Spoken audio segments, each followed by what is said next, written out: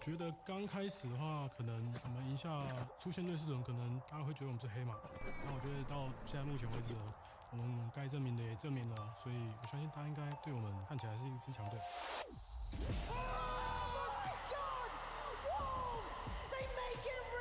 They've certainly made a believer of me now, Lauren. 对于我而言，我肯定相信我们。It's Valorant Day, baby. It's Valorant Day. 每个人想法不一样，我觉得你也可以继续保持你的想法，但我会证明给你看。I think it's gonna be a banger match.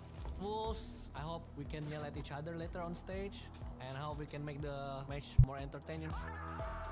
首先，我觉得 PRX 跟我们蛮相近的嘛，都挺激进的，也能稳，所以我觉得这场对局肯定很精彩，对我也很激动。No one can copy PRX playstyle. I think we're gonna be scarier. You like to play crazy? I will show you how to be crazy. 狼队很渴望拿这个冠军。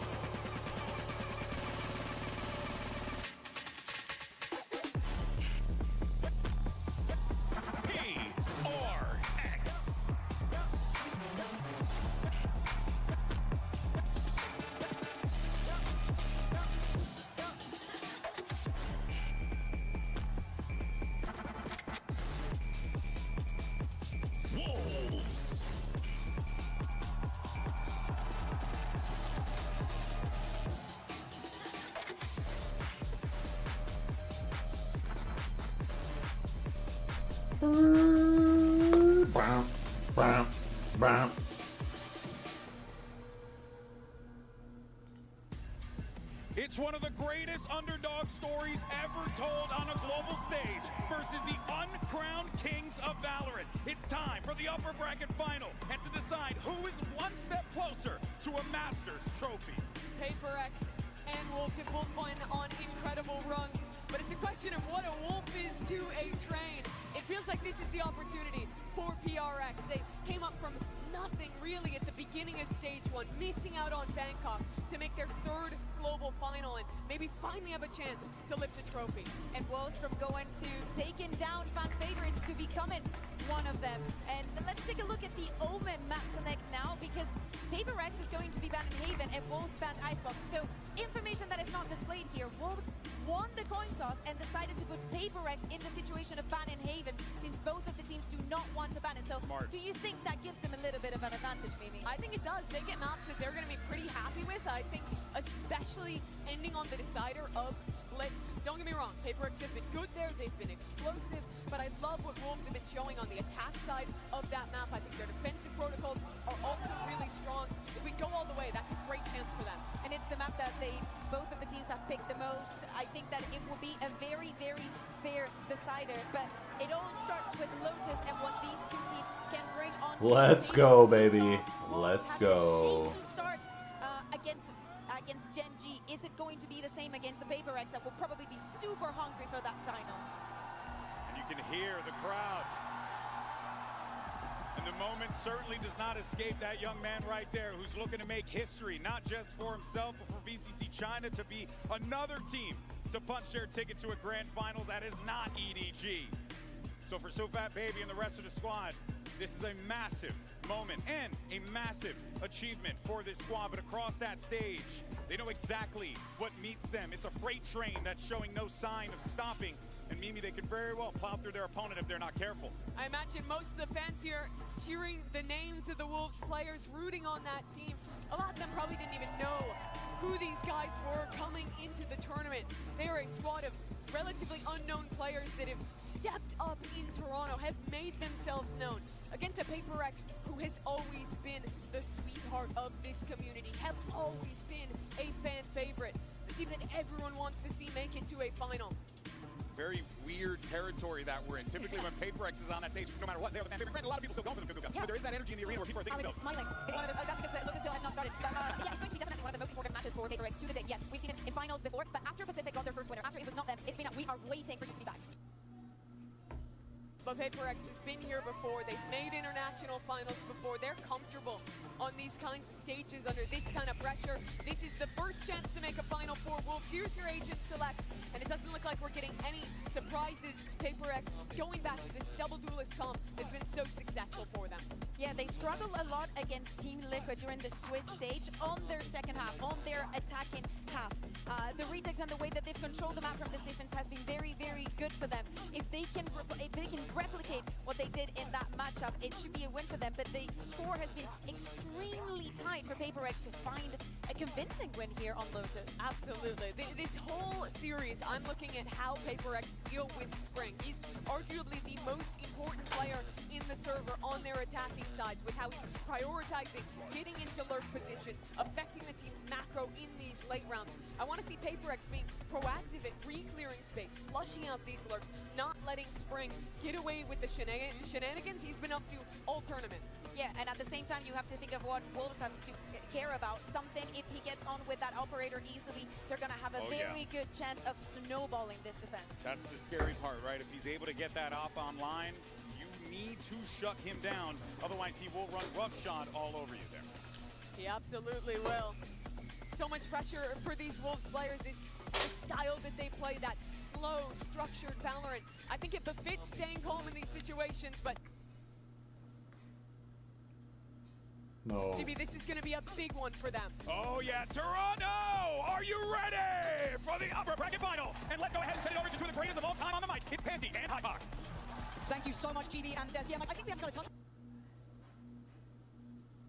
on what the Des was talking about there. This stylistic head-to-head is something to be excited for. And it is, yeah, it's almost, I mean, talking in the lead up to this, talking about a similar play style, but actually PRX almost have the recipe to break apart what Wolves have kind of made the cornerstone of their playbook, right? This slow creeping default, looking for a gap somewhere. PRX are the team that time and time again are able to come up with ideas on the fly to really disrupt that sort of gameplay. And again, for PRX, I feel like everyone's looking like they're the underdogs in this. Oh, Which is crazy, right? Hey, do you not remember them in Champs Finals? Yeah, they lost it. I mean, the perennial second-place team. Oh, man. Are a Grand Finals quality team. They have to prove it once again today, up against probably the biggest Cinderella story run we've had in a long time. Poetic, right? Almost matching EG's run. Very much so. Could be the ones to gatekeep once more. Bit of presence shown outside C initially. Devi actually taking a ton of damage there. He's got to back away and respect this now. 22 HP. Not sure if it was confirmed on the side of Wolves, but certainly something to consider as the round progresses. He's actually relinquished all control here. I mean, if it carries on in this fashion, Wolves have got a lovely beginning. And obviously for PRX, it looks like they want to try and clear some of those question marks. Work behind this. It's taken a lot of utility though. See, the Paranoia went through, the Haunt went through. A lot of their kit got invested to clear that. Big retake tools off the table here. Wolves rightfully so. Must have known that they found a point of weakness here, but why you tucked into a lurk? Does he get dug out? Oh, taken. Lazy clearance on the first here. Jing, next one up. Yeah, look. Oh, huge. One was fine. Why you? Ridiculous. And now they've got a comfortable post plant. Remember all that utility the PRX put to clear out towards rubble. Now, not going to have it. Going to have to go back in, guns in hand. Nice from something, needs some more. A lot of bodies to clear just on the site. Wants to just cycle back up, see if our baby has got to. Oh, it's lovely from Wolves. A dreamy beginning. He's out of his chair. And a statement of intent from Wolves here. Convincing start to kick off Lotus, and these sort of set plays towards rubble are exactly what I'm talking about. When PRX try and find the timing. It's a massive investment. It looks a little clunky, sure, because they don't find anything, but has to dig out players like Spring, potentially Lysor, somebody trying to backfill that space. Actually, even this scenario, why you? Yes. They did try and dig him out, but instead a lazy clearance from Forsaken, and Jing just couldn't stand up to the task. And I do want to kind of highlight something that was discussed earlier in the day, the fact that these at one point have been scrim partners too. Some real awareness between these two sides. So I'd love to see if we continue to see this, you know, these gaps being found, these moments to potentially find ways to pressure each other. Looking at this purchase, plenty coming out for Wolves and a very light reinvestment here from PRX, so just that Sheriff for Devi. Otherwise, all classics. And so far, you're going to be looking at Wolves going through the protocol list. Mike Wright, try and keep this clean. They can afford to lose Spring, but they probably wouldn't want to. Sure. I mean, the riskiest rounds versus PaperX are these anti-ecos. Spring. Run. Good for the first It's year, time to Forsaken push. redeeming himself from round one. Only a Sheriff recovered though, so almost a calculated loss on the side of Wolves. And again, it's huge information. You've seen maybe two, perhaps a couple more players over there. You're going to read that as a stack. And they've already got pretty much the green light and a very aggressive post-plant hold. They want to stake their claim in some area of this. Make it harder work for PaperX. Make them invest a little bit more. I don't mind that at all as long as they play together. It can get risky. Oh, you got to lock in on that one. Easy now. As we're in a 2v2 and Juicy's down low. This is the danger of PaperX. You're never quite out of the woods. Now he's a bulldog. Forsaken gonna get a nice little upgrade here too. Juicy's done really well to fight Jing, but Forsaken needs 4 to do this again. Look at the way. Oh, see you, fat baby. Unreal already. This Oh sort of my explosive goodness. play in We're the starting off like that. Starting off like that. Always a threat in these anti-ecos for PaperX. We play up against some smiles on the stage. A sigh of relief. See Fat BB, ever the hero so far in Toronto. Able to bail him out versus Forsaken. Oh, I mean, you're a lucky boy there. very, very lucky. Back into this now with a broken purchase. See what? Opportunity here for Spring to do some work with a scope. Outside of that, YU and Lysol just down on pistols. And expect Wolves to maybe try and pick up a kill here on the back of some PaperX aggression. Like, I like this. They've shown the rotate to C twice now. Lead through towards C, a little bit of a default straight through middle, but they haven't really tested this A side. So again, if you're PaperX, you're maybe starting to get a bit of a read into that as well, something you're going to start reacting to. Again, you look at the spread here so far, depending on just that Omen cycling those smokes. So a lot of pressure, but already re-clear comes in, doesn't quite catch YU towards middle, and Patman wants that information. Lambo though from YU places up pretty deep. They got the back of dealing with that. They're reading PaperX rotating away, so it might just be a committed B hit here. So Patman will be called upon. Forced away by the utility. Actually, Juicy up close and personal. He's found a tactical smoke there. Oh, but Forsaken gets involved. Nice damage on the first, but a quick trade. The pressure now starting him out. The spike let loose. The PaperX clearing out the B site. Fat BB a little too late to the party here with 25 seconds. There's a firing squad around that corner. You got 20 seconds, sir. Go. You got 20 seconds, sir. Go. Difficult situation. And there it is. Comfortable in the end, but PaperX handle that well. See Fat BB positioned as the late round piece here. Was played out of this because I'm sure was it Juicy that was caught on the reload here. Really rough timing for him. Yeah, I mean it's just nobody to comfortably that can swing onto that angle to bail him out. Even there, I mean, see Fat BB another consolation potentially to find. But just didn't find it. Juicy already on the showstopper here, so going to see him ride a stinger into round 4. I'll find you. Expect too much of a pace shift here, but I mean, on the talking about early round protocols here, PaperX dealing with the turret nice and early here. That's your set piece out. Juicy's been shut down. Oh, what a lovely little play to bring out the back of contact. It's stunning, and it's rewarded them 2 kills. It's a great play. This is that evolution to PaperX we love now getting to watch, right? It's not just that mechanical talent, that aggression. They have these little set pieces they like to run every now and then, and it wasn't overly complex. And that was a mistake. What's that?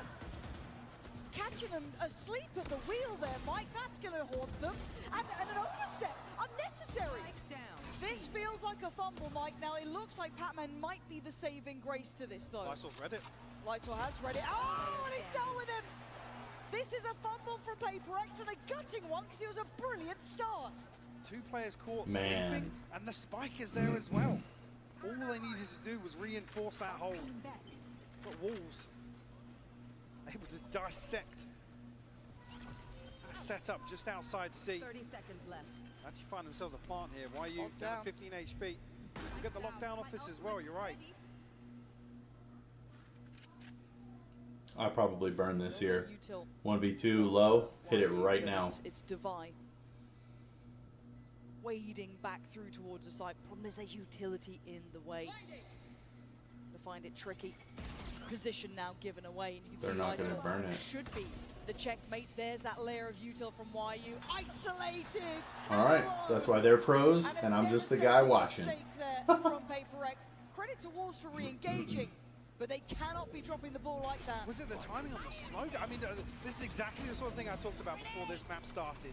PRX being aggressive, picking apart this slow default and look for control. But here, I mean, both players, smoke Smoke drops. hand. Yeah, I mean, that's just, But both, yeah, that is outrageous to see somebody caught off guard like that. On top of the box. and John, insult to injury as well. They're up out there, see, Yeah. they're giving it. 'Cause you know that's the ones that are going to tilt you. But back in, PRX have a very strong mental. They're not going to break off that. Alex might, but they won't. So PRX needs to kind of reignite a little bit of that focus. Yo. You can't get lazy in this. You've got to stay lethal. Something. Nice to do a little bit of early work, but can be warded away. And we've seen these slower defaults coming out from Wolves, doing the diligent work, right? They've been doing what is necessary. Even here, damage trade-off that come out on top. Weakens something. So the purchase not there for PRX.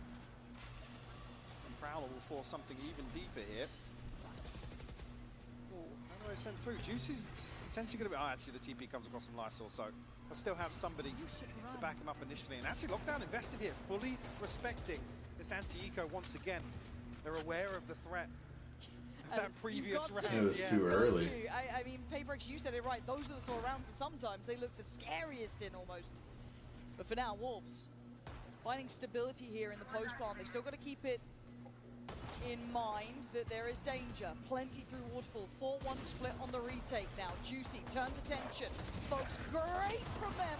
Laban on the spray. Patman's got two. Patman has got two. Maybe a chance. It feels like it's dwindling. These opportunities passing by for them, as it looks like 4-1 will be on the board. And I'm waiting to see a timeout soon enough here, as something's on one. Gotta get locked in, as this has passed them by here. Silver lining, the best they can hope for as Wolves off to the Man, ideal one health. start. Like, look, I know all of us have been enjoying this Wolves run. I think most of us thought this is where it probably ends. But you could argue someone said that about Gen G too, but Yeah. at 4-1, I'm paying attention.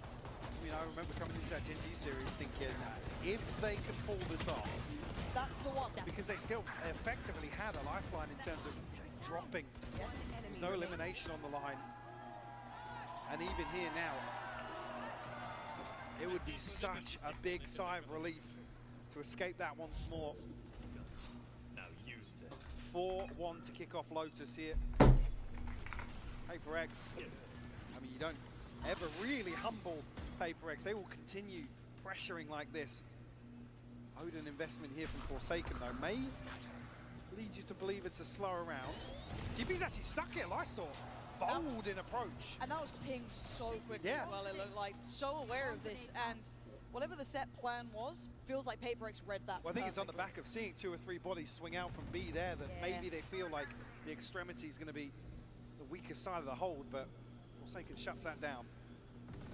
Certainly not, but a 3v5, I want to see discipline from PRX here. I don't want to see fumbles. I don't want to see mistakes. Great isolation. It certainly was. Now, Forsaken is going to do some good chip damage as well. Look at CUFAT Baby down on only 26. Spring's position given away. Look where the spot. No way he gets that kill. Oh, Ridiculous. And a 2v3 you know, is 2 not more are there. impossible. So they are just gunning it, right? They are running their little legs off straight towards C. They're going to leave one behind. Oh. YU, Actually, the tap of the spikes. Drawn out the ultimate from Divide. I mean, Nightfall here from the plant as well.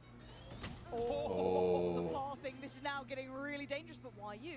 Should know. all right. Divide, very diligent and nice from PRX. They pulled it Great together. round, there. great You're round. starting to see a little bit of that synergy shining. Composure Hey, as well. girl.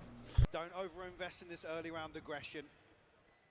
Able to peel away really quickly, and credit to Forsaken. I think potentially something up towards Evan. There was a couple of people charging out, like he said, instantly pinged. Again, you can't really fault the approach here, but bold to stick a TP into the back lines. And it got close, but I like seeing those fundamentals come together for PRX though, right? Doubling up, even in that chaos of potential plant on towards that B side. No, they pop the ult, they still stay very close. And credit to Divide, I know it's only one kill, but him catching YU basically keeps them safe. Otherwise, it's this kill right here from Divide. I find that to be the most imperative of them all. Very heads up work. Maybe feeling they'd have tried to have left a player behind, inserted a player. Still not fussed though, apparently. Still chilling. I mean, you got to be happy leading 4-2 here. Yeah. On the attacking side as well. Back to the drawing board though here. Well, as close to a full purchase here as Lysol down on the Guardian. Wolves, Forsaken actually tagged up there. I'm not sure if he's actually confirmed any damage on the side of Wolves. Activity once more as well, and active clearance out past Mound. This could be nasty. Actually sees, and the pain shell is perfect! Jane gets down to It's a 2 for 2. How the hell did they get 2 back? Could say almost favouring PRX in that regard, but something going to be played in here.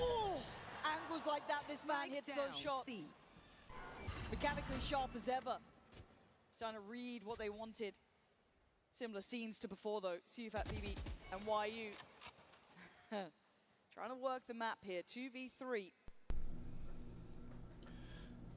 If they go here, they got to do it together. Okay, testing. Okay, that's... I mean, they're playing such high risk, Mike. It scares the life out of me sometimes. 20 seconds and a 1v2. Divide and Forsaken. I don't think he has time for this. Where are we up to now? 14 seconds. His options are so limited. 10 seconds left. They're both here. Surely not. Yeah, he's got to go for it. No chance. Well handled by PRX, closing in on the scoreline. So you've got to look for that composure again, building up a little bit of a cushion in terms of the finances. That's where you look towards some of these more sloppy kills towards the end of the round. Again, Jing 30 seconds finding left. 2 here to open. Beautiful enemy little trap piece outside B. Wolves actually going to be the ones to pump the brakes a little bit. On that round 8 again, decent sample size, I guess, already in the first half here. Maybe a little bit of an adjustment towards the latter rounds. Obviously, no purchase going to be available here for Wolves, so ideally towards round 9 here in terms of any game plan adjustment. I guess actually in that regard, the first time PRX have really been able to catch their breath. It has been kind of in their face. Credit to PRX for being able to learn on the fly. Again, this kind of like 6th and 7th round, obviously, have been the ones to give them the stability here. But I do want to see what the reaction is from Wolves. Again, it does feel like that almost no-go zone once you've got that Odin spam coming down. It's not as lethal as it could be. I mean, if you throw in a Viper with it, right? We've seen what that can do. But still, as it stands, it's kind of cut off those options towards A, it feels like, kind of pressuring back towards B, those C hits. But it's the re-aggresses from PRX. Very little fear, even in those high-risk scenarios. We're a bit more used to it, I guess, at this point, and so will they be now. A 3 to 4, just Sheriffs. And a couple of classics. I mean, Plenty of ults. bigger picture-wise, both these teams have so many reps this year on moats. I think it's 14 for PRX and 11 or 12 for Wolves. Yeah. So even here on the attacking half, I mean, if you come out with A lead, doesn't matter what it is, you've got to feel really good about yourself. So we'll have to ride this out on a handful of Sheriffs. Something going to tuck himself in between these smokes. Oh, it's nasty. And Divide drawing all No. eyes on him. It is only pistols, but it's Divide's like that. Sorry, something. You don't even get to play. Easily done. Uh-oh. Happy with that. Confidence builders there. A little bit of a reset here in between ahead of this buy round, and actually, we'll have the pit. CFAT BB has his ultimate. Juicy, just one away as well. Didn't even need the second piece of this setup. One enemy remaining. Building some confidence here. Bit of a Cobra round for Divide. He's actually leading the Yeah. board at 10 and 4, an early 3K, I believe, in one of the rounds. Ooh, look at this stack.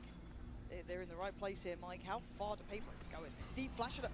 Look at this outrageous approach. Oh, it's been Wait, what? absolutely red. Jing gets backhanded there, and they couldn't close down on any of the kills. I mean, 2 pings on the reveal. Not sure how much that box just sponged, but no damage Face your fear. coming through. It's only really Fat BB who's taking a hit here down to Whoa. 35 HP. Nightfall might actually be a bit of a red herring. How GC should much 100% are get they this. expected to do here? That's a huge ult as well, right? Has to basically hit the And panic Forsaken, button. wait, Forsaken! Oh, they read it so smart. As soon as that Nightfall caught how many? 4 players? Instantly went for it. Now, not to be, Wolves 2 heads up for that. And the dust hasn't even settled really, but the rotations are here. Device back over. He was solid before this nice high-low setup. Be very difficult to break. One not there, Look at Paranoia him. ready. There it is. Forces them off. Spring. They seem so prepared for these holds. They've seen Batman as well. Position 30 now given, seconds and left. look at YU. Well, he's got so much space to play God, into. his lurk is so nasty. And at this point, they want to pivot. They want to go back towards B. It does put in towards something's hand. Spring. Oh! It's gorgeous from Spring. Lurks on lurks, but something still stands. Caught in between a rock and a hard place. Where do they What go? are they doing? Towards C. Safety on that 10 C seconds site. You don't fancy walking into something like this. So the plant's in, and he's left in a 1v4. Make an honest go of this here. You can see on the X-ray YU already wrapping him. He's got a turret here to play contact off as well. Might even just be able to pop something in the back of the head. No. We'll get the sound cue regardless. I think now relaying that information. Yeah, that comes through. God, his positioning. Yeah, this is just, again, probably sitting back and watching this. Alex not going to be happy about this spray into the smoke with the audio. It's begging somebody Someone. to walk on it. Yep. And Spring just comes alive. See you, fat baby! In one round, right? Chapter by chapter. At this beginning, the box apparently being on Wolves' side. And then you had the TP coming in, you had the Nightfall coming out. This all happened. All of this was in the same round. And again, that Paranoia being just tilted up, it felt like they were so aware. There's the walk on the smoke. Man, the fade was reloading. That's tough. Forsaken fully committed towards that. That's tough. They're both spamming into this. I mean, there's an opportunity to potentially bait into that. One person sprays, but Eggs and bacon, soft eggs and bacon. Be around 10.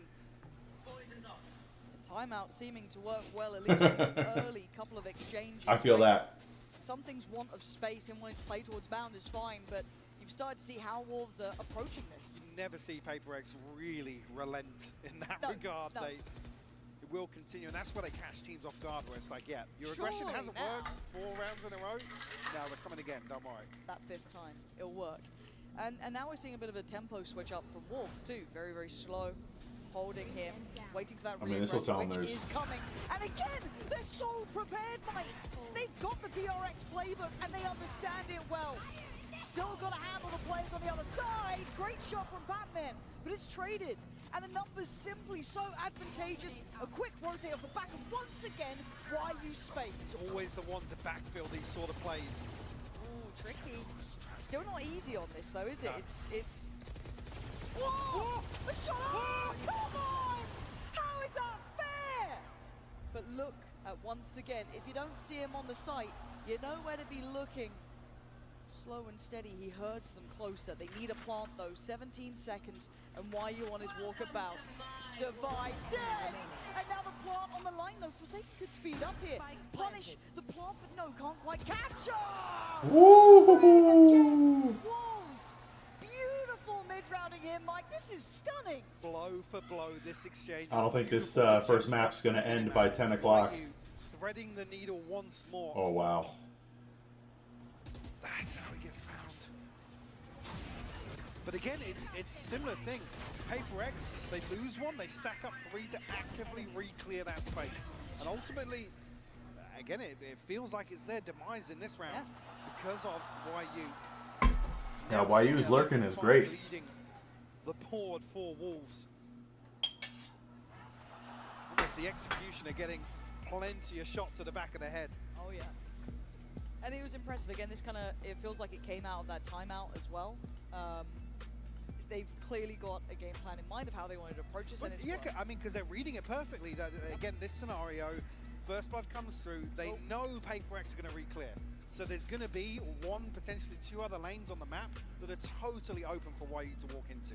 It's very impressive to watch because PRX are a really hard to handle team. You only have to look at the names they've taken down to get to this point, right? It makes perfect sense. Liquid, Sen, G2. I mean, they're a dangerous team. You know, if you want to you talk about, you know, all these kind of, you know, intelligent teams, they play that, you know, good quote-unquote Valorant, they've fallen for this, but Wolves have come in very prepared. Maybe just, you know, very, very ready for what PRX like, understand the tendencies. Prepared, yes, but actually refining some of the things that we've seen them adapt here in Toronto, True. which is actually what's so refreshing to see, again, on a dream run like this, an underdog dark horse, but actually improving game by game. Upsets along the way, sure, but actually showing they've got their heads screwed on. Yeah, it's very impressive. Now for PRX, so once again you kind of go into the archives, right? As much as everyone likes to look at these guys as underdogs, they've had to rebuild. That is true. Bringing in Patman was fantastic. It worked. We've all seen the difference in their playstyle as of late. They're starting to look much, much better overall. But these guys have sat in finals. These guys have been in Champions finals. They know what this sort of pressure's like. They are never going to be the underdogs in my mind. They're too talented for it. So as it stands, they need to adapt here. Just look what's happened here as well. PRX already drawn a player across. I mean, Divine now reconsidering, but Spring looking to pressure up towards Tree. Divine again, counter three, almost caught one here. YU now again shows presence on the other side. So Ice towards the minimap. Look what happens. Immediately, PRX looking to isolate the weaker side of this default, but they pick up the pace towards A. I like the intention, actually, I really do. But the problem is the stall out's fantastic from PRX. Denying that space being taken freely, they're here quickly. Wait. Something. Information galore in 25 seconds. We are now at pressure stations. Forsaken down on 30, has to respect the paint shell. A spray through the smoke here doesn't land, but something's does. They're dwindling in numbers. Sufet, BD, and Spring, the last two standing, and they are cornered here. This adjustment from PRX. Woo! Stunning from them, they worked it so well. Now that is a beautiful recovery, considering what happened elsewhere. It was paranoia, showstopper, so much thrown towards YU. And in that situation, Wolves just kind of need to go, you know, 1 for 2 in terms of approaching A site. They do that. PRX still come back. This is really nice for PRX. Again, even seeing that discipline start to an extent, right? That dose of discipline at the beginning, the second contact's made. A sprinkle of discipline. Much as we're going to get. That's as much as we're going to get. But honestly, I like that though. And again, those quick rotations, starting to read what Wolves are doing, identifying YU where he was. And yeah, the trap Agreed. was there, but That would those be pretty rotations sweet. going in so quick. Back into the mix of things. A buy for both sides. Still lacking for some areas on PRX's side. You're going to see that Guardian still in the hands of Divide. And a stack up from Wolves. And on the other side, Forsaken, not too far, a clear towards Mound, and a wanted punish. You can see they're starting to read this, maybe Mound pressure, trying to maybe toy with those expectations off of that Fade utility. They kind of know Forsaken's the key stakeholder in terms of those set pieces outside C. Try to shut him down here. Again, beautiful read or assessment, I guess, of the previous situation. And some people may look at these two teams and see them as just those mechanical monsters, but this is a really cerebral game. Yeah. So I'm really not a fan of these the rotations on this rotations, fake. these adjustments. Spring almost. And now a moment of quiet here. That could slow Juicy. things down potentially. Yeah, they're not going to be able to kind of pre-take, I guess. Kapan's going to come in. Now this should encourage movement here. Just going to kind of eat the Prowler, still close range, still able to use the shorty just fine. Weapon's not right and the knife's not ready. So a 3v3 in the post. Look at the position from YU. That is, excuse me, coming in from CFAT BB. He is still on the way, but they've still got to slow things down. YU does well. Lysor still has to hold ground here, and now the silence becomes deafening. The position becomes questioned. They don't know where he is, but they're going to hazard a guess. CFAT BB does well on one. Draws to fire off the defuse. Just needs to keep his cool here. This would be everything for him, trying to play to the time, play to the tempo, play to the clock, and play him like a fair dog. Woo! See you, fat baby! This guy, time and time again, looks so composed in the clutch. It closes out a 7-5 half here, Lauren. Fantastic All right. for Wolves. I This has mean, been an you're probably pretty exceptional happy with that if you're the Wolves, yeah? Brilliant from both sides, and again, on surface, you may have thought, it's not going to be this, really cerebral matchup. But this has been a wondrous affair. Enemy. Really has. That's any sort of taster here towards the second half. Don't go anywhere, we'll find out very Yeah, shortly. we will, because we do have a bit of a treat as well coming up. We do have the one and only Mixwell standing by for us. So that'll be where we're going to in just a second. So I can't wait to hear from him. He's been in these scenarios. Let's see how that feels from the other side. With Well, one of the perks of being here live during finals weekend is being able to run into legends such as Mixwell, who's co-streaming here from the venue now. Welcome back to Canada. You've been here before. What do you think about the crowd so far? I think the crowd is one of the loudest I've ever seen, to be honest. I travel to a lot of tournaments in VCT, so they are doing a great job. Yeah, it's very exciting to be among them now. You have a little bet when it comes to Wolves. Can you explain it to everybody what happens if Wolves win this event? I wasn't familiar with their game. At the start of the tournament, I said that if Wolves wins the event, I'm gonna go bold. So now I'm afraid. I need PRX to win today, please. Toronto, what are the chances do you think of him going bold? Come on, are Wolves gonna win this event? Oh, it's not looking good for you, Mix. It's not looking good. Now, some of the players on stage, we've really seen their personalities. Sufat, BB, Forsaken, they're on their feet. They're hyping up the crowd. As a former player who also enjoys that atmosphere, how important is it to have that hype man on your team? I think it's really important, especially when they are down.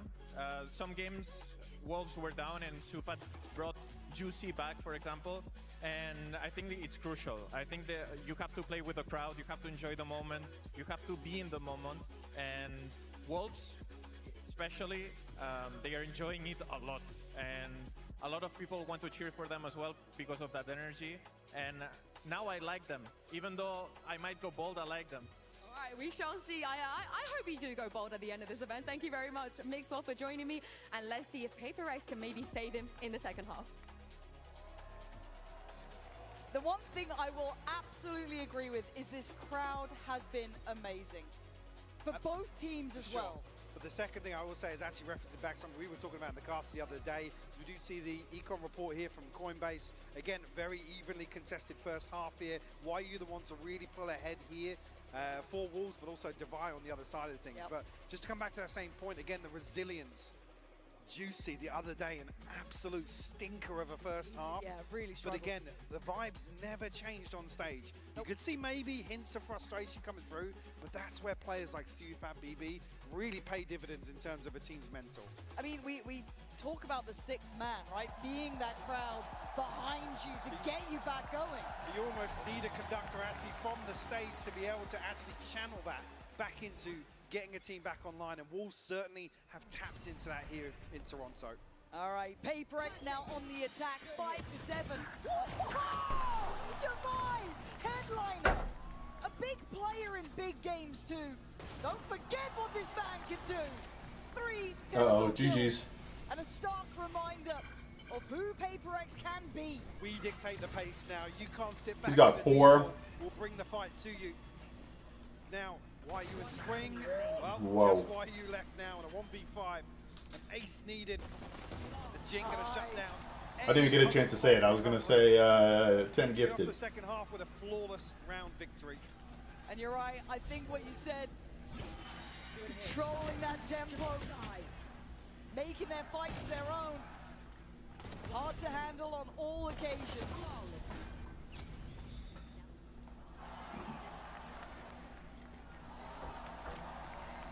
PRX are going to dial into that. And actually, really, I guess we've asked this before of Wolves to kind of stabilize a little bit in the second half and really get to grips with. Man, the clip we posted on YouTube today had 1,000 views in like 9 minutes. I was like, uh-oh, is this going to go viral? It has 1,300 now. Stack misplaced here, so the second successful approach towards A. Hopefully. Yep. and I again look towards Divide here, 2 away from his ult so early on. mean, that could be there for the bonus, right? Huge. It was like, yeah, his third 3K or something. One off map now. so far. That's brilliant. Massive the attacking side. That could be lovely for them to have in the back pocket. Something that Wolves will have to deal with. Coming to your first buy round, to have that ultimate available is brutal. Hey. Wow. Nice. A response found. Easy, Tiger. We shouldn't get more dangerous than this. Stop it. Stop it. Jing and Forsaken keep this in control. Oh! What has gone on? Forsaken left in a 1v2. Come on, Forsaken, surely you keep this safe. Backpedaling away, trying to play the time now. This should never have been this close. See that baby forced to move, but that got way closer. Come down to a Red Bull clutch here. It's going to be pistol versus pistol when he busts his ult. Retained. Device has their ult. You're almost relying on Device ult to be the turning point here. But PRX are able to get the purchase together. Jing, yeah, well, judge, but I saw finding so much value here. Oh, Jing. Yeah. Okay. Blood pressure check required for Alex. We'll get the heart rate monitors out next time. Now, again, keep in mind they do have Device ult here. So this is something you've got to see them build around, be aware of. Oh. Quick little pain shot to try and maybe delay. I mean, Wolves adjusted perfectly for this. There's actually nobody here. Yes. Entry found, but it's a full 5v5 in the post. Sketchy timing on this. And it looks like something wants to try and hold this back. They're willing to try and brawl on the site. They're not sitting deep at all here. Something wants to draw blood. PRX still standing by. Oh, it's messy. And now there's an opportunity. PRX, though, banking on Jin. And you know he'll give you a couple here. Beautiful from him. Now down in the 1v2. Incredibly difficult for CFAT BB again. Not gonna happen. Jinx All right. that one. All right. Momentum is very much in their favor. Suiting PRX. Now one to the good, 8-7 the scoreline. 15 minutes until episode 2 premieres. Jing 4 on the round for him.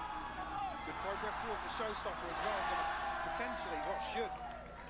All right, let's have that for the next buy round here. Wolves down on a bit of a Shiko. No ultimates to their name. It's Fat BB the closest, and well, actually, Lysor one away from the TP, but necessarily too impactful.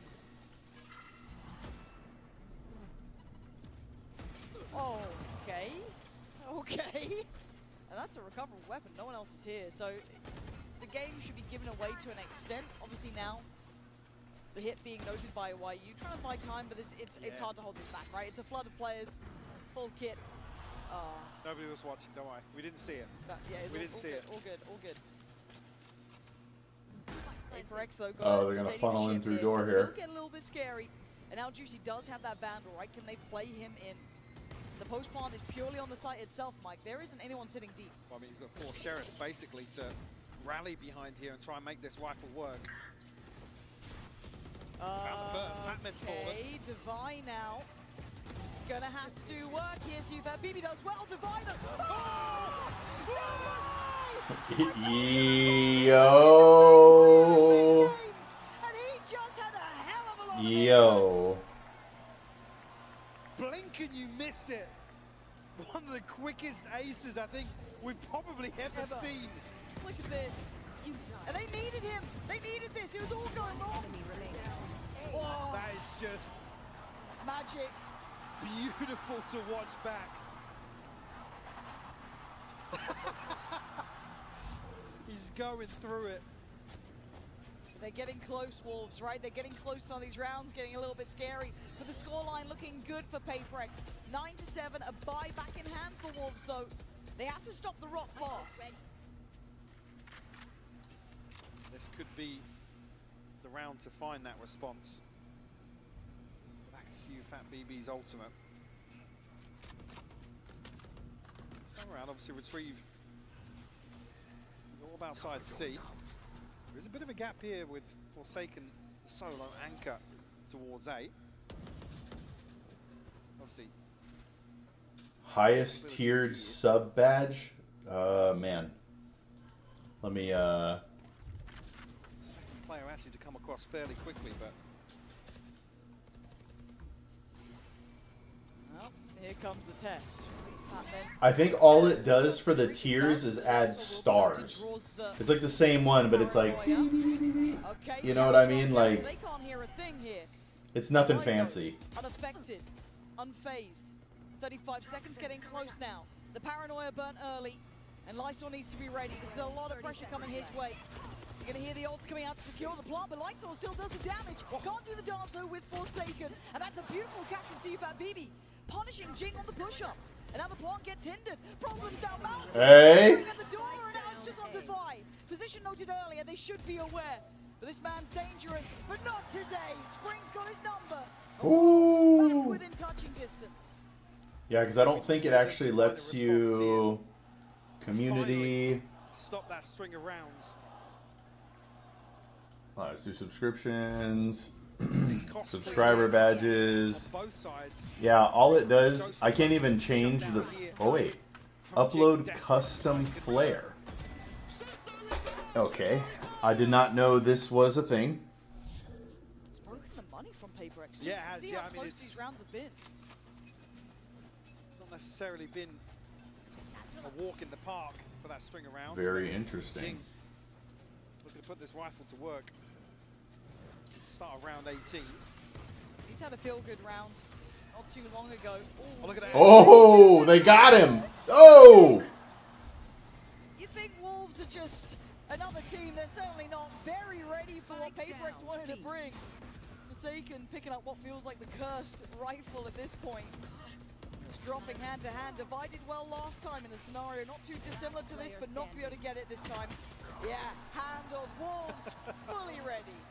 Something just walking into a blender. Was it both nanos actually into that corner? The alarm bot was there as well. Yeah. Obviously the vulnerable taking effect. Second time. Yeah, it was. Yeah. Oh, the second hold on a is second. No escape really. God. And actually, yeah, I didn't even. Yeah, Jing's forced into the line of sight as well. So One enemy. great little setup here from Wolves will actually get them a second round. Force a timeout as well from PRX. So we'll be required to stand on our own 2 feet now for the remainder. 9-9 the scoreline. I just keep thinking, oh, okay, PRX back to that 4 in the row. You start to have Jing popping off. You've had Divide doing, acing out. It looked good. But then these last 2, Wolves never feel like they look like they're under pressure. It's always possible with them. That nice little setup, the last 2 rounds, very considered. Find themselves in a really good position actually here in terms of defensive ultimates. They got 1 away from the lockdown. Springs 1 off the pit. Oh, true, yeah. 2 more for Juicy to find the showstopper. I mean, yes, options on the side of PRX, but in terms of this defensive ult cycle, they're gonna feel really, really good about themselves.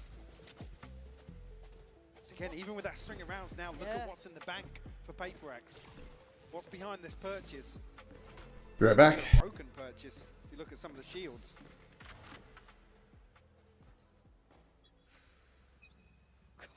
This feels tense though, because this was the one from the timeout, right? This is the one with the plan in mind for PRX. The last check-in with the coaching staff, unless we get OT. Wolves getting a little active here as well, Hey, actually. off the back of a timeout, why not? A traditional reaction. Is PRX aware? Something. There's 3 players in that smoke. You may think there's 1, but will he expect all 3? Quick enough to find 1. Great paranoia from Forsaken as well. Do they try and go on the hunt from this? Oh, the TP's lovely. Big investment on that, but I like the idea behind it, taking a lot of space. But look at towards the site. It's, yeah, Juicy's still standing here, pops the ult, plays it well. Oh, catching Jing mid-air! You can't get away from him. Brought back to life before from CUBB, and now he's standing on his own 2 feet. Divide left. All on his own. Surrounded, and he doesn't even know it. You thought that TP might have cut right through him, it didn't. The Wolves still standing together, fighting together. Divide does what he can, putting up the stand. The Wolves taking the lead. executed to perfection here. Again, a crucial trade from Juicy, but All right, you made me look into something here. splash damage. I can't believe that even catches on Jing. Outrageous scenes here. Are you starting to believe now? The way this half started, I thought it was going to go kind of par for course, right? What you'd expect. The Wolves, once All right, again, I got different colors. Pink, green, blue, money not looking good for PRX. red, Stingers. It's a Sheriff, it's a Bulldog. goldish, and kind of rainbow. Brought together from the bargain bin basically here. Can they make something with it? Ooh, a little bit of chip on the way. Position now noted. Zubat BB on the site here. Still got C's and his Prowlers, but they are fast to this Lightsaw caught sleeping. Not expecting the pace. Juicy, a wild play through the smoke. Gonna find two, but Spring's now here. It gets a bit messy, but it's working out, at least for now, in Wolves' side. Upgrade here from Patman, though. Do you really go for that? It certainly doesn't feel safe to just stick the plant out, so they're waiting for something. Does have the ultimate here, but again, with 2v3, doesn't feel good. And that chip on Patman too, they're starting to feel it. Something's going to have to go nuclear. Try and save the day, but none of these fights, these engagements are fair for him. YU does well, leaving Patman with 21 HP, and not a prayer to be had. Wolves again now, round by round, taking this away from PRX. Hit 11 here. This is getting into really awkward territory now. You can see. All right, let me see this, Wiz. I'm actually gonna do this now because you said something. That's crazy. Ultimates are plenty.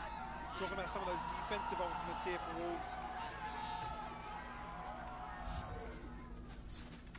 See how Oh, it's too big. it lies here for PRX. This is going to take up the lion's share. Obviously, the round loss bonus is going to be a consideration, but could potentially face Wolves here on map point. Okay, it's a gigantic beard that would cover up the face, Wiz. What do you think of that? Yeah. It all starts to compound here, but they're not there yet. 4 in a row, unanswered. But then, like, you wouldn't be able to see the dude with the hat and the beard. I don't know. It literally covers up the hat, the beard. You might see the glasses. You'd see the glasses a little bit. And the rest now Yeah, me too, me too. All right, well, this is interesting to know that. They were trying to set up for potentially a paranoia there.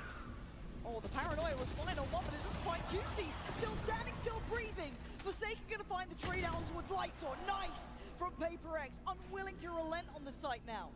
Spring and what? Oh my God, what a shot. Couldn't get the second. Forsaken wants this. YU, a 1v3. Yeah, let me cancel this before I. Something special.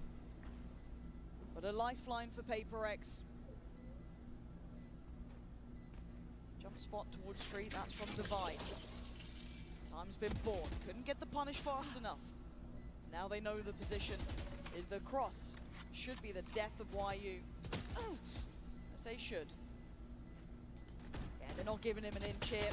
Very well handled by PRX in the end. They had to keep their cool there. Almost a lifeline here in terms of the bigger picture. Brings it within 1. Not allowing Wolves to really sit back on their laurels and rely on these ultimates. Getting so sloppy on that first kill. The paranoia almost setting things in motion, but Forsaken just heroics there. Just absolutely bulldozing his way onto site. Okay, this is a question. I have Patreon so that it's a. In the map, round 22. Patreon's the only way you get access to the Discord. Should I make it so that also Twitch gets access to the Discord? Yeah, it starts looking a bit scary, and that Jing's 2 away from his. Forsaken 1 off and 2 away from Patman's, but as I said, this feels like we're getting really... Well, again, you think about it as well, if you don't invest these ultimates early on, you never really get a clean 5v5 retake versus PRX, because they'll find a plant, but they'll also, more often than not, push towards spawn, try and find a kill, weaken their setup. So Wolves do have any kind of set pieces around these ultimates, you're really looking towards Spring and YU to mitigate that risk and sit deep enough where really going to be able to rely on it too much. But I said PRX, they're a team that reads into that sort of thing so well. Well, probably going to see a paint shell. I imagine maybe a C's perhaps, who knows, but you're seeing the way the PRX want to pass. Well, first time actually the stars align for a fight towards Rubble here. God, this could be right off the rip. Here we go. Already paint shell comes in, C's not going to find it, but the reveal is fantastic. Juicy going to go down, Forsaken doubling in. This is lovely from them. See if Baby does answer back in kind, but PRX aren't stopping. They want the site. And yeah, beautifully done by something. Yeah, that's stunning. Almost singular in approach, just banking on themselves. I mean, what Plant coming through with 120 left on the clock, it's a haymaker thrown from PRX and it lands. All right, now that you got me on this, Wiz, I didn't even know you could do it. Similar to those early What would be cool flare? This shouldn't be possible. A 1v. It shouldn't be possible, and it isn't. Something in the Like, end on has top of stop the that subscriber center. badge, what would be a cool thing to have? PRX have found what they needed, but it's getting close here. The money's still in place for Wolves, and you're looking at those ults. They become such a heavy factor, but this reveal was everything. Lysor, unfortunately, still in the committed position. See Fat BB, unfortunately, I guess, just caught off guard by the flash. Tried to turn it, but even so, you connect that first shot. You've got the video premiere is PRX staring you down. PRX maybe feel as if they found the recipe here. Slower approach this time around. No resistance shown early on, at least, from Wolves. Exploration elsewhere. This is both YU and Spring, though. Spring's going to continue pushing forwards. Might even catch Divine Spawn. Yeah, trying to almost sell this fake, but Divine completely unawares. They hadn't seen this sort of look before, but if anything, it encourages his approach towards A now. Cheek does have the showstopper as well, though. Yeah, this is going to get tense. Both players stuck on the back of the site now. Ready for the swing, but not ready for the shot. Lysor handles Forsaken, waiting for the pop. Of the and Jing's landed It's a big kill by Jing. Tension rising. Something holding the push through the door on the other side now. Rewarded. Nice from him. Man advantage and Plant next on the cards. See the lockdown invested here. It's a 2v3. The response comes through from Patmen, but PRX are going to find this. YU's found one. Yeah, beautiful from him. They've got to react to it now. Something, it wasn't clean enough. Jing is in trouble. He's caught. What do you do? They can just stick it. Yeah. I can't believe it. YU just has to hold guard. And for Jing, he just has to stand back and watch as the 12 gets taken away in the final hour of regulation. Wolves take the lead. Oh, man. See here, the purchase going to be rough for Wolves, but they find that response, finally finding the opportunity to invest the lockdown. I mean, it's another situation where you just see Forsaken again, just digging so deep. Jing hitting the drive-by as well. That kills Rob with a follow-up here onto something. This is one ultimately that can bail Jing out in that situation. They're coming into this though. Wolves still have a pit, still have a showstopper. Big tools to work with here in round 24.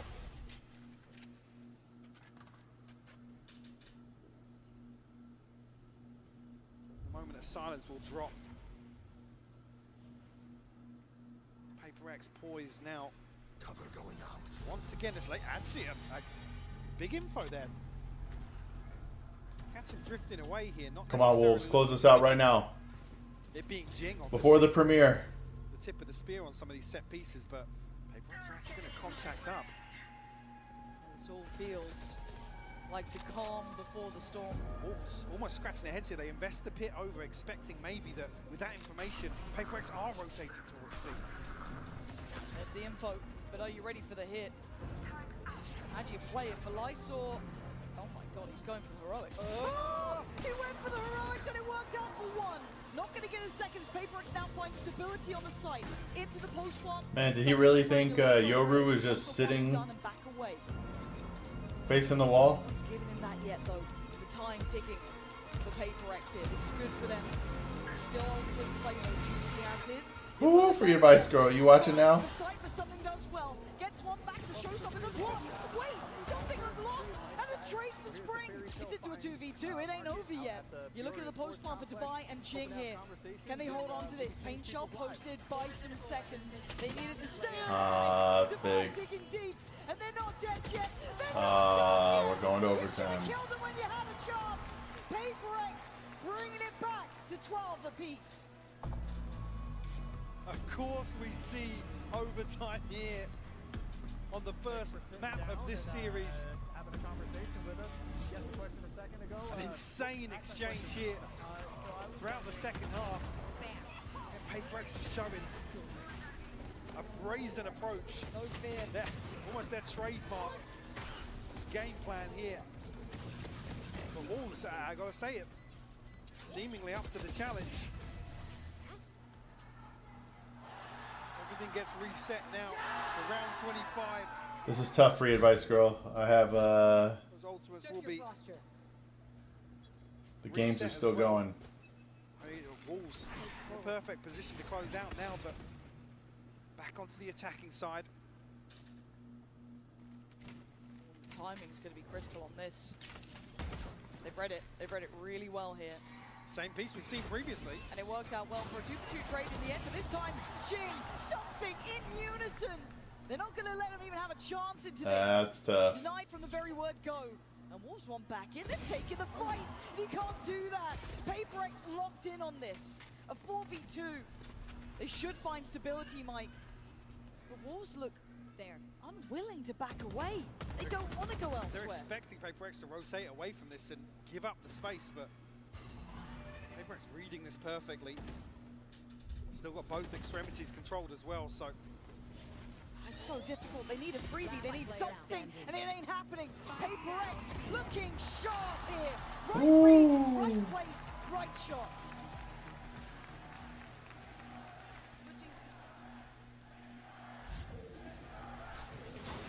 draw first blood this set piece once more. The back of the C's nade. This time around, no casualties, no trade found. Able to stick the landing.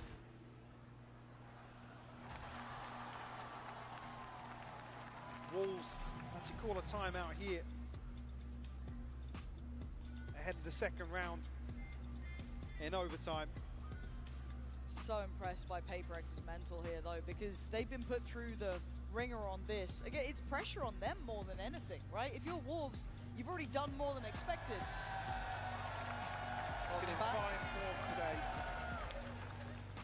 But yeah, again, usually with Wolves you'd be talking about, you know, this unknown quantity and, you know, hard to read and stuff like that. The fact that we're talking about actually there is some familiarity between these two teams, it makes it a little bit more interesting because we've seen kind of counters to both approaches. Yeah. PRX showing they're able to dismantle those defaults, and Wolves also looking as if they're very adept at dealing with early round aggression.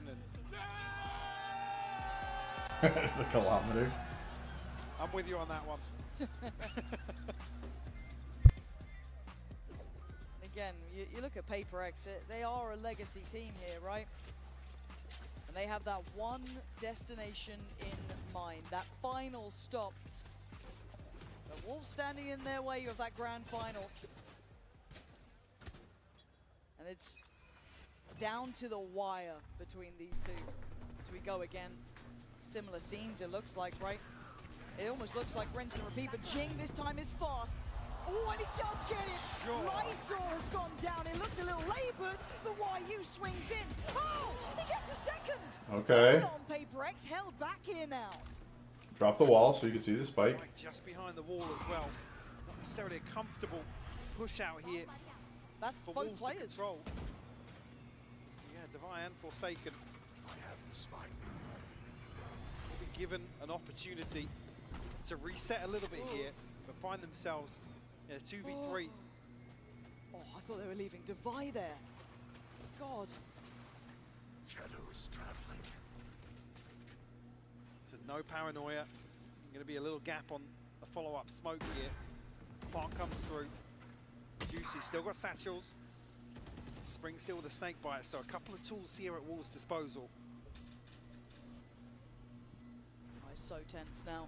You're going to need someone to over-deliver, and they do! PRX take it down! Oh! PRX, it took so long to get there! Alright, let's go to the video.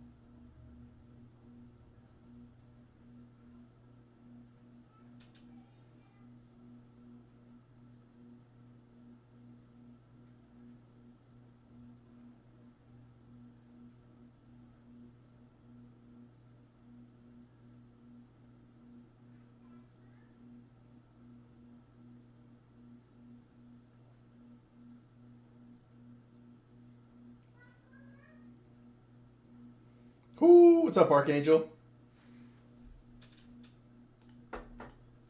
We just had a banger first map. But the premiere is going on right now as well.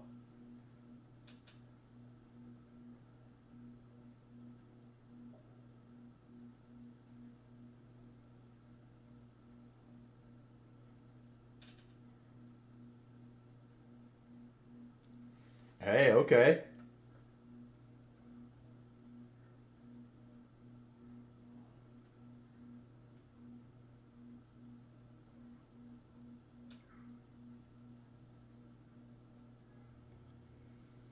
Are you going to build a banger PC? Or, like, what are you thinking? A budget PC or a banger PC? You spending $3,500 or you spending $2,000?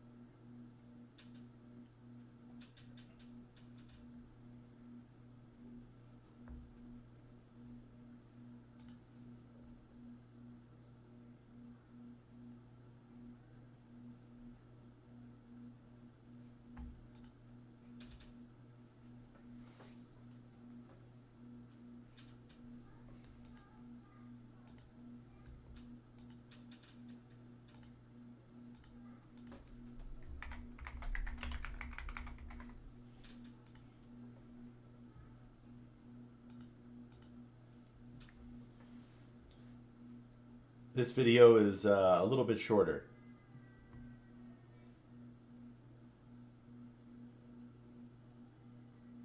It's 10 minutes.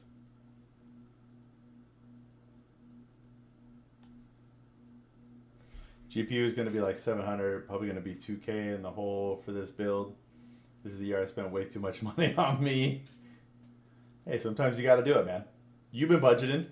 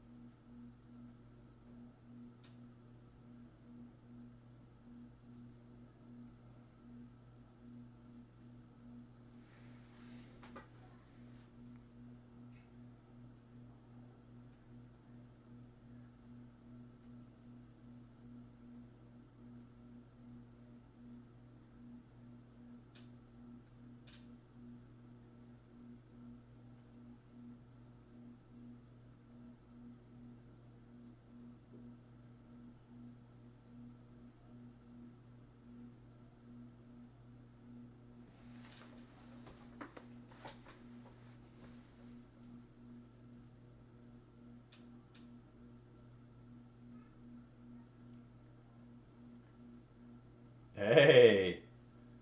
I'm not 100% sure yet I'm going to TwitchCon. It pretty much will rely on if I have been selected to present or not.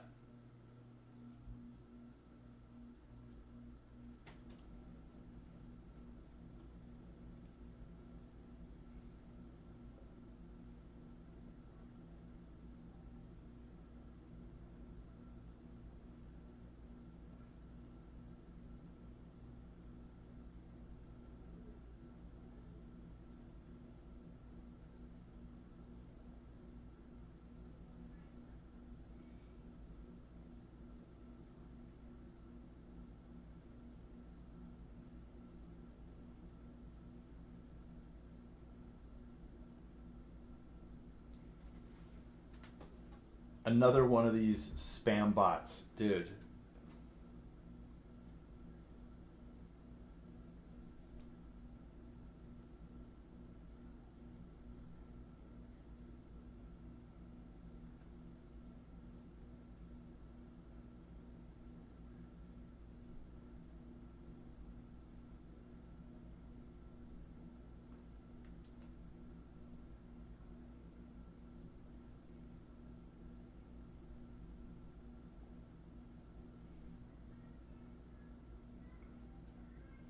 Hold on, I need a second. We have to get a rental car for this weekend because our car's in the shop and we're getting a repair from the warranty. Hang on one sec.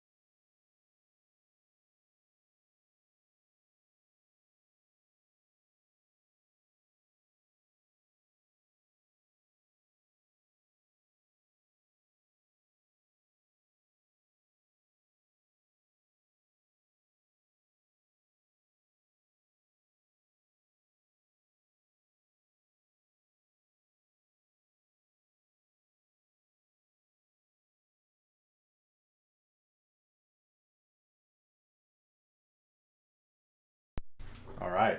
I go to just have fun, buy some overpriced merch, support some smaller artists.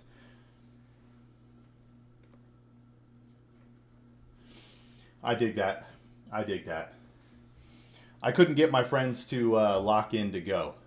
That was the problem.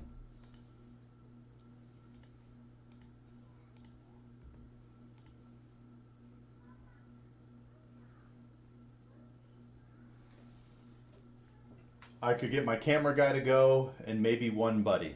That was it.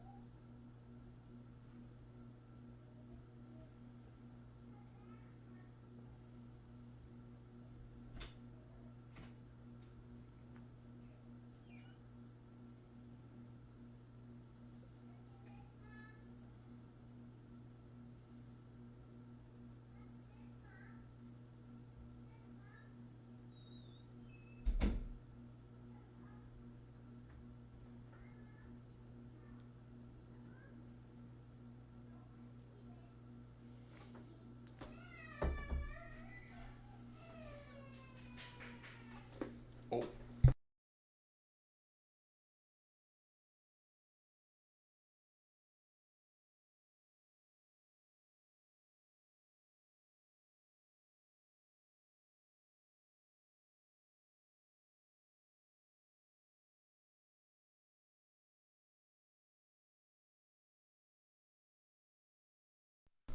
All right.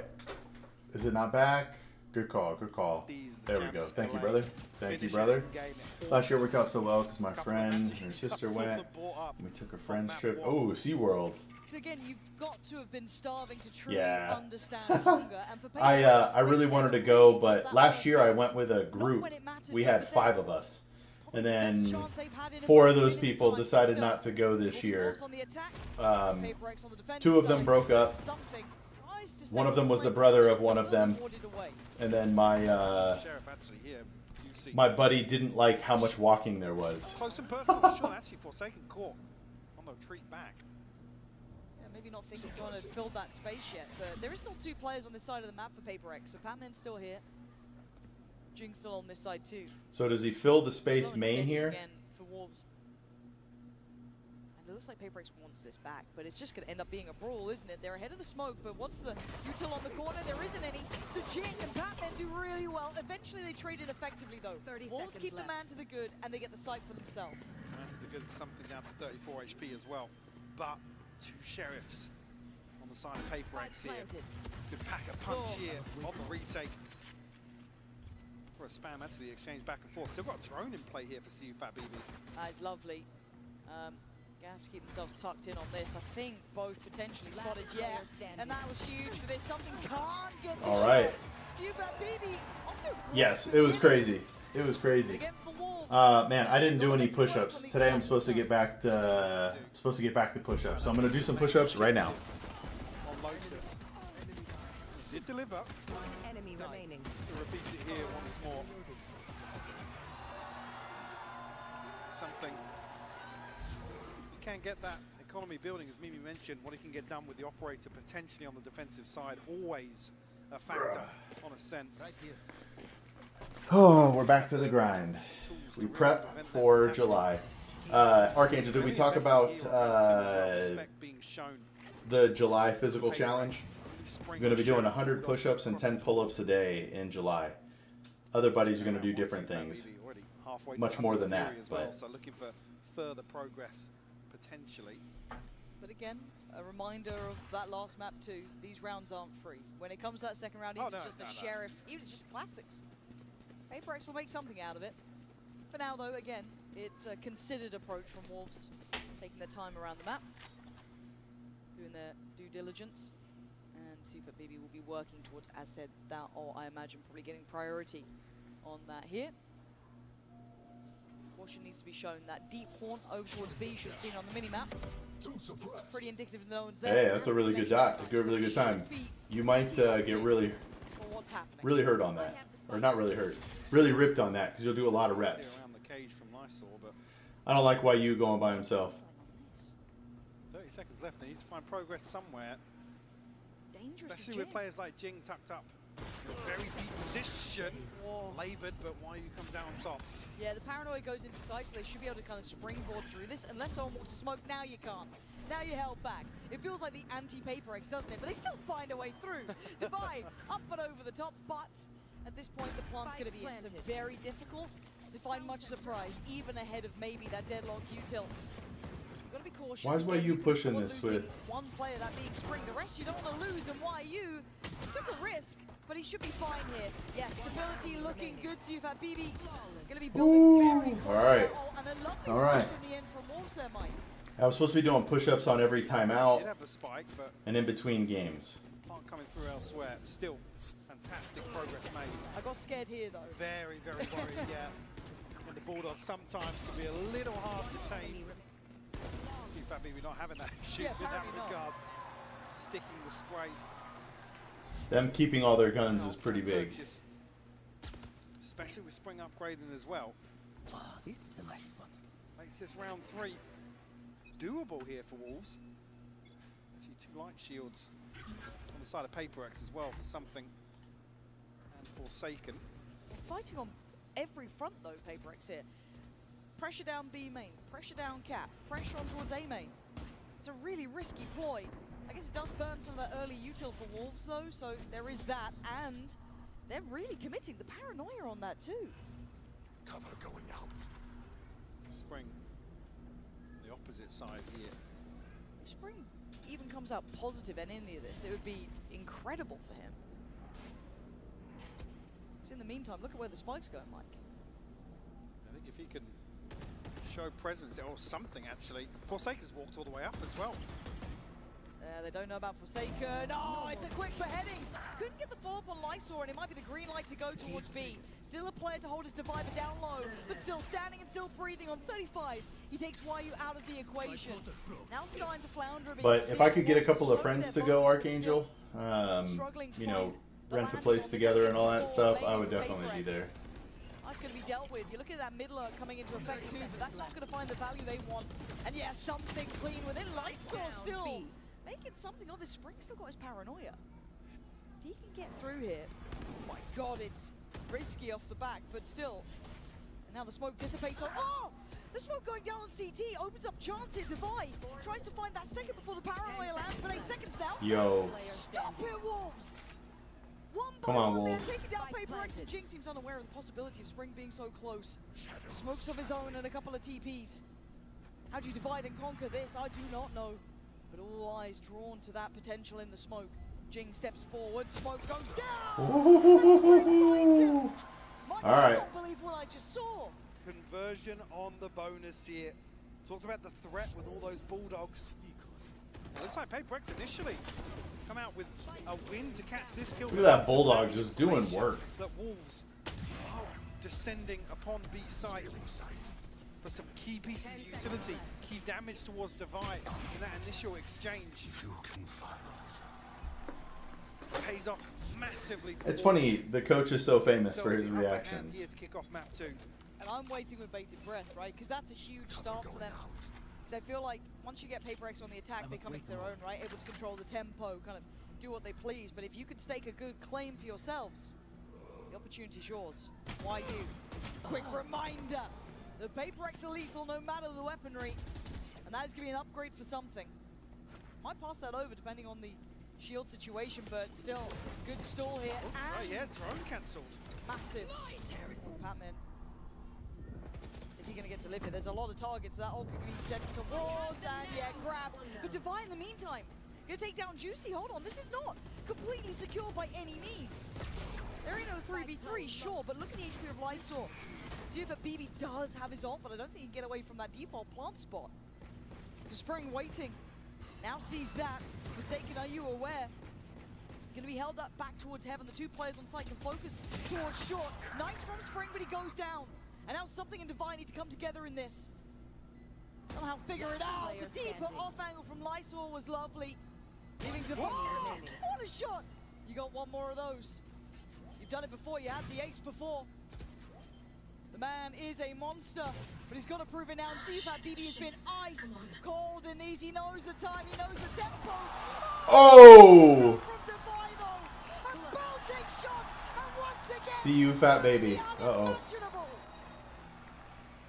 The Red Bull clutch here for Devi, continuing to deliver here today in this series. One enemy God remaining. damn, just give the man a share.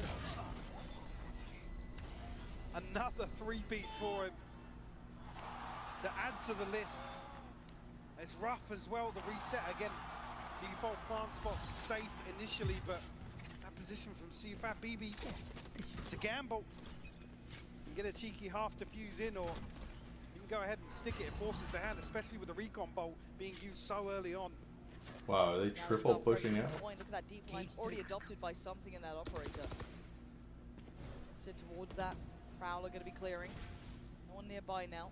My ult is ready. And the ult gathered too, so a nice early step, but a fast mid take coming out from the Wolves.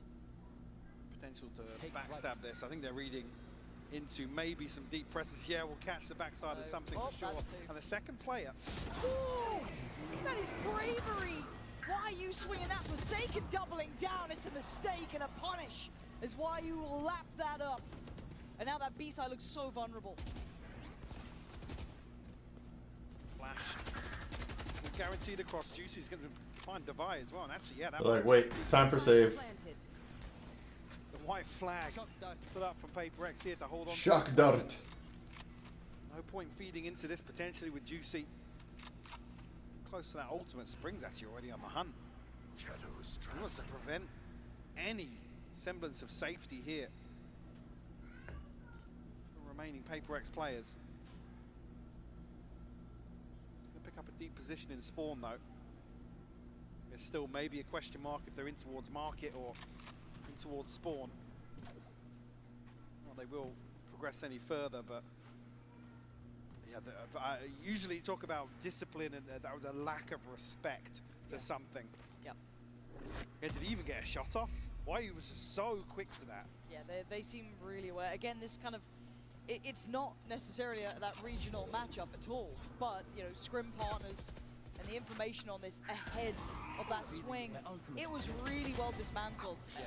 Again, Forsaken's fault as well, just felt it was too late to be going for that. There's no trade to be there.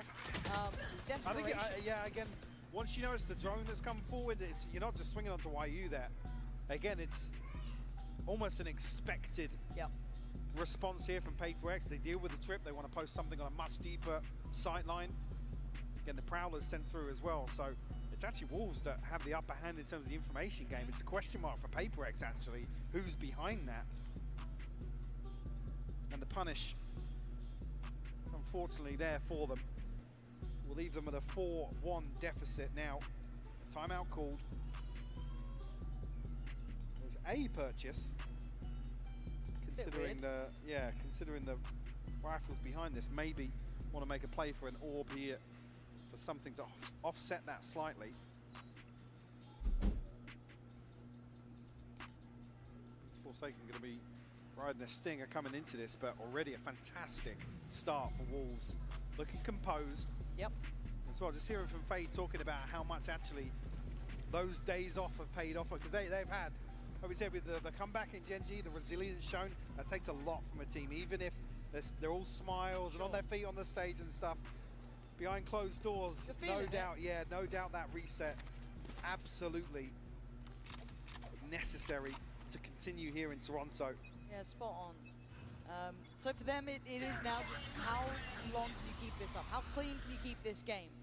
PRX so far with that one round, but of course did have that timeout. Can hear the ults coming through as well for something. YU's kind of had their number on this B side, but it feels like they're getting the right read here. But are you going to go through the pit on this?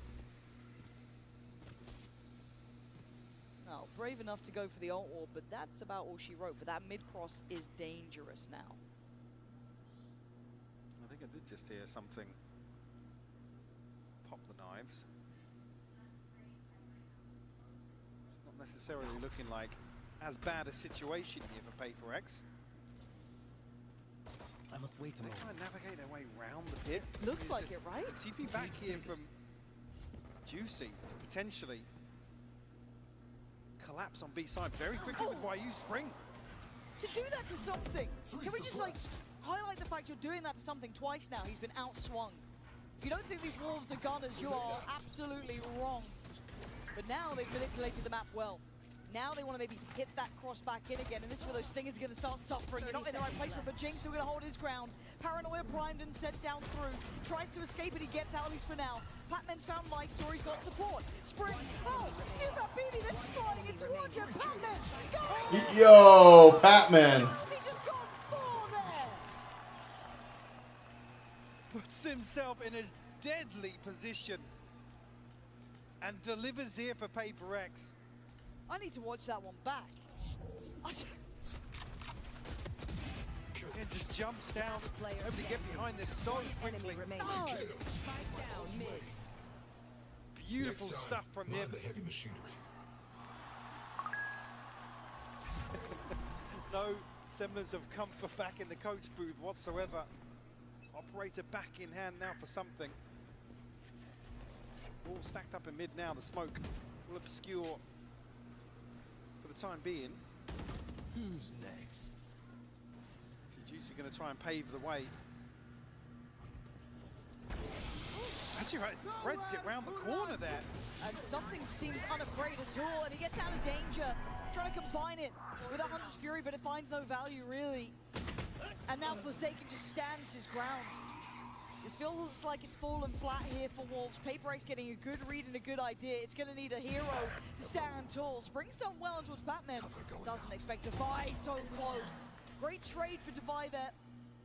And now just two remaining, Juicy and Sufat. They save, no? In a 2v4, Mike. Unless something's given to him for free. I mean, it would be a tilter. I mean, they should find a straight 2v2 on either side here, but the issue being something is posted up. The operator. Again, not many tools left to. Actually, no, I haven't said that. Recon and Juicy with a full belt almost. Trying to send it for the fake, I guess. 30 seconds left. Nice idea.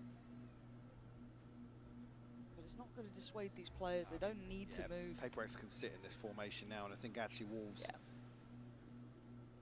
Because they don't get a bite. Yeah, looks like a cancel. I mean, YU 450, Spring 1350, and 10 Lysol seconds left. struggling to scrape together any funds here. PRX will find their third. Keep things honest in the start of Ascent. See how the ultimates lay here. It's only a TP for Spring, and as you can see on PRX now, absolutely nothing and a million miles away from anything, to be honest with you. So a slight advantage in that regard, but it's not much. I mean, Lysol going to be potentially the next key ultimate for the Wolves. I've got to say as well, for me, good start seeing Patman find a bit of impact too. He's been a really good player for them. Yeah, a quiet map one as well, so seeing him come online, certainly a positive. Oh, Forsaken, got the timing so right. He's so blind. So a good bit of spacing and trading from Juicy just to swing that. But the next layer to this is still something. There's no pressure towards middle, but he's very paranoid about it. They want in on this. Still not noting him. The stall's there. If they try and disrespect it, it's going to be brutal. And it is. Yet way too difficult on the way in. Juicy, what is that? You're 1 HP. You're not meant to be doing this sort of stuff. And now Spring left in a 1v2 as well. So unwilling to deny that scale up towards B was their right idea. They're wrapping the spike as well. Let's see. Both Jing and something. This guy's paranoia, smoke, TPs. He's got a bit of kit here to play with though, Mike. He's left guessing. They're Potentially, fast yeah, going to get himself a clean plant. Shadows traveling. With the smoke towards CT kind of implies he's not expecting this wrap. Certainly does. TP should be noted too, that paranoia. What do you do with it? Yeah, a little interested on that, but the corner, slow peaks ain't gonna get you past something. And he's gonna take a stand on that one. But it felt like Wolves were so headstrong in wanting to hit towards that B site, but the scaling up just didn't feel right there. Initially, That first kill was a Forsaken. Yeah, Forsaken gets caught here with the flash. Revealing area. Again, you look at the minimap at that moment, and there is a huge gap in the Paper X defense. So happens. I mean, Juicy picks up a little momentum, but that kill there, he was down to 1 HP, and the shorty connects from here. Just as the door is about to close. Potentially sealing that post plant for Wolves, to be honest with you. Yeah, don't like it. And now Wolves starting to run dry, it looks like. Again, when we're talking about these sort of big stage games, it is that level of comfort on here when you're under the gun, because yes, they did lose out to, what was it, Sen early on, but beyond that, they've not really dropped a map for Wolves. They've been on that kind of momentum run. So now they're starting to hit that brick wall, right? You kind of expect it in towards these sort of games. The caliber just keeps increasing. I want to see how well they do in this. Obviously, they did great against Gen G. That, to me, was the tick in the box of authenticity. Yeah, almost a turning point. Yeah.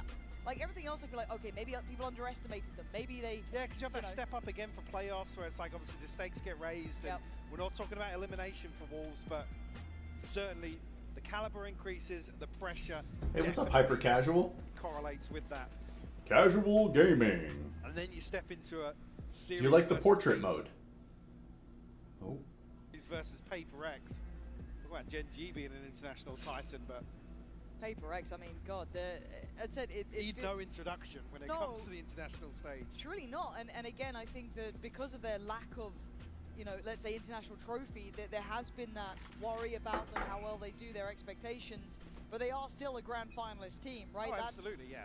That's just something that doesn't even need to be said half the time, but at this point, they've course corrected well, they've everything back to where they like it, and for something, he's going hunting. He knows where the man is. Yeah, Cam dealt with quickly. You see on the minimap as well, situation developing outside A site, but the Knight's going to have given that info across. Really juicy with a rifle here, and all of that if you may. Man, getting him to burn utility very for... classically Paper X as well, but a dangerous position for Forsaken. He could get out swung here, and he is on his own because you saw the rotation. Hollow Messenger, hello. Welcome to the channel. I'm a financial advisor. I'm a certified financial planner professional, if that means anything to you. I worked at Vanguard for over 13 years, and now I just give free advice to anybody who needs it. And set up here, preventing any rotation back towards the B side of the map. Hatman still commanding this space, and actually Knife will reveal whoever is in if he threw it. Probably still knowing exactly what's going on. Yeah, look at that. Wow. Snake bite and the fragment. Oh, this is an awful sight to have to try and approach. Basically dry at this point. Yeah, my bad. I got you now, replay. Down, but okay, guys, you were primed for this. And Divine looks like he's trying to do everything himself. What on earth is going on here? Something that's unfair. That's a bit of bullying, but I like it. Man, he just teabagged him. That's crazy. And I've got to say, Wolves looking a little bit shaken by this. Yeah, and I guess, I don't want to say lost for answers, but unable to really troubleshoot with some of these approaches that Paper X are displaying here on the Sen. Juicy, again, good for two on the way in here. Yeah, surprise. A moment where Divine can't pick down Spring.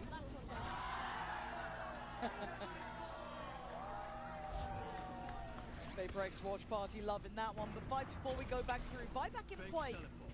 And it looks simplistic in approach, it looks direct, and something looks to turn this operator into a shotgun. I mean, he's feeling himself here. It's a really risky play. It's now been... Oh! Great target selection! Catches Suzak maybe just in towards the Aldrome. And he's still standing. He looks like he wants to absolutely pop off here. And he is. One by one they come. And one by one they fall. Can he find that final man as well? YU. Wait, so what happened with his ult? But something's been dominant about this so far. The double swing. Position noted. Something's going hunting. Hungry for his 4-3 already in the round. There's not much to be done for YU here, Mike. Especially on now, already a solid idea of where he's at. Paper X just want to decisively close out round 10 here. No escape. He's like, well, I'm trapped. I'm trapped. Gets his fourth, and he is just getting scarier and scarier as the game goes on. Like they're channeling into that 6th gear. Putting up now 5 rounds unanswered for PRX. Oh. Did start a 4-1 scoreline here. The tides certainly have turned. We'll actually draw out a second timeout here for Wolves on the opening stretch of Ascent.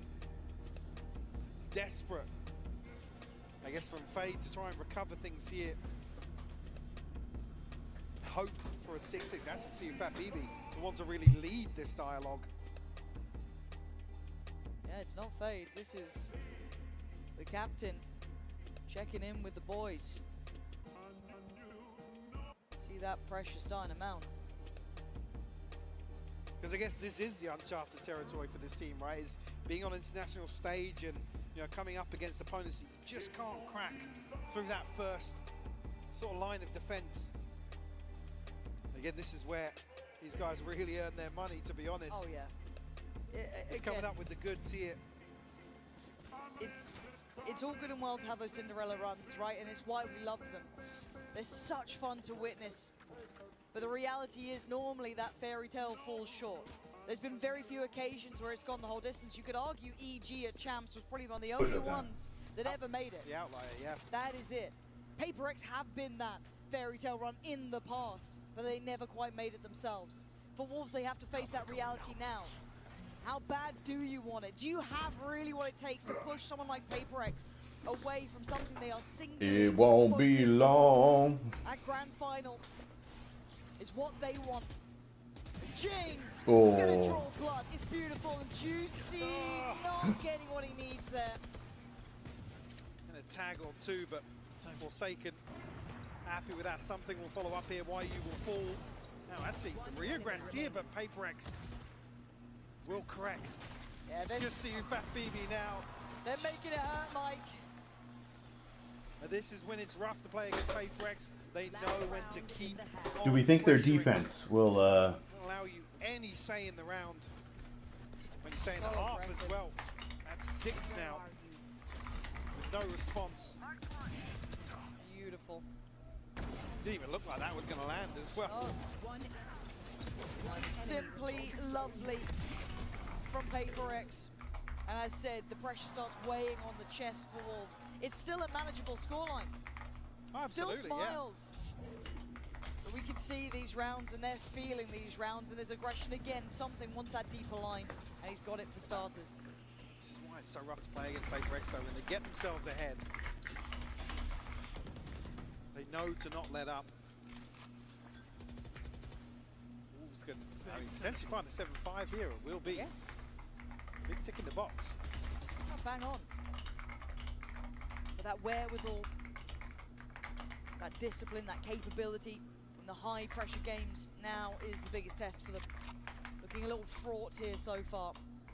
Last couple of rounds just not quite been in the wheelhouse. And again, the timing on these knives, rather good. Fragment to prevent anybody slipping the smoke, even though Devi on watchful guard here, tucked into logs, because I mean, PRX can sit in this formation. Oh god. I mean, Devi's just, he does get caught playing ahead there. That is one thing that's worked in their favor. He tried to lean a little forward, gets punished. Oh. Forsaken, the Guardian in this one, keeping them at bay. And look at who slipped towards the site in the meantime. Jing still here, doing the dunk, does it well, takes down another. Forsaken popping off with 20 seconds. The leader for the Wolves side has to stand, and he can't. Well, that's how it goes sometimes. Let's see. Such a commanding scoreline. Really is. Wolves' resilience will be tested once more to try and come back here. Said 7-5, doable 8-4. I mean, it's a pistol round 2 potentially that makes this such a huge deficit to come up against. Yeah, they've got their work cut out now for Wolves. This is a tough scenario. PRX singular in their goal, eyeing up that grand final, but they're not there yet. One more half stands in their way. So they need to prepare themselves. And it seems like we're about to send it over to Vansili with Sid City standing by. Thank you so much, Pansy and Hydebog. We have a hell of a game so far, but I'm joined on the floor right now by Sid City. Toronto, give it up to Sid City. Sid City, how are you doing today? I'm doing good. The energy in the stadium is insane. Yeah, exactly. I mean, the last time we had a chance to speak with each other, it was during an Americas matchup in LA. What's the vibes like here in Toronto in a sold-out Masters Toronto? Yeah, I think it's insane because the East Coast and Canada hasn't had an event like this in a long time, and Los Angeles always has events like this. So the crowd, I feel like you guys are like super excited to finally Right back. here in person and watching the games. Like, you guys are insane. Toronto, are you excited? Hell yeah. And now you've played, you have some experience playing in Game Changers before, so you have an eye for skill. In this matchup so far between PRX and Wolves, who do you have your eye on so far? Okay, honestly, at first I wasn't gonna say this, but after that ace with the deagle on that diffuse round, Divide. So does that mean Divide and PRX are taking a series? Yeah, I mean, I got PRX rocket on my sleeve right now, so I think they're gonna scare us a little, make it a close match, but I think PRX is gonna like close it out. I'm sorry, Wolves. I'm sorry. You've been great though. Well, Wolves, you know what to do. It's time to Thank you so much one more time, Sid City. Let's bring it back to the game. Silly sending it on that. He's such a bold man. You know I think what I mean? he's actually been rehearsing that for the last few days. That's what I've been hearing in the hotel. A few howls, yeah. Yeah, fair play. And they're going to need a couple because 4 rounds isn't many, right? PRX sat on 8. You can see on the Coinbase Econ report kind of just the lay of the land, really. And it has been a bit of the something show in my mind. He has elevated. I was worried after that first round with the operator. It didn't seem to phase him. He was right back into business. Yeah, and I think the issue being now coming into the second half, you see the string of rounds. It's been collected by PRX. Wolves haven't had much of a say in some of these losses. Yes, coming down to maybe a 1v1 here and there, but all the crucial kills feel as if they went PRX's way. Like I said, we started at a 4-1 scoreline. Now, it being 8-4, a pistol and a round 2 can often seal the fate of a team. Juicy on the line here. First contact made, that's 2 players, and a third now noted. That's a lot of info. Fiduciary is being bold about this, but he's been revealed. He's been just about everything, but they weathered the storm. Yeah, I think initially there, the further investment in utility implied that PRX were going to follow through, but maybe the Prowler catching on Fiduciary made them think there's potentially a little bit of a stack. The timing on this. I saw. Lovely timing on that, but something is free. A little bit of a dick though, going to do some serious work. The Spring's already down low, now even lower. Cleared, Forsaken, Divide, trailblazing their way forward. The A site is their goal, and the plant's going to be in. All right, we need some fat baby magic. Fat baby magic, let's go. A couple of members of PRX tagged up, but certainly doesn't swing this in Wolves' favor. Have to overcome the odds here. PRX just poised for anybody to step out. That's it. Finds a second. Okay, it's not over yet, but YU's going to come into this as well. Jing's quieted him down, but Fiduciary's going to see both players basically. He's got to know where they are, but he's a desperate attempt to get them back here. But PRX take another step in the right direction. The brink of double digits. Again, as soon as they find, I guess, what they perceive as a point of weakness, they follow through. Wolves not able to even backtrack.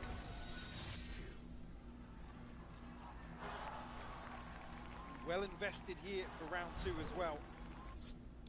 Don't want to leave anything up to chance. Rifles except for Patman Forsaken.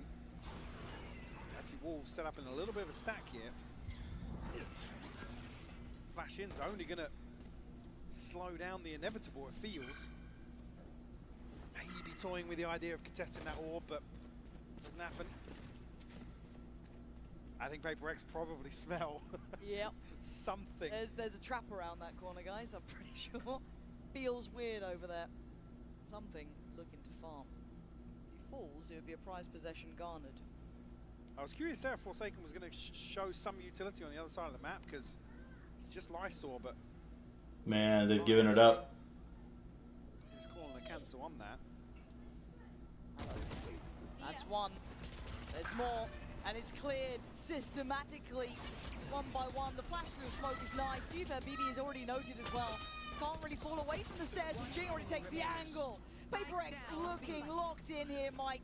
They are pulling no punches. Oh man, Again, showing diligence. it was looking so good for Wolves early.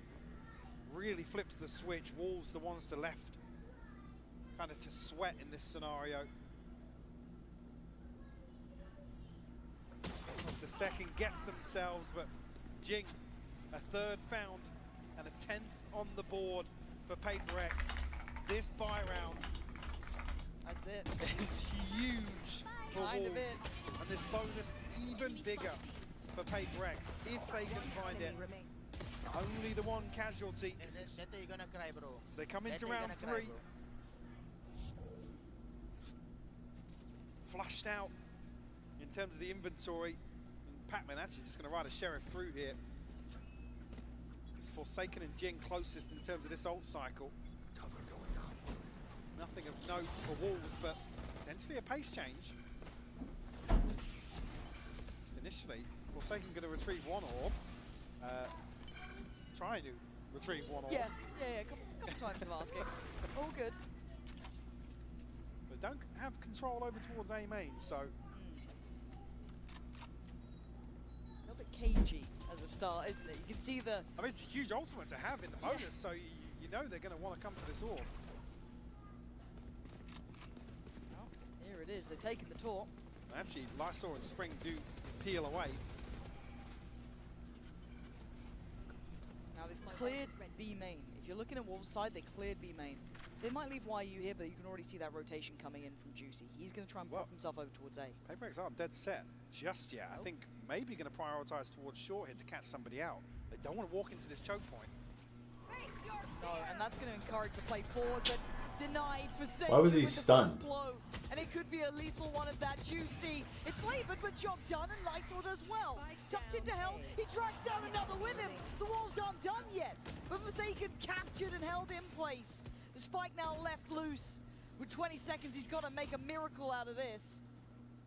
3 players. Forsaken. Not gonna get it.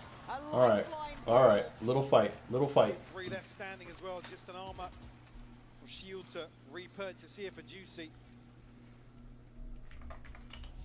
Again, that was the bonus, so PRX is going to come back in, and because Pac-Man only brought a Sheriff to the party, Spike down A. Spike down it's almost rinse and repeat here. Not out of the woods just yet. Cannot get the ball rolling in terms of the comeback.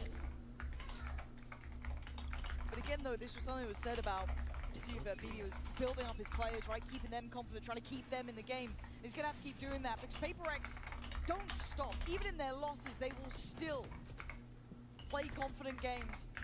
Something taking space. Solo Endeavor. 2 players on the other side. CFAT, BB, and Lysor playing top mid off the back of that trip placed in as well. So they've got a lot to play off of here. Very difficult scenario. Pac-Man on that deeper line in case someone does swing. It's got to be those early protocols being cleared. I mean, it is Duelist's nightmare to play into this composition. But Lysor dancing with death here. Still have that trip, so they can still have confidence behind that.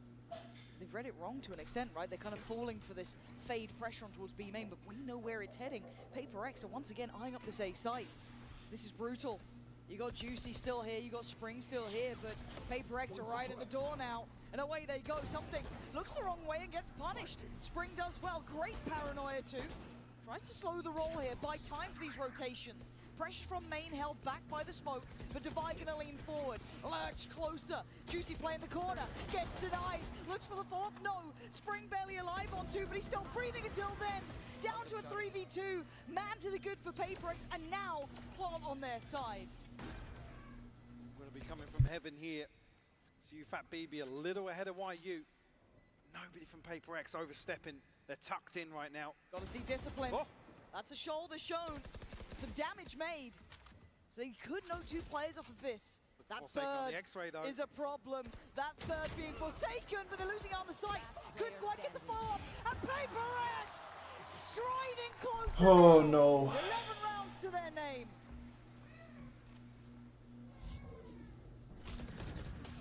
A tough loss here for Wolves. Like I said, with the bonus being as well invested as it was. One enemy remaining. Oh, now seems daunting to approach this round 17. Oh, you get that sinking feeling in your stomach, Yes, don't for you? sure, yeah. Your money's rotten. You haven't really found a way to handle PRX. Maybe your chances existed and died on that first map, but they're not out yet. At 11-5, though, you can start hearing that music play, can't you?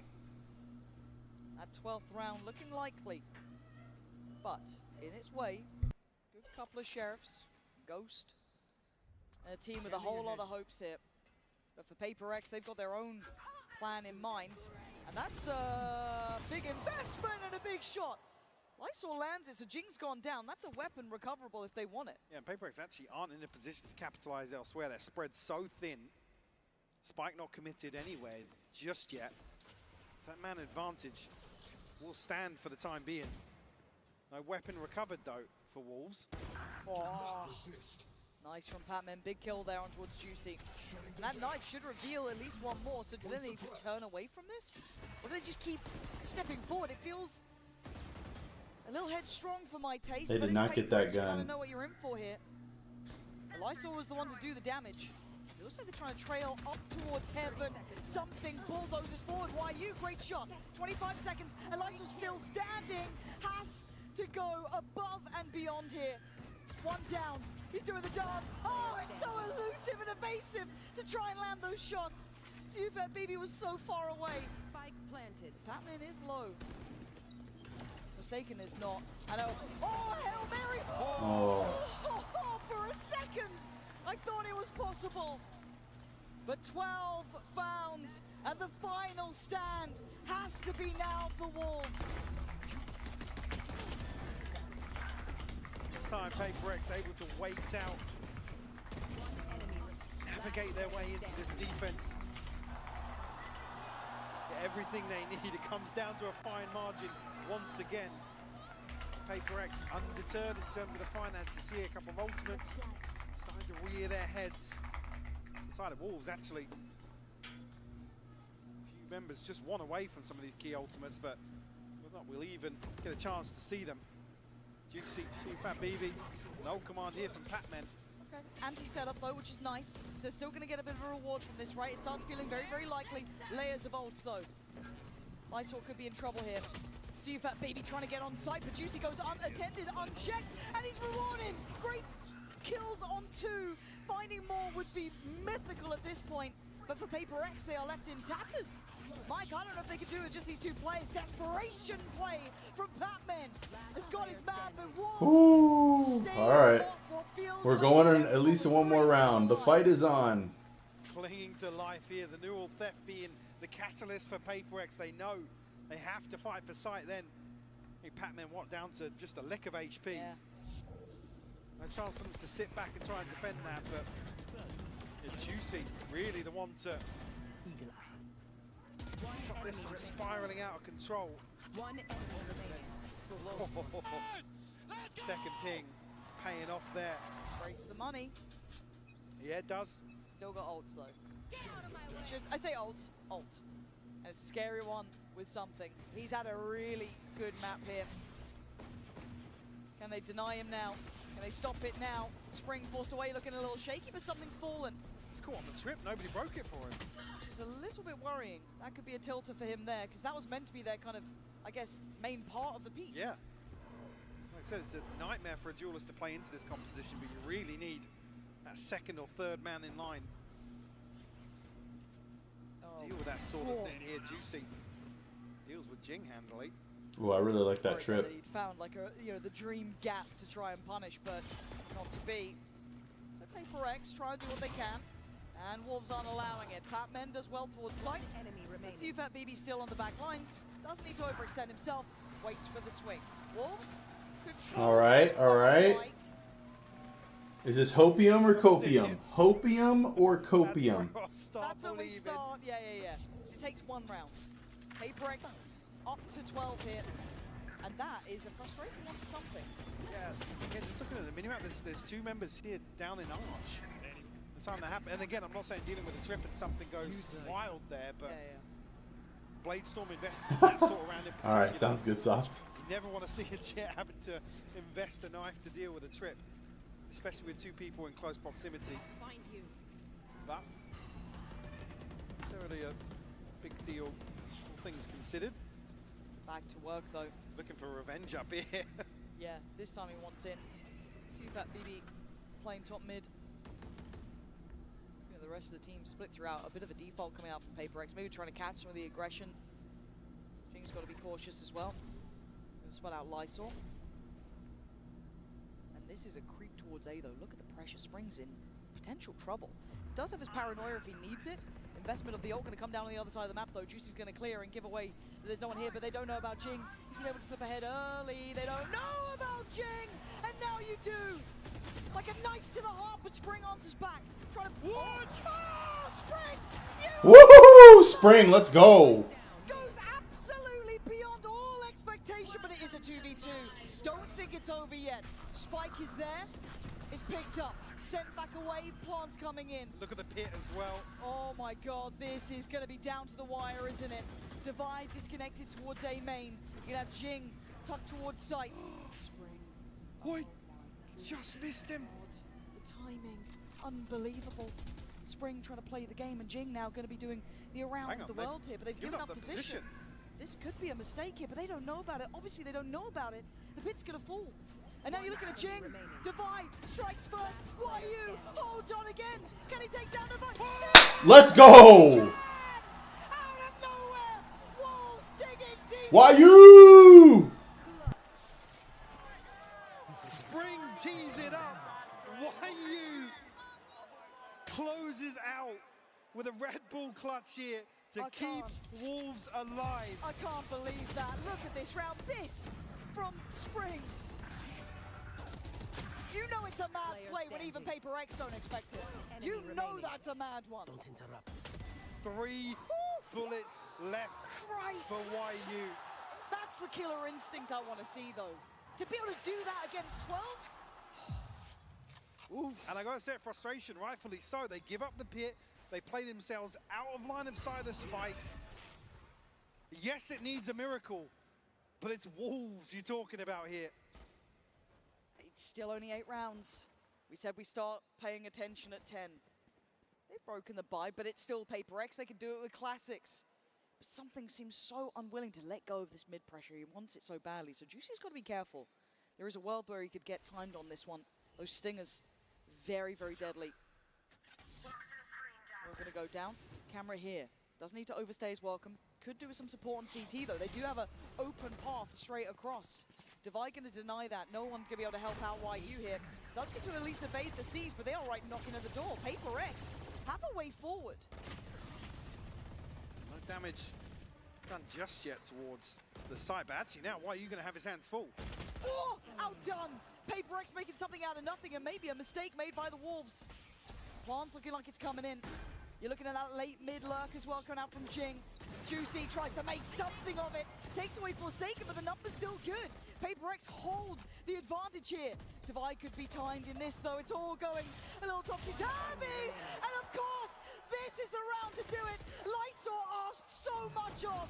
3 to find, and he falls. Round GG's on a thrifty. Hey, you know what? I'm not mad about PRX being in the final. I'm sad Wolves are not in the final.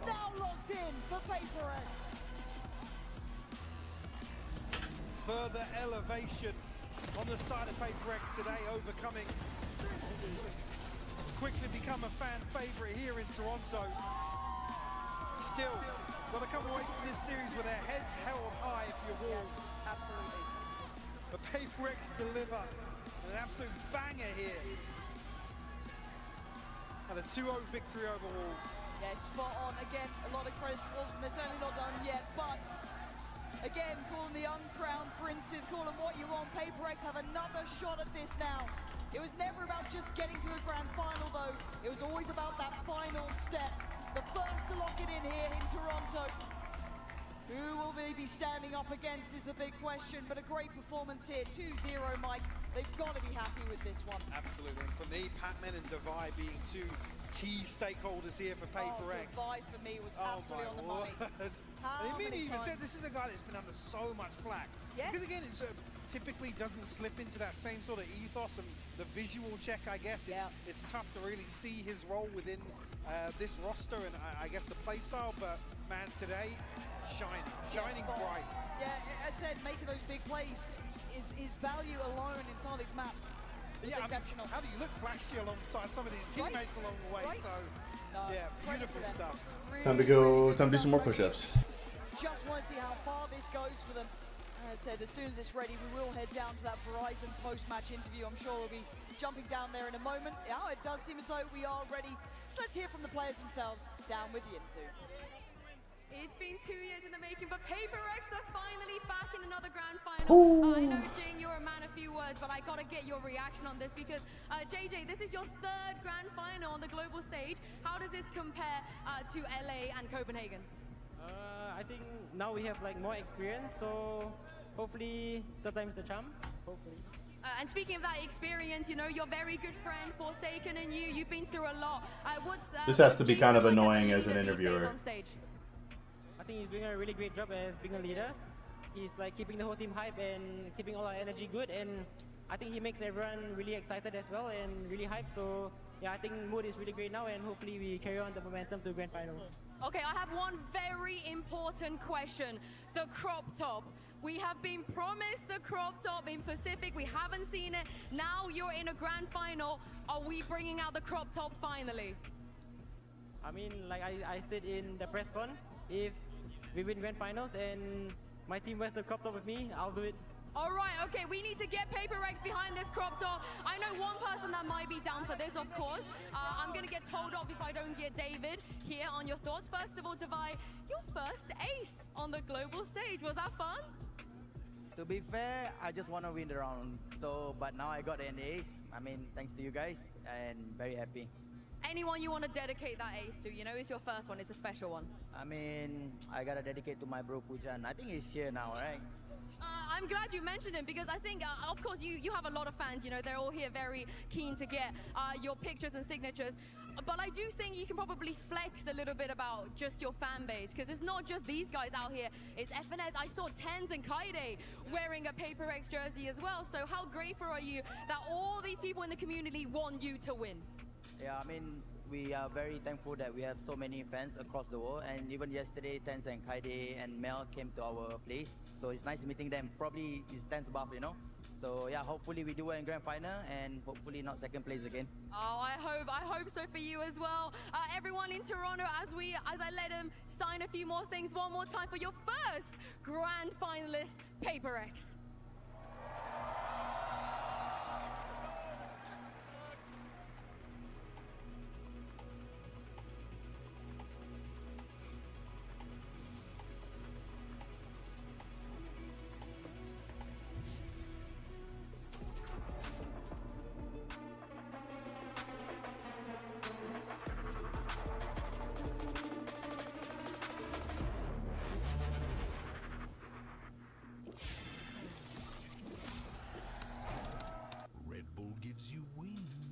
You might have heard I'm going through a little upgrade with my tats. So when Verizon announced that everyone gets a free phone on any plan, pain-free, count me in.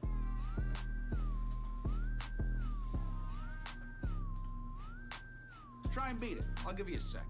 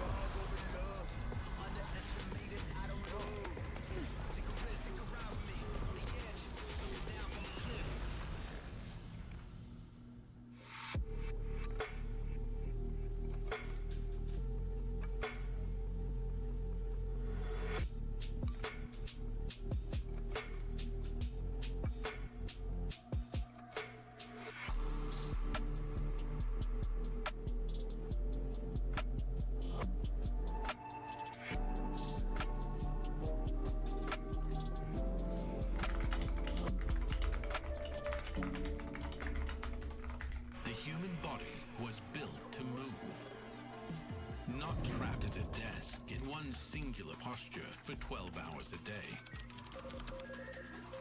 It's time your chair evolved. This is Secret Lab Titan Evo. Ergonomically engineered for you, gamers, hybrid workers, artists, backing your every move. An update is required.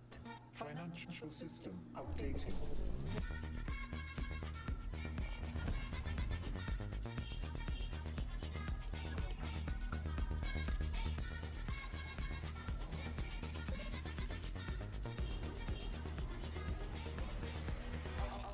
System updated.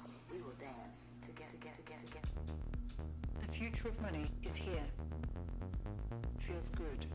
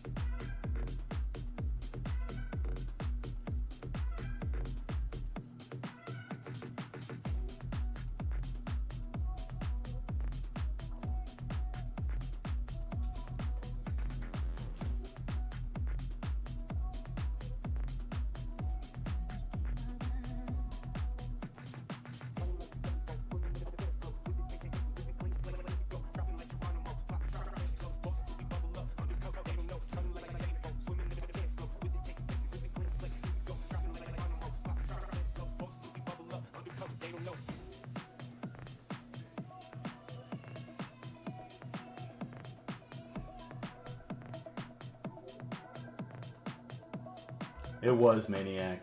I'm sorry I missed your message until now. The first game was an absolute banger. Second one, it's time to ban this Nebula Echoes guy. I can't take these guys anymore.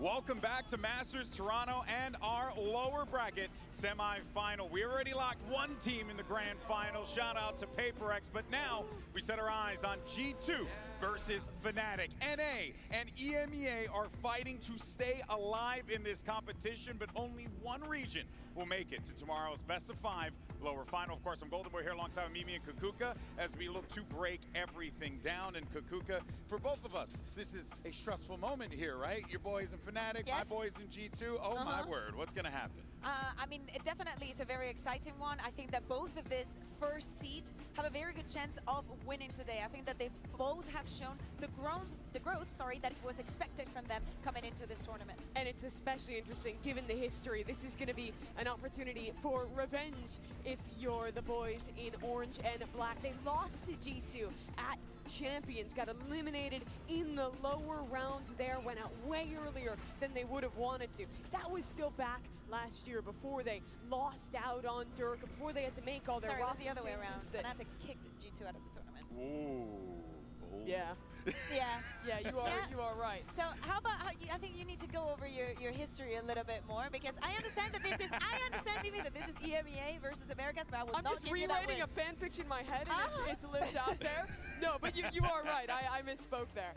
But there you can see the journeys that both of these teams have taken. Back when this core was the guard, you have this Fnatic squad. That core is stuck together for quite some time as well here. I mean, no matter how you slice it though, Bea, you're looking at an incredible matchup between two masterclass teams. Yeah, absolutely, especially with the new names, the new additions that we're seeing. It's not like Joe is going to be especially a stranger to Fnatic. I think that the question is more on Kayak and on the other side. But again, to me, is how G2 has adapted to the Tejo meta not being there, but also still implementing him with some changes that we've saw them make the other day, and Fnatic is finally finding their pathing. Yeah, it seems to be the case here. Now, ahead of this elimination matchup, Yinsu had an opportunity to catch up with Trent for a quick word. If you ever had questions about what Trent think of Tejo, I think it's pretty clear now. Speaking of the Tejo, your coach spoke about the importance of taking risks. How big or small of a risk is it to bring in corporate Tejo? And what are your thoughts on changing comps mid-tournament? We've changed comps before, so we don't think it's too big of a risk. And we were very confident in it. We like the idea. And yeah, I mean, I just like Tejo a lot, so it kind of fits. How much do you love Tejo? You know, I know you're wearing the t-shirt, but how much? I mean, I like him so much, I got a t-shirt. Based. Thank you very much for your time. Where do I get that t-shirt? I want the t-shirt. You love Tejo too? Yeah, I have my I Heart Emmy shirt, you know, but now I want my I Heart Tejo shirt. Gonna build it up. It is funny to see him wearing that, because they did go back and show us the Tejo in one map here, which was a bit of a surprise, because G2 in Americas, in Bangkok as well, was pretty much the most Tejo pilled you could be. They were playing that agent almost every map, and they've had to really give him up going into this tournament versus a Fnatic that was never as into the agent, so didn't have to make as big of changes. But despite all those switches, G2 still had this unbelievable comeback in the Gen G game to stay alive here. Absolutely crazy on this icebox that we're seeing right now. At some point, Gen G gets to 11 rounds, and 11, folks, is all they get. G2 starts getting round after round, going back into the matchup, and we could see it in the energy, in the celebrations as it was getting closer and closer, and they ended up removing Gen G from the competition. And Gen G is that team who came out of Swiss stage. Everyone was talking about them as the strongest team from Swiss, one of the favorites to win the tournament, but they go out in that comeback fashion, and look at them all with their I Heart Tejo. Yo, they have a lot. Together. I bet they have one for you, Alex. I'm gonna try and get you one for the second. You know what? I gotta hit my boys up. I gotta get them my shirt. It's crazy because I think that Trent beat the Tejo one-trick allegations this tournament, and they're just reinventing the narrative. They're bringing it back. It's just nice to see, though, how this G2 team, despite the changes, they're still finding ways to innovate, but more importantly, and I like using this term for them, Kukuka, because this squad is the definition of resilience after what we saw in that Icebox game to come back and win it. Yeah, and many times we speak about the form in which teams get into a match, and I think the G2 right now, with them changing them back, because I assume that when you're seed 1 and you're seeing all of these teams playing without the Tejo, even if you had the idea of, I think it's still viable, I think we can still use it, you still have to go back to the drawing board when nobody picks it. But I like the fact that they went back on their tracks and thought, hey, I think that the way we use it, we might still make it work. Yeah, there's ways to innovate. That's the beautiful thing about Valorant. Even when you have an agent that might get quote-unquote nerfed, there's plenty of ways for you to integrate these agents into your composition. G2 is a prime example of that. But it goes further than that as well. And let's actually take a listen on G2's comms and hear what Valorant had to say to his team in the big moments. Today's game, I want us to just be high energy, okay, and always optimistic and focus forward, all right? And once we win today, the whole tournament is gonna look at us and say, oh shit, it's G2 now. We have to play G2. Make this a proving point for yourself, and for the team, and for everyone around you, okay? We're gonna change the narrative of the tournament today, all right?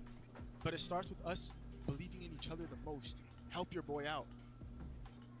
I want energy today, guys. If you guys want to get hyped, if you guys want to yell at them, whatever you want, do it. Play like underdogs. They're the ones who said we're going to take us out easy.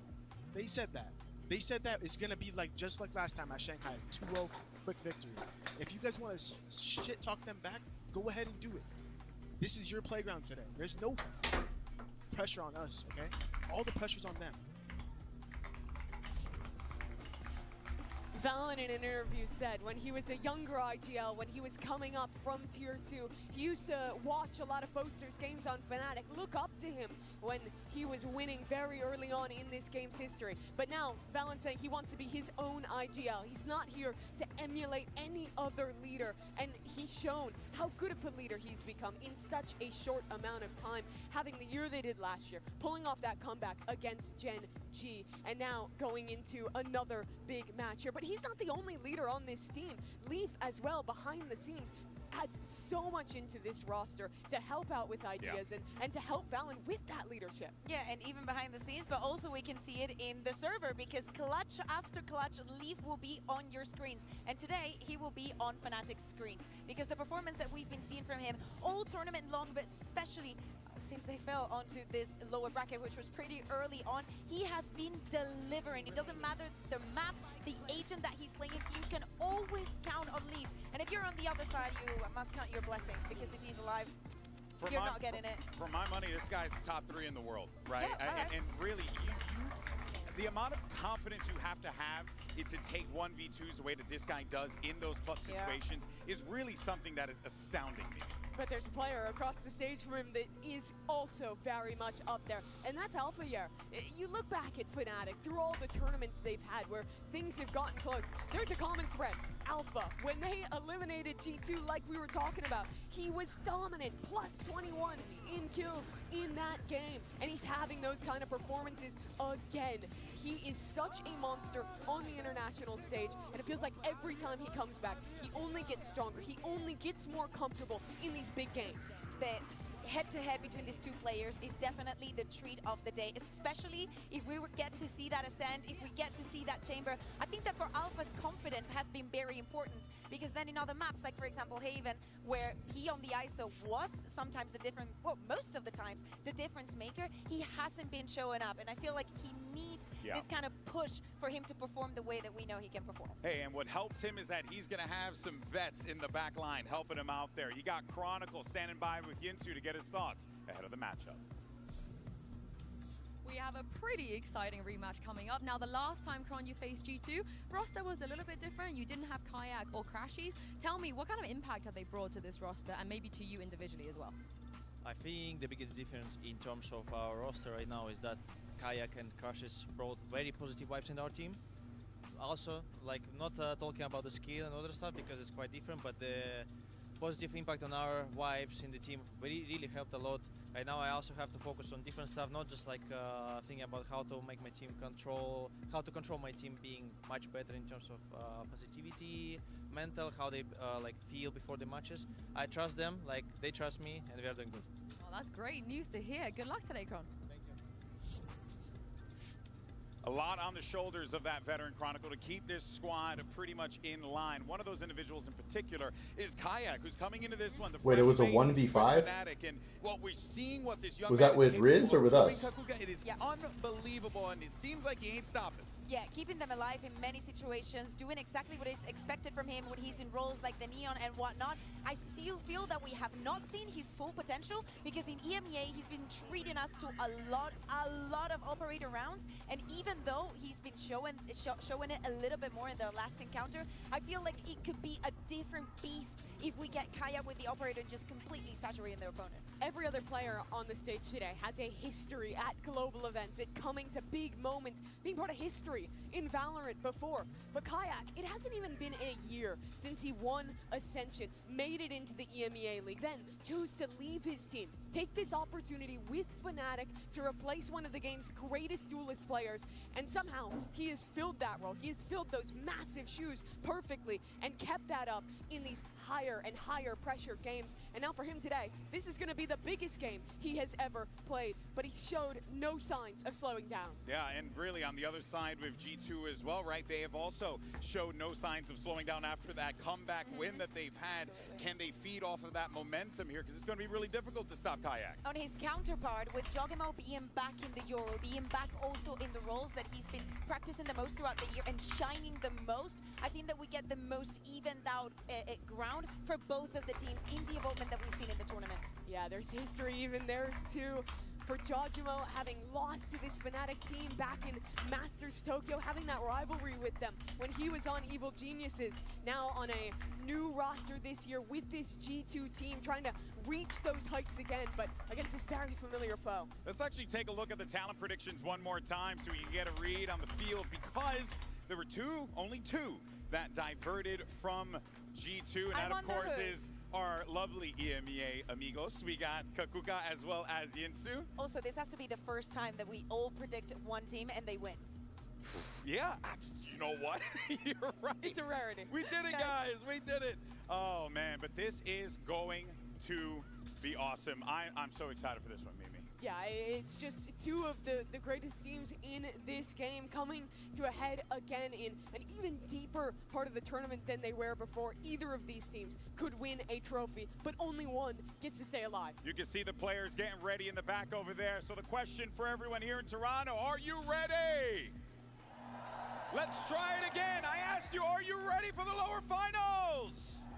Yeah, you love to hear it, folks. Let's go ahead and send it down to the stage and bring out the #1 teams from Americas and EMEA.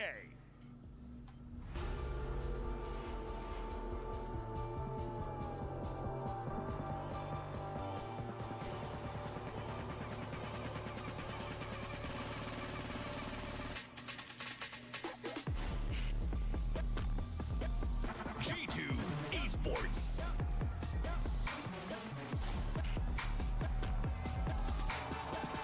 We're about to be in a banger. Oh man.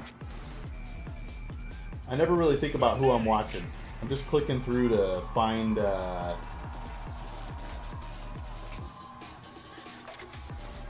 like the POV of what's going on.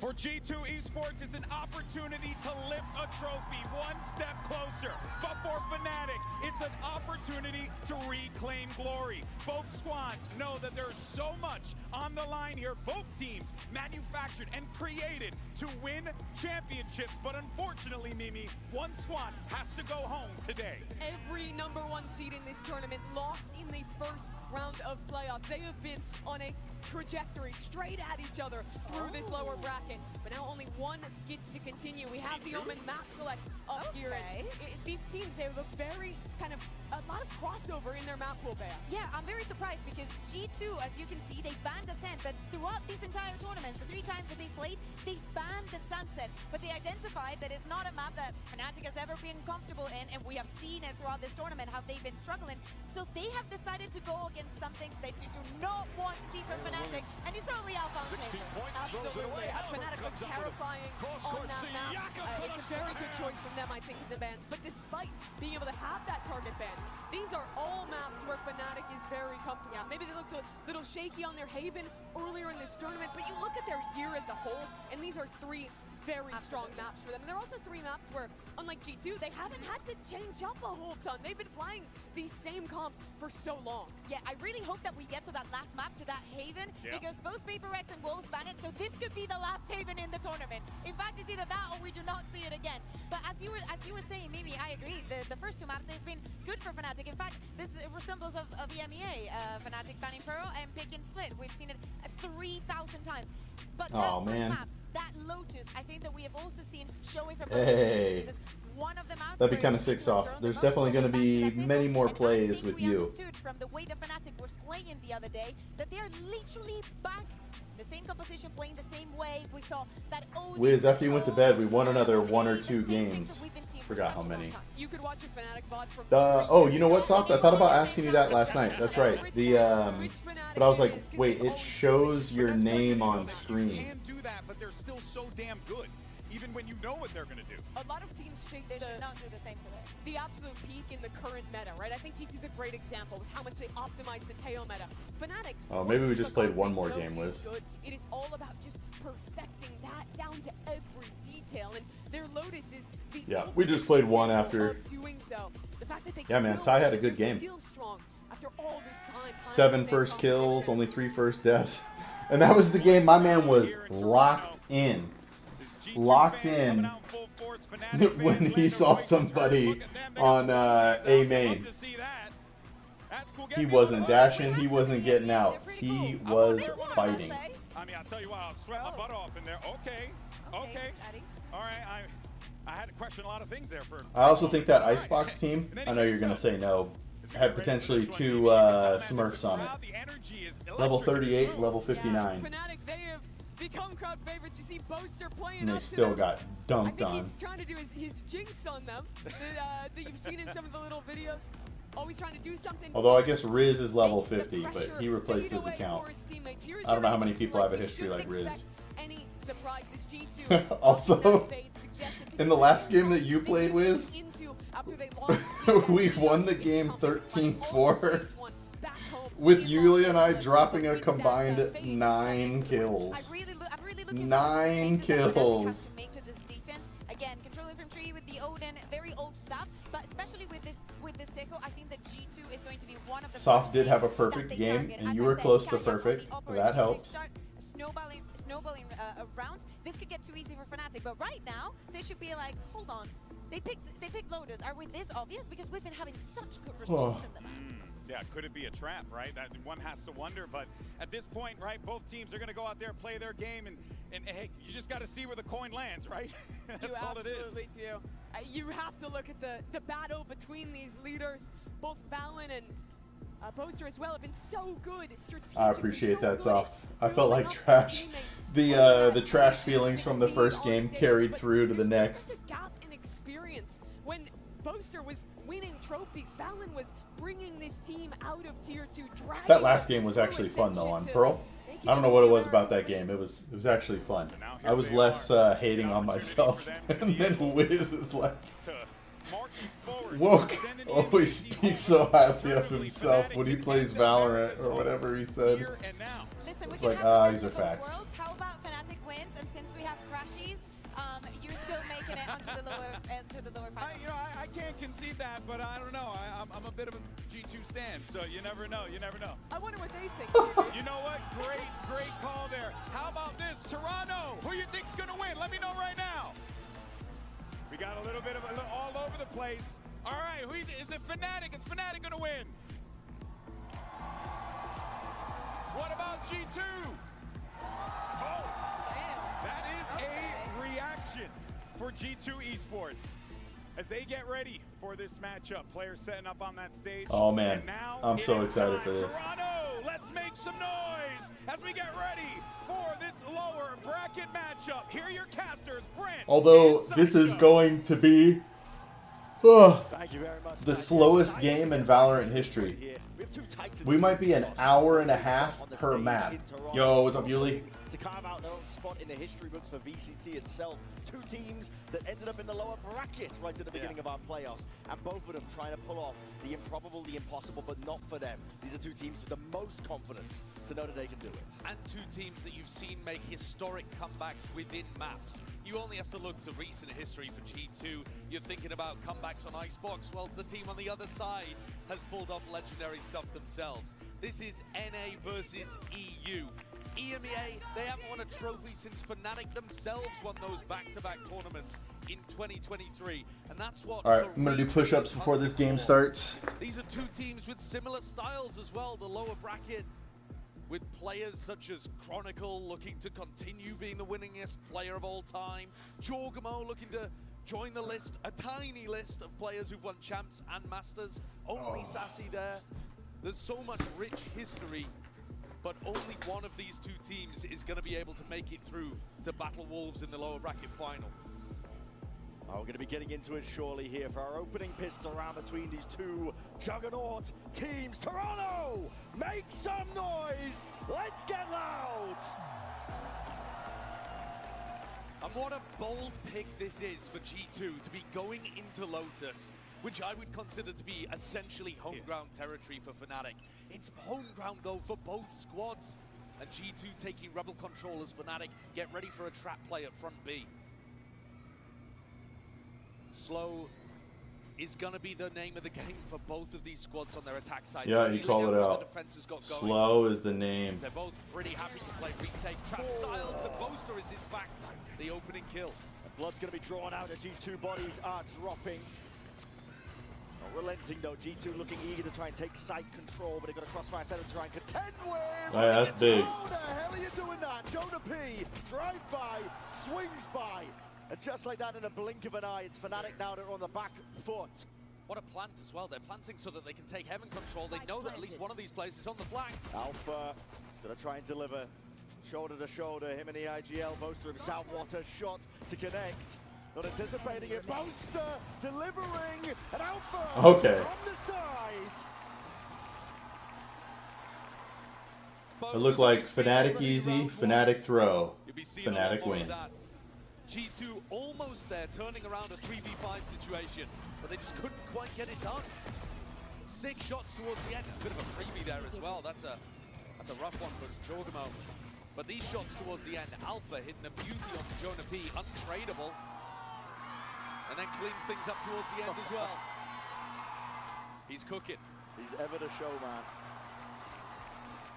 I think having the fans so close at this event has just spurred him on to greater and greater showmanship heights. Absolutely. He does love it.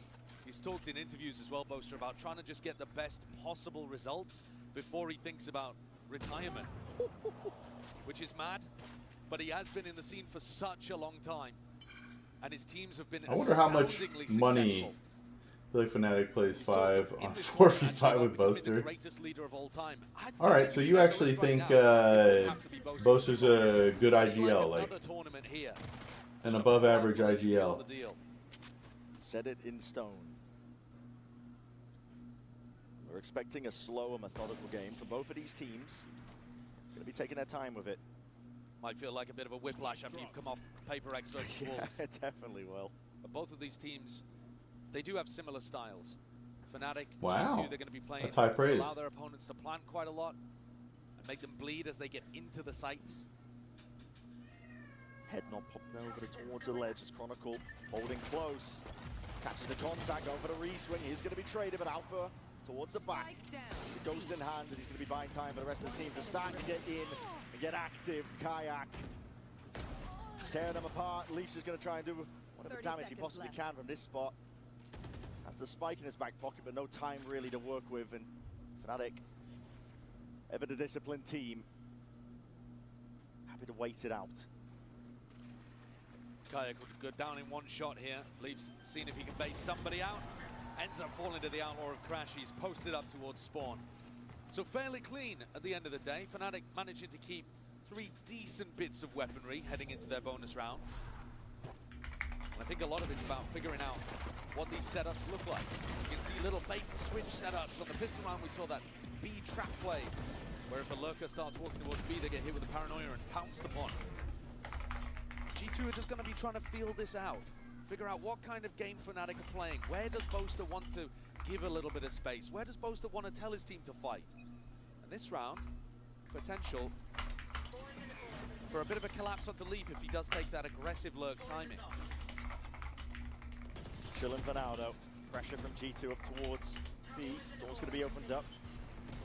That should be a bit of fear into the back of your minds. Jorgenman has a bullet to the back of the brain.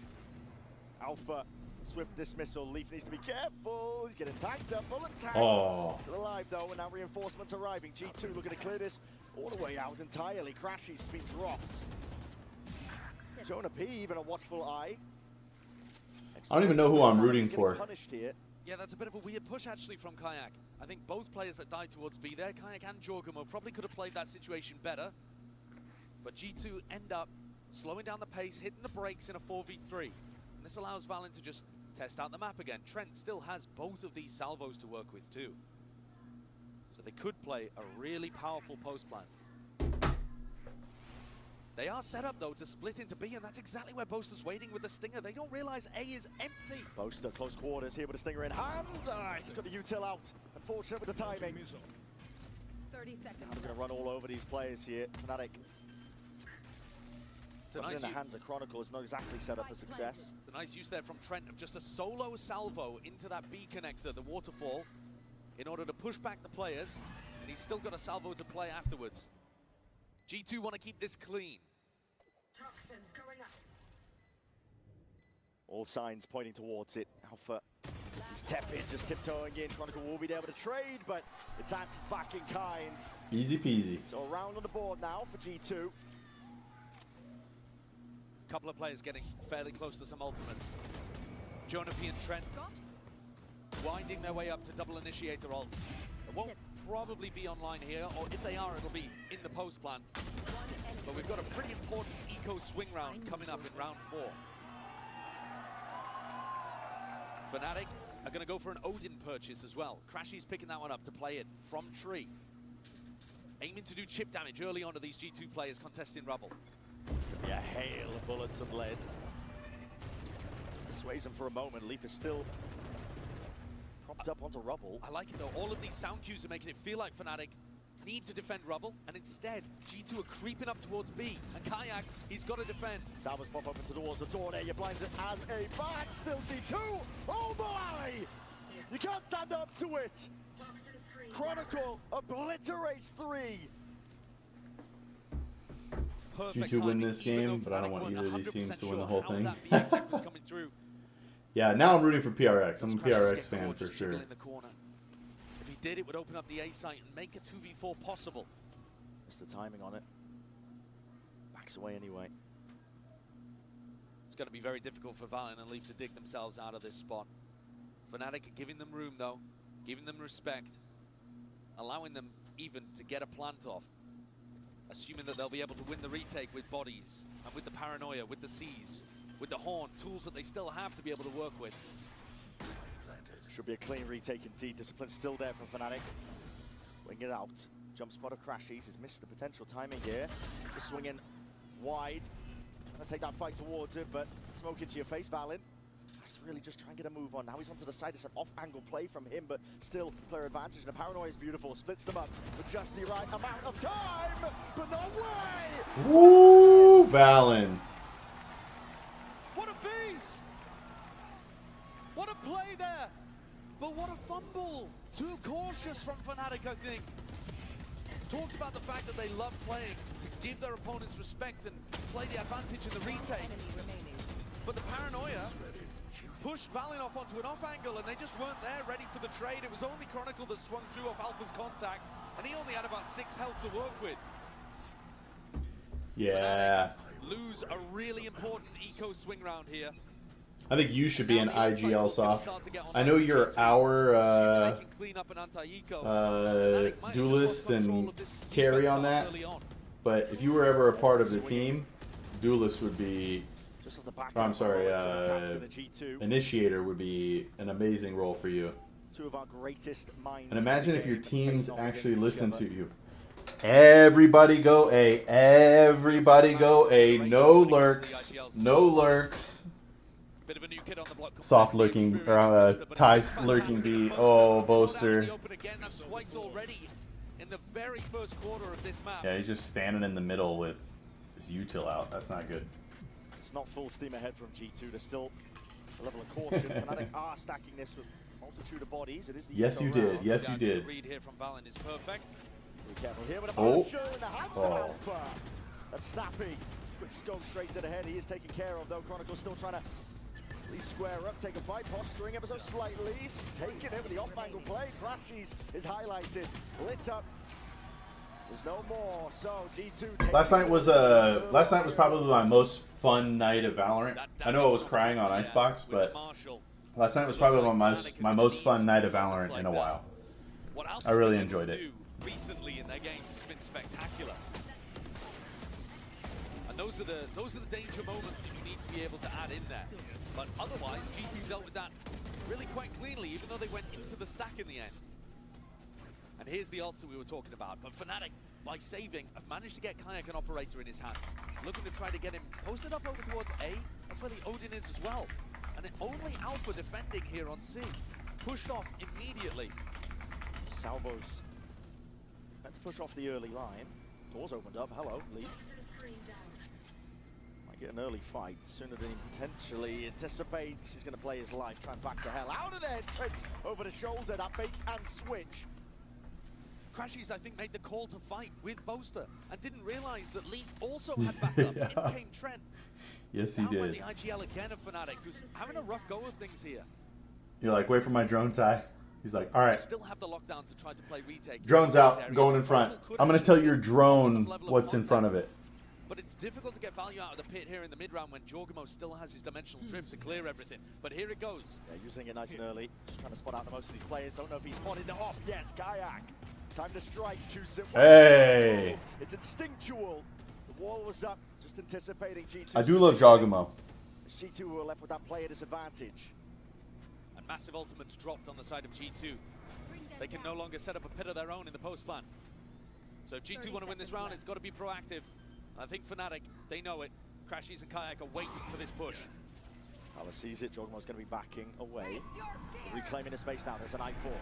Trying to lay claim to a lot of this towards it, but there's that up angle. A whip from Kayak with how he's been playing. K damage kicking in. Get a TP. Valen's barely out of there. Trying to play the crossfire setup. Chronicle wins this fight out, and that's going to be the lockdown to secure. Fnatic have all the advantages here. Everything in the world going their way. And an investment of the ultimate just to make sure, just to absolutely guarantee. Yuli, did you see that we won a game with a combined 9 kills, you and me? Recovery in this round from Fnatic. And it was the easiest game of the night. Would have been a disaster. But Kayak gets good value out of his op, and honestly, the way that G2 were utilizing the Yoru ult, Fnatic read the timings, and they just knew that people were going to start pushing up off the back of it. Chronicle has got great reads on that kind of stuff. He's been around the block. One of our most experienced and one of the greatest players of all time. You look at accomplishments. The accolades, man. He's already got 3 trophies. If Fnatic can somehow pull off this lower bracket run, he will just be out miles ahead of everybody else with 4. Making a serious case. One of the greatest of all time. G2 feeling pressured into the timeout here. And I think there's been a pretty serious shift in Fnatic's defense now that they've got the operator online. They are still finding holes over towards A early on, but what G2 are struggling with is being able to take the site without getting caught by one of the Fnatic players who's just trying to get one and back up. It's not like Fnatic are trying to defend the sites to the death, but they're just trying to grab one G2 player and then back it up and always force G2 to be the ones that have to overfight. Oh man, it's a timeout. You gotta do some push-ups.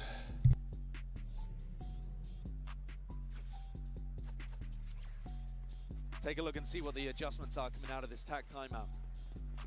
Kayak earned his showstopper in the previous, so he can take more aggressive positions with the op, because if you get caught, pull out the ult, and you can often stop yourself from getting punished. So he's actually going to go maybe for a solo peek over towards B, which is looks like it. Properly aggressive. Oh no, backs it up early on. Just listening for audio cues. A lot of presence though from G2. Prowler and a flash. Through the front of B, and that's triggered at least the ult, and it's a bait and switch setup. Jorgamo at the gate crash, could exit. That's beautiful. Great way to bait out that ult. Perfect value there coming from the Yoru. And now Valen's got an opportunity to reset the troops and figure out in which direction G2 would like to end. Another single salvo to try to push Alpha away. They know that Alpha loves to play this angle. We've seen people even pick up attack side ops to try to punish that. Alpha feeling the heat, and he might be tested soon, but instead G2 go in a different direction. Doors opened up. He is called for. There's lots of ults to try and help supplement this one here. We'll see how to get used to the util. Sees is excellent. Crashes. He's locked G2 down. Jorg teleported into it. TP'd past. Boaster is here, laying in wait with the Odin up through the high ground. The attempt there made. Chronicle just the one before the trade is in sight. Now with that pit, he's going to be laying down towards it. Armageddon on top. It's a great ult. Clearing out a lot of the extremities. G2 trying to hold on. Alpha on the flank could be pivotal here. Trent, he knows that he's going to try to take the timing, calls for backup, and now realizes Alpha hasn't committed. The P just gone down there. I'm not sure if these are just stray shots coming through. Alpha. Perfect. Alpha getting that is incredible. Out a drone and a connection spots him out, highlighting across the board. Leaf is going to back away, trying to play his life. Sliders a corner, snaps towards it. Woo! We're getting some heroics, baby. Ridiculous. Perfect reads inside the pit there for a player who's well within the race for tournament MVP. Look at how tight the timing is on that one. Jorg just escaping with absolutely no damage done. Crazy kill on Jonah P there too. But what I like from G2 is that they were hyper aware of the threat of Alpha here on the flank. Alpha is going to be playing C aggressively, and when he opens that door, Trent and Valen doubled up to deal with him. You've got to put two guys on Alpha at all times, and even then, Finesse will tell you it doesn't always work. Yeah, Alpha perfectly capable of taking over. We've seen it, especially in their prior game. Risky setup here, but necessary. It's a half-fight round for them. That is sharp. Over towards the mound, though. This is about to be a bloodbath that's occurring. And it's all going away. Surely a Fnatic gets evened out into a 2v2. Leaf, though, he caught the perfect kill on Boaster on the other side of things, and now it's all on Kayak with only a Bucky. I mean, he's just begging Valen to walk into him. If he doesn't, how is he going to take the kill? Scurry of the footsteps. Valen is hyper. Wow, he knew. And at that kind of range, Kayak, unfortunately, my IGL senses were tingling. Have a chance. We were talking about how dangerous Alpha can be, and that setup over towards Mound almost found Fnatic a turn of the fates. The shots were good, but the weaponry, I don't think was quite up to scratch. And once again, actually, this kill, where Leaf is able to pick up Boaster, and Boaster's kind of, you know, inside his smoke again, getting caught. Boaster's throwing a smoke in the middle. Yeah, and I think that is actually a bit of a recurring problem that we're seeing here, is that Boaster's frequently getting caught out. He's 2-6 right now, but it's not necessarily about the scoreboard. He could be playing, you know, those kind of numbers and be playing a great game, frankly. But at the moment, he's trying to hold important positions on defense and getting caught out by unexpected timings. And I think that's going to have to tighten up if Fnatic want a chance of being able to win the rest of these rounds. Man, it's another timeout that quick. A timeout taken for Fnatic to recoup. See if they can dig deep. It's only a 2-round lead so far for G2. It's well within the realms of being able to recover, but when you say it's a 2-round lead, Fnatic also won the pistol here. Yeah. You know, out of the other 6 rounds that we've seen, when rifles have started getting on board, G2 have been very consistent. And this time, no operator in the hands of Fnatic. They don't have the wealth to be able to put that into Kayak's hands. And once more set up to go for some kind of B-split attempt. The spike headed up here and a potential for a wrap through Blue Room. Potential for a brawl as Fnatic is stacking 3 bodies. Trying to retake some of that rubble control away from where Leaf has just been lurking. Leaf, he kind of needs to kill that Prowler to create the threat that he could still lurk. And there's a pop in play. They want to try and get a move on here. This is G2. Trying to see if they can lay claim to that B site. Still rain down a hail of bullets. That's just from Boaster. He's going to be supplementing the fire. Just trying to make it nice and awkward for G2 while a flank occurs. Do they have enough people to be able to deal with Chronicle? There is massive pressure on Leaf right now. Tested. Only just the one. This is Fnatic now. This is their time to shine. They've got a lot of control now towards B main. Flip at the site though. G2 looking to try and take this one up through heaven on a reflank of Valen, but time needs to be played. It's already taken away. And it's up to Trent to see if he can delay, but smoke in your face, what really can you do from this spot? Timing is taken into a 2v2. They've got to know where these players are. To smoke, obfuscate, hides the intent. And Kayak, he's there swinging through. Seals it up nice and pretty for Fnatic. It was down because Valorant is really loud. A couple of the G2 players left in the clutch, and it almost looked like they didn't know where the plant was. I forgot why I keep my stream audio so low. Alpha swings through, but it's this flank play that makes But it should be better now, no? In previous rounds, Leaf has been escorted into rubble at the start of this round. He got pushed out immediately. He got caught by a Horn, Prowler, and that gave Fnatic the confidence to be able to double push fully out through A and get the rat play working. The more they can get the read on that, the more they can actually figure out exactly where Leaf is on the map, the better their defense half is going to look. And they've knocked G2 down onto a light buy, but this squad is diabolical with the Stingers. Certainly are. Alpha. He's so far up. Oh, really far up. There's going to be a paranoid blinds it up, and there's already players just on your tail, just trying to hunt you down, Jorgamo. This goes quantity. Bro. Carnage of what's occurring. Alpha decayed. Caught up into the corner from the seas, and Valen was very quick, able to take up most of that space. The pit has to be vacated. It's a wasted off from Chronicle. Snakebite easily could have claimed a couple of lives there, though everybody on G2 was weak, but that was chaos. Alpha, with the wrong read of what was happening, they thought it was going to be an A-side default again, and G2 have found an opportunity to pick up a couple of weapons and slow things down a little. It's looking more even now. Lug smoke from G2. Praying that Fnatic would go for some form of re-exploration, clearing up the map. And I think this is a really important situation where you've got to look at Boaster again. He's going to be doing this jump spot. He's been caught out in positions like this, throwing smokes a couple of times. He's got to make sure that he maintains this information. 30 seconds left. He's gone forwards. Trust the advantage. He's got a read, and it is a good one. The solo player trying to great condition play. with that drone. There's the punish. What a flick! Towards the back, alongside Chronicle's a stalwart defense. The lock and key here. There's only one left to stand against it. Jonah P. It's messy, it's scrappy, but pick up a gun. Even.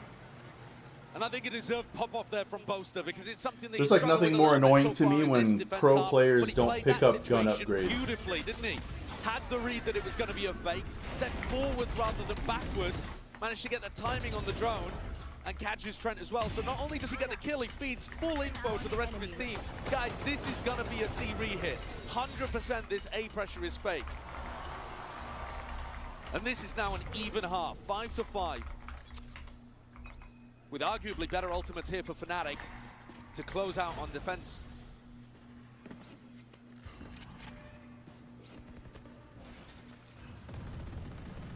Door's going to be opened up. This is G2. Attempting a bit of that slow siege. That is so much damage onto Jorgamo there as well. Down to 61. I think he would have been aiming to pick up an orb in this round, see if he could get the ultimate online. 4 players from Fnatic over here doing a re-clear, a full re-clear of rubble. Yeah, a lot of util. You see that paranoia, you see the haunt. Could be the timing to try to activate somebody like Leaf on the other side of the map, but Alpha's waiting, and here's... Just as the turret gets broken, Kayak is looking for more. He steps Oh. up and misses it. Oh. Just cleans him up. That's amazing from Jorg and Trent. All on Boaster now, though. Feeling the heat. It's a paranoia in your face, near-sighted. Plenty of bodies about to be coming towards you. Nightfall avoided. Chronicle. Again, the spam over the shoulder. Curtain raised up. Wall of his own, just trying to stunt it. G2 though, trying to do too much. Be dismayed, trying to get a bit of a move on, trying to claim that A site. Moving forwards, that game of time, it's Chronicle. It's the better of the adversary. He's been really good so far, Chronicle, a pillar for his team to rely two on. going top. G2, they feel like they have to be the ones making the play. Health disadvantage Oh, is so this is huge, big. But look at the round. This Look at is Alpha, big. they're already aware of the possibility. Yeah, this lockdown, drop down should be sealing all of this one up, except Alpha oversteps himself and lockdown's going to be brought down regardless. Chronicle. Go defuse, go defuse. The timing to be taken. Fnatic getting a run on, getting a scurry on. It's been stuck to half, heads are popped. Chronicle. Oh, you gotta get off there. Dismissed entirely. Another round for Valen where he comes through in the clutch, and my God, what a call as well. Dismantling Kayak's ult. Oh, it landed on the pillar too. Tragic the way that splash worked, but it's the final call, this double wrap up through heaven and around behind onto Alpha. Alpha decides to swing aggro on a timing, thinking that it'll catch them off guard, and maybe doesn't account for the fact that they're both going for the flank. And the fact it was planted for heaven as well, it's a really nice way to play that situation. One last chance in this half though for Fnatic to try and draw it level. Jorgamo sending it flying forwards here with a dimensional drift. I made this feel like a lot of A pressure, and our bodies behind it. G2 looking to at least take this space. Doors are open wide. Paranoia already expended. Most is going to be using it. This is Anarchy. Crashes to leave from behind. What a good work put in though, and now it's up to Boaster. Hey, let's go, Boaster. Odin in hand. The Odin is Boaster's gun for sure. If you can't aim, just spray, baby. From Jorgamo. Forwards, no committal. Boaster just looking for that information, and the timing potentially is here for Trent. Alpha, yeah, worried that he's getting flanked from B main, even though the turret is actually watching it. So I think Alpha probably could have just stayed over here. But Chronicle is tightening the net at all times. Toxins going up.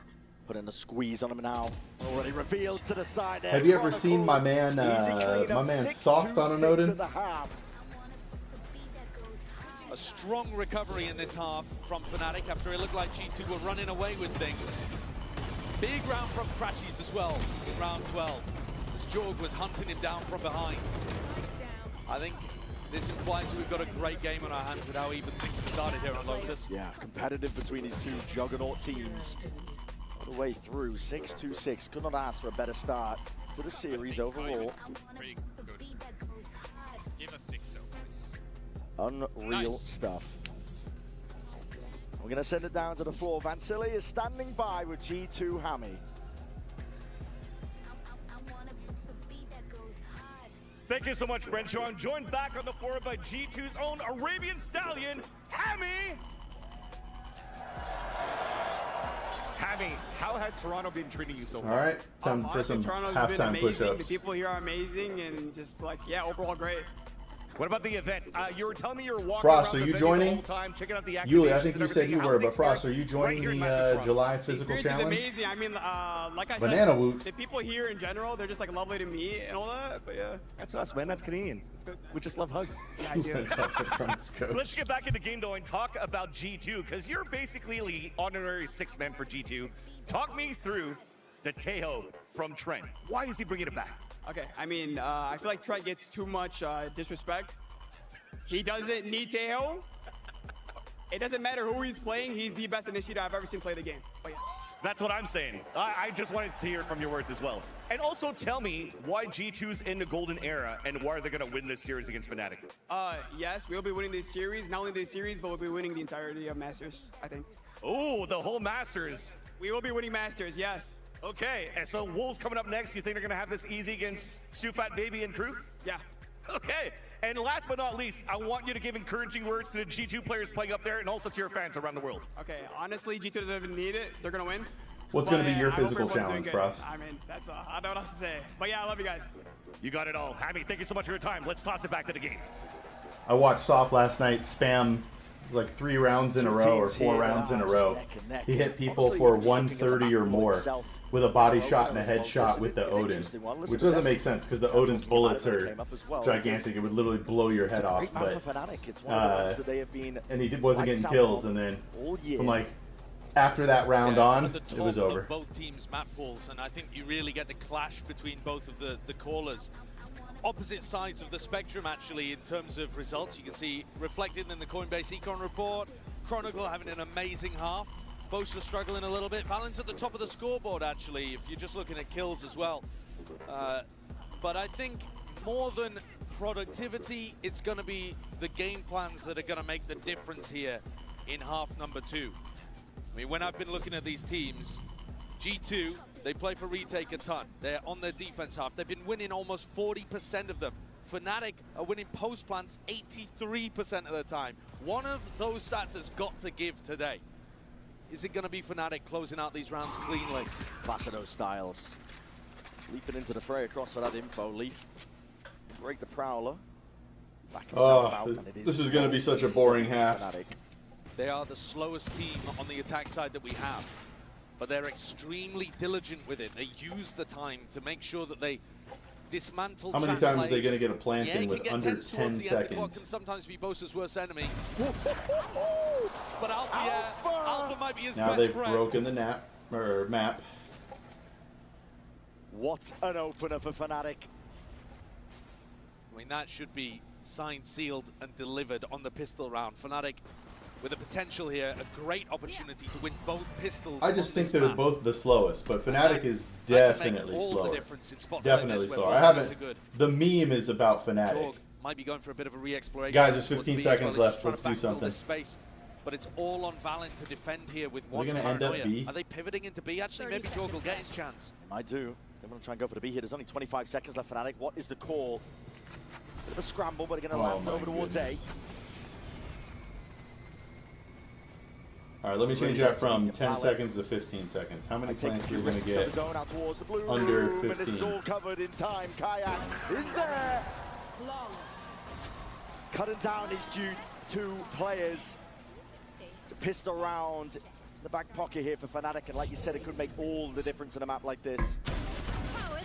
Absolutely flawless. I mean, the damage from the first hit, collating through onto Jonah P. And then how clean Kayak looks with these shots coming out from his ghost. Kayak is so good, dude. It's a beautiful round. It's clean, it's sharp. Whoever it was. I mean, it's Kayak. I think you should probably give credit to your newest player. It's going to be tough for G2 to recover from this kind of situation. You will sometimes see them force, even on defense, but this is not one of those times. G2 just playing for money in the bank. Another really important thing to pay attention to between these two teams is who has more of the utility once we get into post-plant scenarios. In the previous round, hello. Yeah, they're going to Trap be gearing up. Some paranoia in the back pocket. Primed by Valen, looking for signs of life at the spam. Surely that's it, but they're actually waiting for a little bit further. There it is. Now the goal button's going to be called for, but that paranoia did not connect. Chronicle. Unbelievable form. And Alpha on cleanup duty. Alpha said he's on one. Pushing through. Just allowing the players on Fnatic to build up more and more towards those ultimates. Players getting streaks and Jorg. Yo. Trying to get cleaned up. It's nice for the classic, give it the damage, surely, but the round nevertheless here to Fnatic. Chronicle is 19 and 10 right now. He's been amazing. He's just been so calm. And like I said earlier, he's been a rock that the rest of the team can rely on in these difficult positions. He's not making the play to change the round necessarily, but when G2 force the aggression into him, he just collects it and absorbs it perfectly. You can't get past him. So Fnatic with a bonus round, but a bonus round that they've also forced an attacking operator into. Just punish Leaf, he's been peeking this one often. The defensive setups differ though. G2 making changes to it. Quick dink there through Mound, there needs to be some call for help. Shot wide and through. Leaf is on essentially single digits, barely alive. Region Armor eventually going to be kicking in. Both teams getting a read on what's going on here. Fnatic realizing they're fighting super heavy over Mound and trying to react into A and realize they got caught by the drone there. Decide to hold on for a moment. But G2 also got the read that there's an attacking op, so they'll have to be hyper aware of areas that Alpha's going to try to peek. Door opened up here by Chronicle. Bit of fake pressure, trying to pull some of these G2 players. Man. Done so successfully. Yeah, it's really nice. It pulls all of the attention from the defenders towards the door. Ready to blast your and frees stream up from the meh exploration to towards OMG. Mount. This was the area, remember, that G2 were fighting over, so it's likely they would have left. Frost, did Yuli tell you about my Indian friend who came in like they wanted last to end night? towards C, but despite now, He literally came into my YouTube and was like, hey, how do you feel about India? And then he said YouTube deleted his message. 30 seconds left.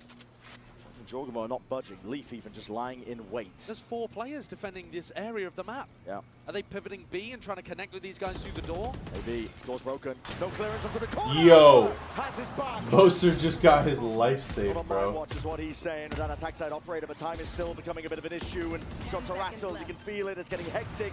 It's getting messy. Trent cleaning up onto Chronicle. Time is against them now. Yep. It's fully against this Fnatic Yep. squad. G2. There's another round. That was a Fnatic round. Easy. They played themselves, Stack bro. the bodies in the final moment now over towards A. They almost got punished for it as well, though, Brent. That round is on a nice edge. You see Chronicle come through from tree, and he's got players running away from him. I mean, the fact that Leaf also gets caught in this situation, the Guardian barrel just sticking out slightly, but it's this kill, Trent on Chronicle, that I think really changes the game, because G2 then can commit fully to the retake and the flood. And Josh is begging them to play time at the end there, because there was no opportunity for a plant. Very fast play to be made. An operator picked up into the hands of Leaf now. And I think Kayak. Yeah, I think it's a great call to go for the defensive op for Leaf, because they know that Leaf is going to be on this line. They're trying to punish him with marshals, with attack ops. And if he's got a long-range weapon of his own, he can hold it down. Just got to be careful here. Spots the body. How do you want to play this one? Backs himself into a corner. He does have a little bit of support from Jonah P. Poison's off. And one of the things that this G2 comp is really good at is being able to passively regain information in the mid-round from the Tejo drone, from the Prowlers, from the Haunt. They have used all of those now, though, and only Jonah P's Haunt will be coming back later on. Here. Chronicle just sticking around to try to break that. Make it feel like they could be going for a C re-hit. There's the Haunt, though. Chronicle breaks it. But the shot comes from so far back that G2 already have the read anyway. Valorant's going to be seeing signs of life definitely occurring now. Cover going out. A long con here for Fnatic, just trying to earn up a few of those ults. Really working the map in the process, and they found themselves a slight gap in towards B. Fnatic have been ending with these B splits a ton. I think G2 are fairly ready for this. Jonah and Jorg. Jonah sat down onto the side here, spots it, catching the contact, a bit of spam as well. Comes through, this is Alpha and Chronicle. Laying claim over towards this site. On to B in the plant now to go down, nothing to push this away. Crashing's managed to upgrade to a Vandal. Can he strike a dagger blow back to his own region? Huge upgrades. Stun. Has to be sidestep Leaf. Just snaps at the crash. He's an off angle by Chronicle, baiting out with the first shot. Now you're going to see that discipline. Ooh. Coming through. G2 never without. I wonder how good Fnatic would be if they quit playing Both themselves. teams playing that round pretty well, honestly. Just at the end of the day, a weapon difference. That's a sick kill, though, from Leaf. You can see that Kayak, he knows exactly how Leaf wants to play it, and Leaf is still just daring him to come and challenge.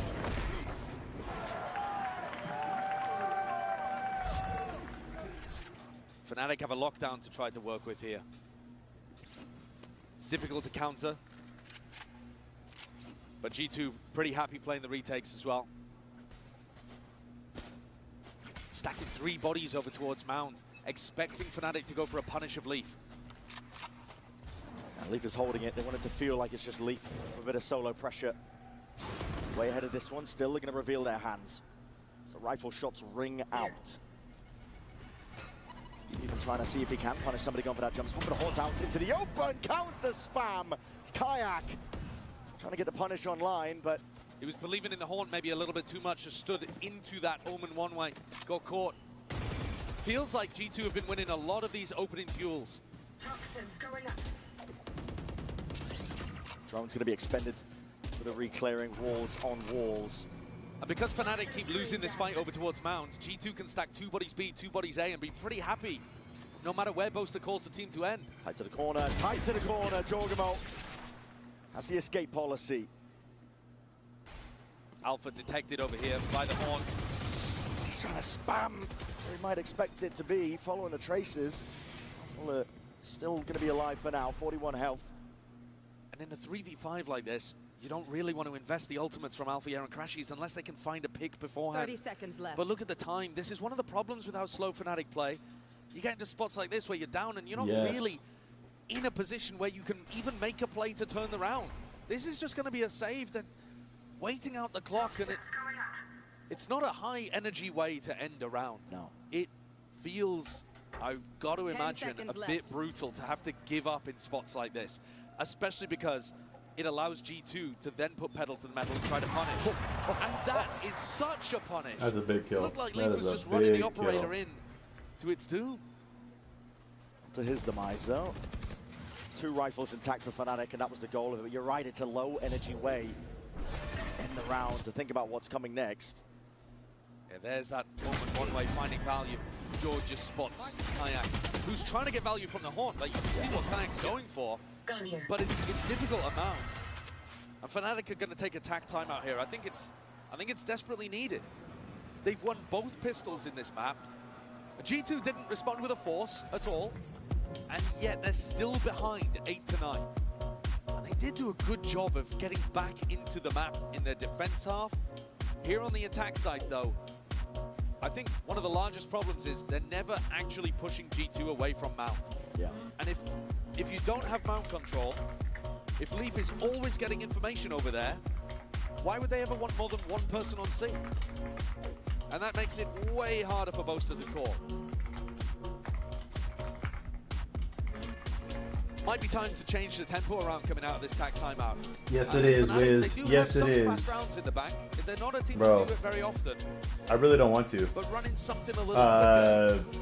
They have cost themselves, Fnatic's cost themselves 2 rounds by trying to rush the plant with less than 15 seconds left. 2 or 3 rounds ago, they ran into B, were planting, and the guy just came out and boop, killed him with 6 seconds left in the round. That'd be push-ups for that timeout. Could be what they ordered. Doesn't look like it though, does it? I mean, looks like they're going to try to play for a little bit of rubble control. I mean, maybe the coach is telling them to take the shift into fighting for A control instead of mount at the start of the round. Trying to take this one, overwhelming with the bodies in the util. Setting Valen up onto Rubble. He is revealed towards the tail end there by their own horn, so Fnatic get the information. And I do like this smoke that Boaster goes for over towards Rubble, but it's just been cleared immediately by the salvo, and G2 weren't really worried about it. Exchange of the stray shots. Leaf has actually been pushed back this time though. Yeah. Not too much contestation, and a nice smoke from Boaster just right on top of Leaf's face. And suddenly, G2 don't have the same level of information over towards C, but they're still playing C soft for retake and stacking bodies on A, expecting this re-clear, and they are so right.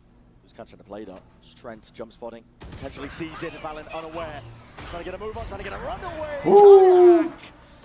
Oh! That's crazy. He was ready for it and then didn't do it. See if he can make a little bit more from it. It's going to be fading. Getting a bit of a run on. It's not catch the timing. There's no way. There's no way at all. Oh. It's shut down by Alfia. Safe pair of hands. Jorgamo. Spike planted. In his hands, trying to go for it. Flick of the wrist does not connect. A way to exit other than having his ult, but committing it in this spot in a 2v4. Man, Alpha doesn't have to use his ult either. No, he's still even getting a wrap around. He's still going to be able to afford an op in the next round anyway, so Last player standing. when Joel gets caught. Fnatic getting up to 9 here, but I think really you've got to be looking at how G2 executed in some of those moments. They had the right read. They knew that it was going to be an A re-clear, but they didn't have somebody taking contact well enough for Valen to play off this. Kayak snuck all the way back in off the back of Chronicle's Viper wall. And then I think you could argue the execution here wasn't great either. Jonah finds the timing, utilizing the fact they're on land. It's difficult to hear these kind of footsteps, but he can't land the shot. And Alpha shuts it down. Alpha once more is going to go for the attack side operator here. Taking a peek. Seeing if he can punish a jump spot on A. Same explosion of util from G2 looking to take control towards A Rubble. Push players up.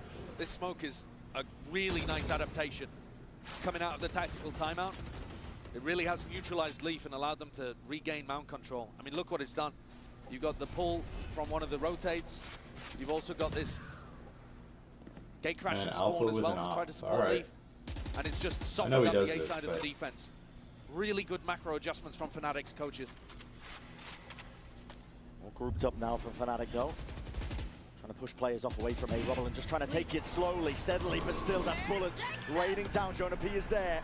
Nightfall preemptive, and that's going to be a tag onto absolutely everyone. That's crazy. The information they were looking for. He used the Nightfall to slow Fnatic down, not realizing that Fnatic was going to slow themselves down anyway. He's tucked himself in. It's a dangerous spot as well for Chronicle. He gets support from Alpha yeah now, but he's the one with the spike. Valor broken.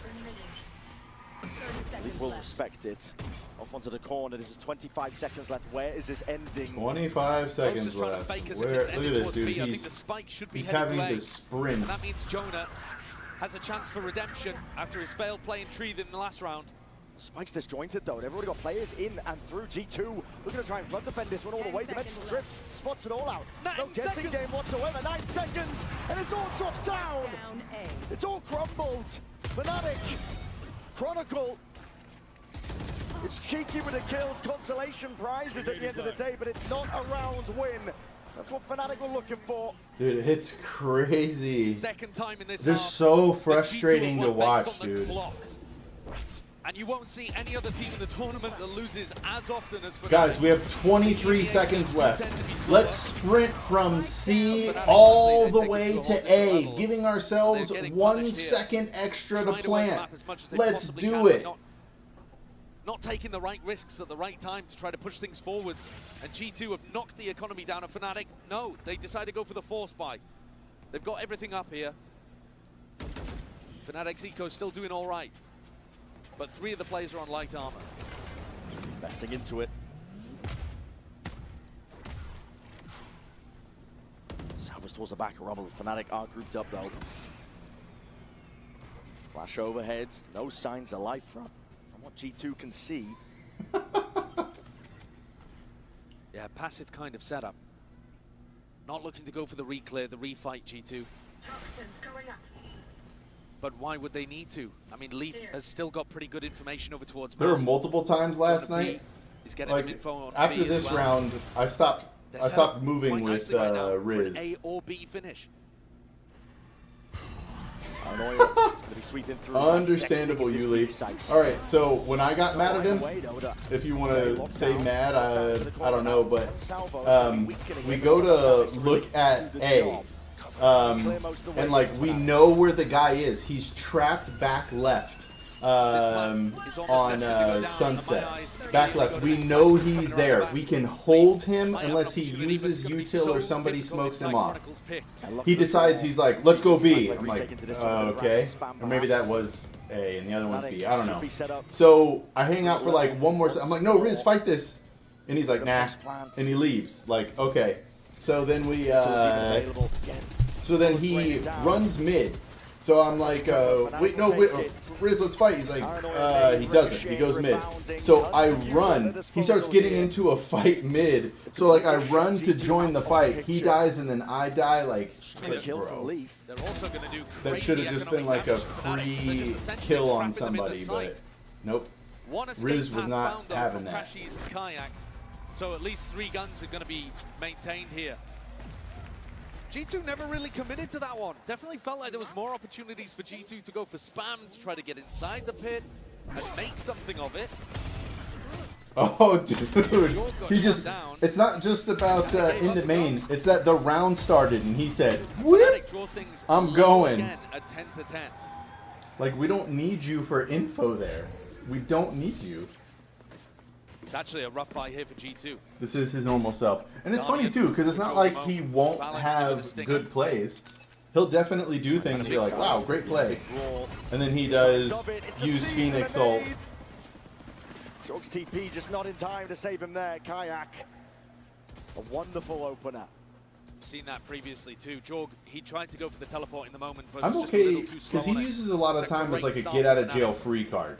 I think they've really struggled with the Or you're right, he'll just get a kill and then decide, all right, I'm pushing with this. And I can sort of be okay with that. There's a paranoia, even expending it, but this that is one was being held all the way further back. Crossfire setups. I think are good for them, and G2 realized that would be an overextension. I think all of that pressure, though, that was on the flank, as G2 pressured forwards, it actually pulled the defenders back, and it allowed Leaf to get set up on C properly. Jonath's still staying around. There's going to be smokes on smokes. Hiding the intent of Fnatic. Let me guess, B? The horn's not going to be broken.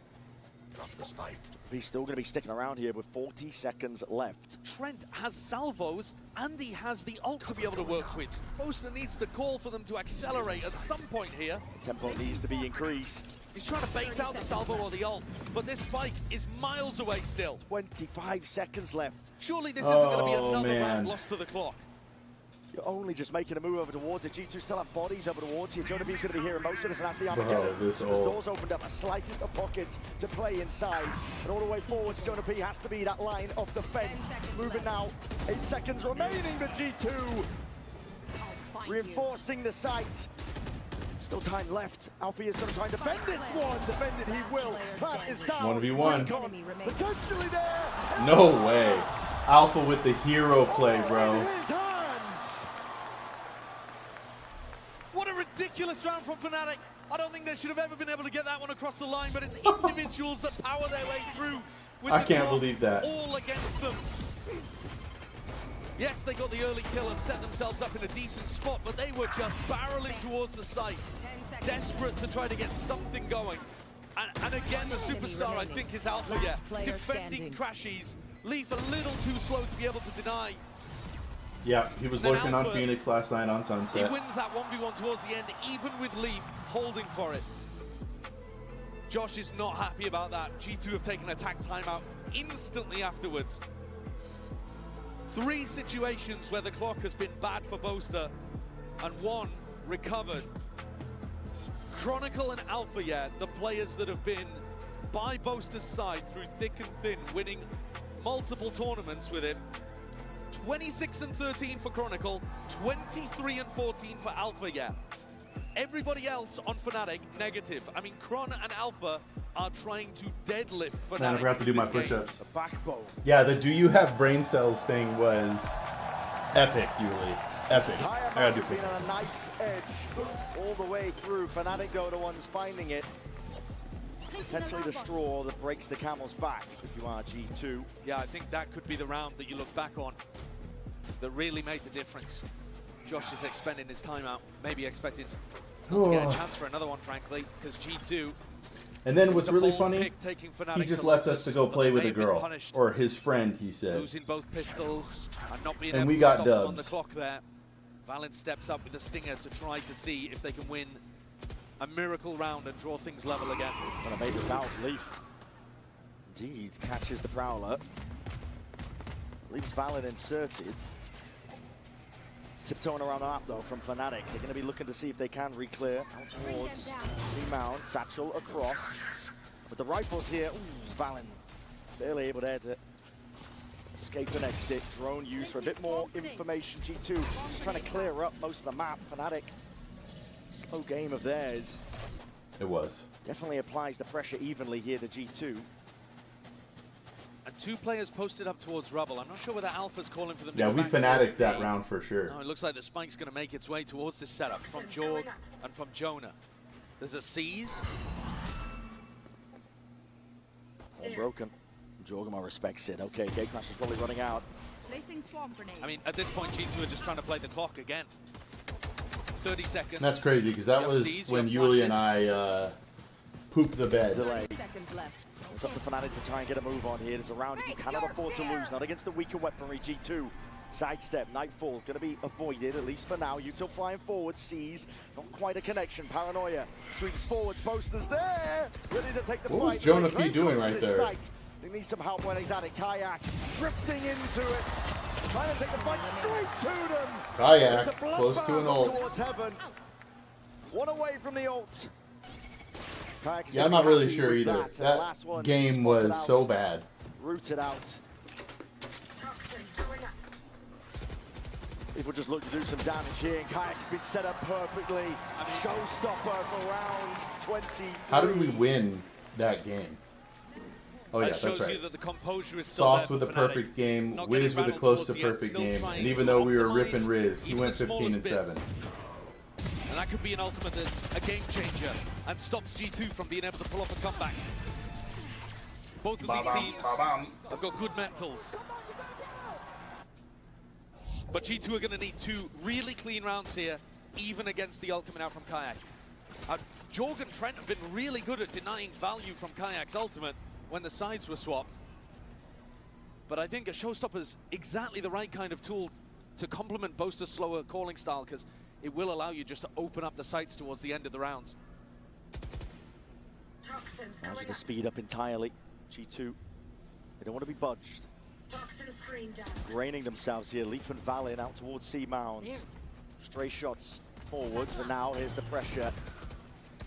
Prowler broken. Stray shots, you know that Valin's sticking around. Leaf. Valin eventually going to concede that space and give it up. On either side is a deep drone and a deep push. G2 getting active over towards A. Alpha, yeah, has a little bit of an opening on B. But this fight over towards A could define the round. Alpha's in on B. Yep, Alpha is completely cracked open the B side, and now putting a squeeze, a pincer play. Yikes, look at this position Alpha's got. Dissipated. The other one's left scrambling, showstopper down. Dude, he's wasted his... Oh Oh man, Cleans it up. Yoru is like the best bait Players left to for... stand here. Boaster with the plan is going to be sticking this safety in the back of his mind, because Crashies is watching it all. Leaf slipped his way in, found that timing and that gap. This is it, surely. Fnatic on the cusp, on the brink of taking map 1. G2's map pick, it's all on to Leaf. 6 bullets left, timing not there. It's a 13-10 finish here for our opener between these two. Split would be the third map, or it's going to be the second map? And it's a deadly duo for Fnatic to finish things off. Alpha and Chronicle. I'm not gonna lie, seeing the transformation in my arms over the last like 3 weeks has been kind of nuts. I forgot what it looked like to have muscle. But it took everything, double pistols and some big moments against Crazy the posters in the short shorts. But that's on G2's map pick of Lotus. Now we look forward to the split. Fnatic's choice. It's the second map, huh? Already with a map under Oh, their man. belt, they can feel it. There's momentum behind I'm this gonna do team. push-ups, and then I'm A gonna go chance to to really my- carve out your spot in history. We're gonna be stepping away. Up next, GB and the analyst desk will be breaking it all down. Alright, who we hitting up first with a super five? Jorgamo with a super five is coming in 100% from Bray. Super five. Right, who is Trent? All right, Where is he? be right There back. he is. Right. I'm cranking it. Super five! Valin. Oh, I feel like I need to IGL diff super five. I'm hitting him with the foot.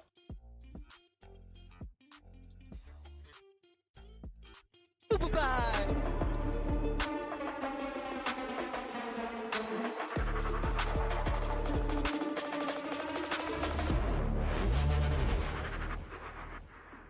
Face your death, cause you play the roulette with each step I progress, no less. Go ahead and place your bets, cause we know where we at, we know we top tier. Cause all the hate that you bring, we know it stops here. I'm taking off like a rocket here and stopping here. It's strange how they cannot see the future, but see profit here. Wait up, we gon' always win. Promise that that's not a promise, yeah, that is a threat. You know that I promise to bring the team commas. When the whole team win, that's when you flex. Win, and I'ma do it again.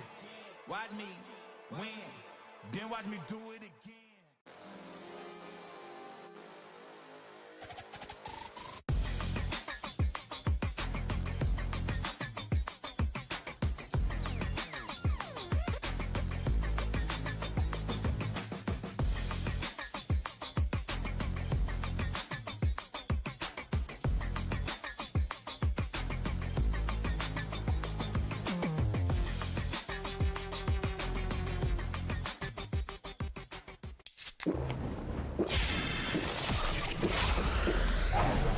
Red Bull gives you wings. Hey! Let me show you how the folks does. Oh man, I was just getting warmed up.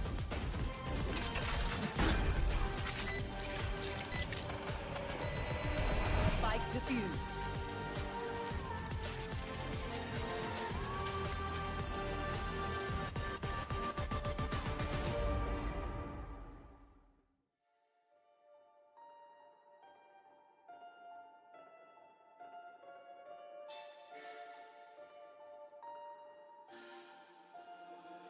Don't play with your karma.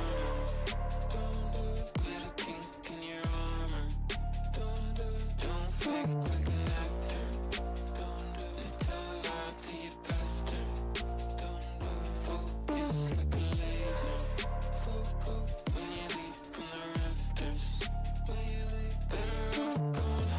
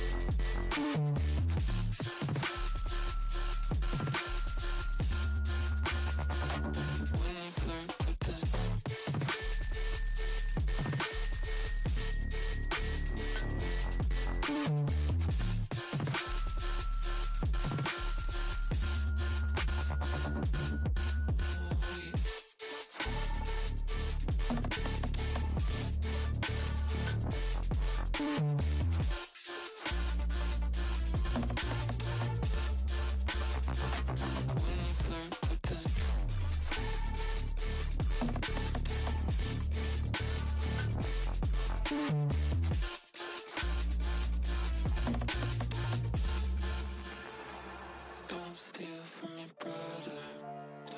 It might tear what you're after. It might tear. Prepare for the danger.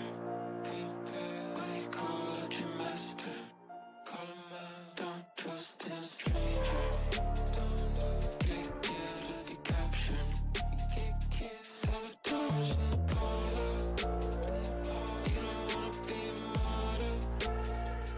When you flirt with disaster. When you flirt with disaster.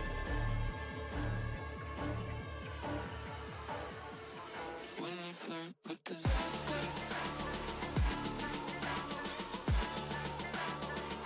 When you flirt with disaster.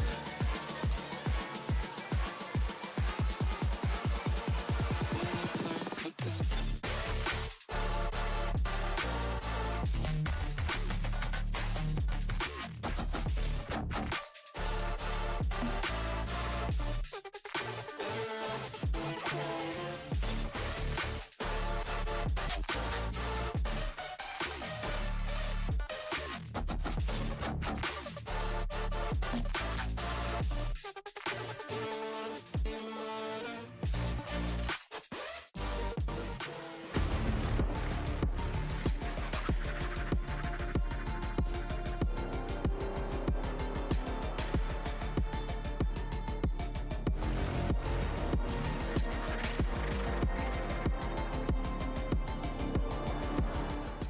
What a start that was for Fnatic. I'm now joined by their coach, Milan. Now, both of you had to make a lot of adaptations on the fly. What, in your opinion, was the most effective adjustment that you made that gave you that win?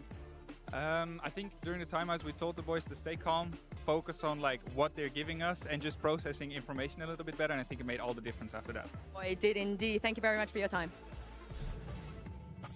Welcome back, everyone. As we look to break everything down, we have a special guest here. Put your hands together for Coach Kaplan of Sentinels.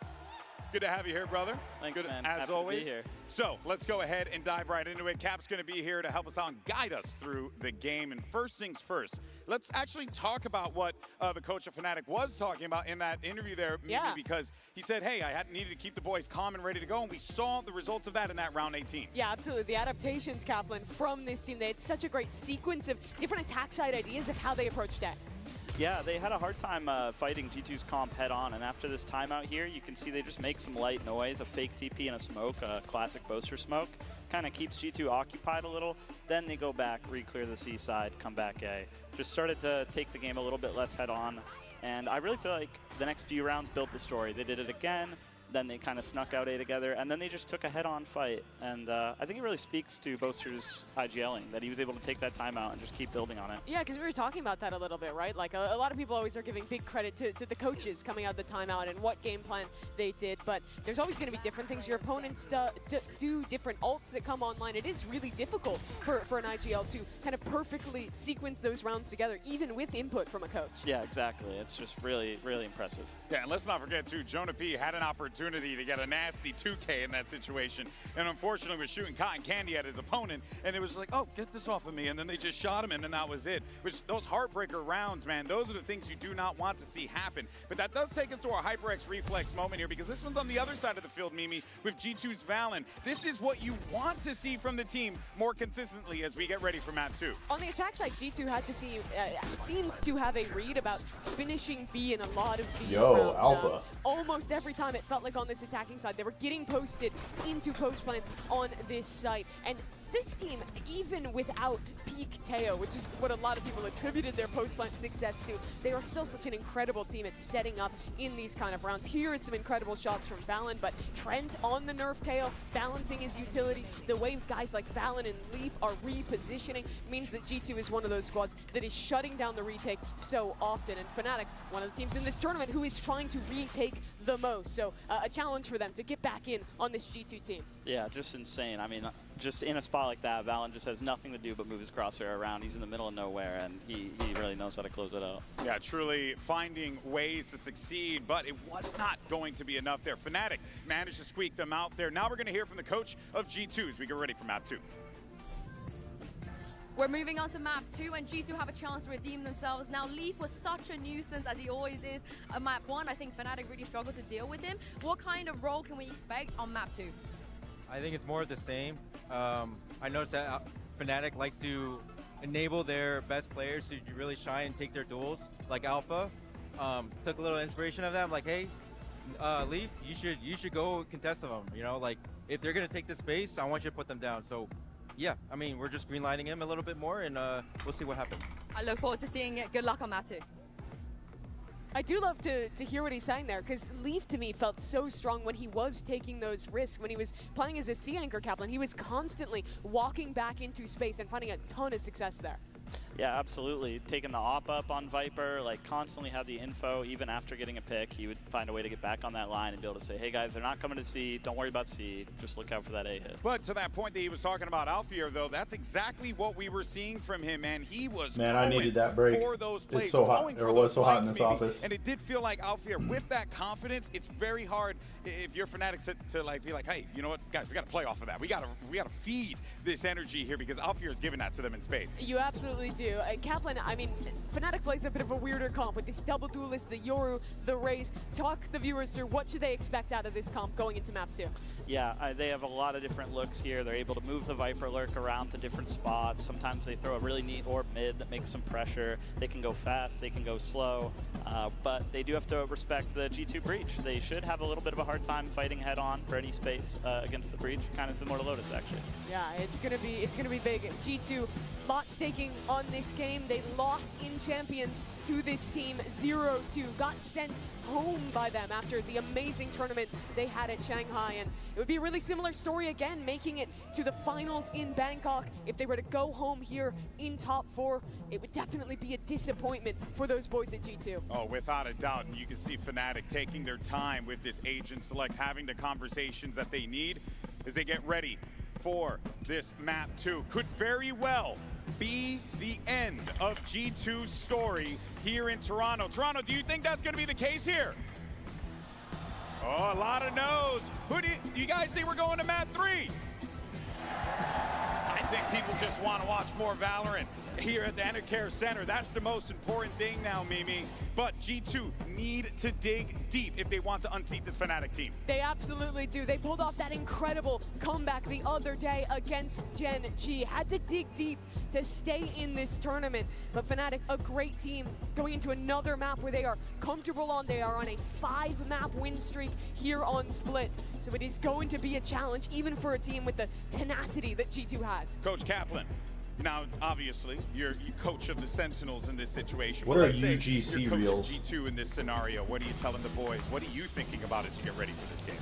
Yeah, hey guys, remember what we talked about? Remember what we planned? There's no doubt they know what they need to do here. They already played PRX, playing a similar comp on Split. They've got the experience, they've had time to review. They just have to make sure they stay trusting their ideas, despite the fact that their tournament life is on the line. Kaplan, you've played long series against G2 this year. You know this is a really hard team to put down, even when you win a map early like that. Yeah, it is really tough. They know how to stay composed no matter what, and then you start making mistakes, and they just watch you make them. But you know what I have to lean on, though, is the fact that on the other side of the field, you got Boaster, who's just been getting up and taunting his opponents nonstop. And that has to be so infuriating to play against, Coach. Yeah, it's definitely tough. I mean, I can only imagine for the players who are up there, but when you're constantly reminded of the opposing team's confidence, it just makes it really hard. And bringing that energy for him. He's so comfortable in these positions, had to come back when they've won trophies in the past. Missed out on even going to Bangkok. Now an opportunity to make it top 3 here in Toronto as that final EMEA team. Everyone else from that region out in the group stage. Went home early in this tournament. But Fnatic staying in it despite the roster changes, despite bringing a rookie player into this tournament. Do want to inform everyone, a little bit of a technical hiccup on the stage. We're going to get that sorted in just a little bit. So you'll stick with us for the time being, a little podcast. You know, you can't complain about that. Wait a minute, just got told I'm a liar. We're going into the game, everybody. Let's dive into the action. Toronto, make some noise for Brent and Sideshow. We're going to need to see G2 dig deep, show that resilience that allowed them to come back versus Gen G. they're going to stand a chance against this Fnatic squad, because both of these teams are aiming for greatness at this event. Both of them are looking to go that much further. Jonah P, though, quoted as saying very recently, it's going to be a complete failure if we lose now, a disappointment. We're already thinking about the finals, and I think that just less pressure and more their own team's expectations. They want redemption for Bangkok. But Fnatic stands in the way. It's apparent. Okay, fault line. Alpha has found a pocket to play in. Even on this angle. Nothing crazy though from Fnatic. They're expecting the reclear. And expected they will at least be rewarded. Alpha. I'll take that, Ghost. Thank you. Jumps on the chance. Now TP going to be laid in towards the back of that site. I mean, it's a perfect read there. Really good control. They know exactly what G2 are going to go for. And now they've got themselves a 5v4. And Fnatic are never going to over-rush in these kind of situations. They can sit back, play the player advantage. Oh, wait, was KD one of those? Or is going to be one of those? To work a little bit of pressure over towards A and try to pull people off this hard anchor position. Fnatic just trying to keep G2 guessing. Jonah P. We got to pick, guys. Let's wait until there's 15 seconds left in the round before we do anything. Fnatic, maybe. Full Fade utility and being dumped right now over towards A to try to pull people. There's only 2 now ready to defend B. There it is. It's going to be sailing up and over towards it. Exchanged even, leaving out of satchels in hand. Alpha. That's a great shot. Straight into the fray. Leap is there. Right to back with the flash is even better. Jonah P is going to do a lot from this spot. And Trent does supplement. Still a player disadvantage for them. Time running short. You get yourself in through the back of this. The heaven lurk. Heaven lurk is what they're waiting for. That's on the timing. Crashies just laying around towards the side. He's already dropped down, but he wasn't expecting it. Trent, he has to live. If he stays alive, he's won the round. Trent! There is no way Fnatic lose that round. Ridiculous. That's an unbelievable way of the pistol round to finish. Trent is completely surrounded. How was Fnatic not embarrassed by rounds like that? I know they won the last map or whatever, but They dude. lost track of where he was. They knew that he'd been over towards spawn. But I think Crashies was searching for him. Didn't realize. He was just tucked right behind that box. He didn't even need the final kill, but he gave us it anyway. Nice! That's pretty absurd, because I think Fnatic should have been able to wrap that one up and win 3 out of 3 pistols so far. That's kind of facts. G2 rewrite the narrative. Skipping past a lot of this util is going to be the Prowler. Kayak taking that space. Stray shots fired down. That Bulldog, not exactly the weapon of choice here, but with the horns followed up. Leap is here. Fill in the gap to the defense. Oh, and the C's into the snakebite combo to give Leaf a 3rd. That's kind of facts. Leaf now actually going to be approaching a Viper's Pit. He's able to clean up the rest of these players. Looking for the last few. Spots it out. Chronicles. Drop 2 of them. Spike accessible to a degree, but Valen is quick to recover. That's what Leaf, a really big anti-eco round for him, gets very close to the Viper's Pit. Not going to have it online for this bonus, but could be a difference maker early on in a crucial rifle round, especially if G2 can do a little bit of damage in this next to the Fnatic economy. A rare quick round as well. Fnatic taking a lot of round control very early on. But you're expecting, again, quite a lot of these rounds, even with the double duelist, to be slow paced from Fnatic on their attack side. I know Kaplan on the desk was talking about the fact that G2 got some experience playing against double duelist compositions, but PRX and Fnatic should be 2-0 pretty into much a as far bonus apart as you for can play the same comp. And the bait setup. Alpha just trying to swing off of that. That was great bait. Onto the jump peak. He did get an aim punch as well. That was a Phantom 140 headshot. But I'm really interested in this battle over towards B main. You see it here from Kayak and Jorg, just kind of feeling each other out. On the pistol round, Jorg got baited into walk re-clearing B main. But B main control is super important in the current meta. Smokes propped up, recalled. We're going to be left guessing. There's haunts and action occurring onto every extremity right now.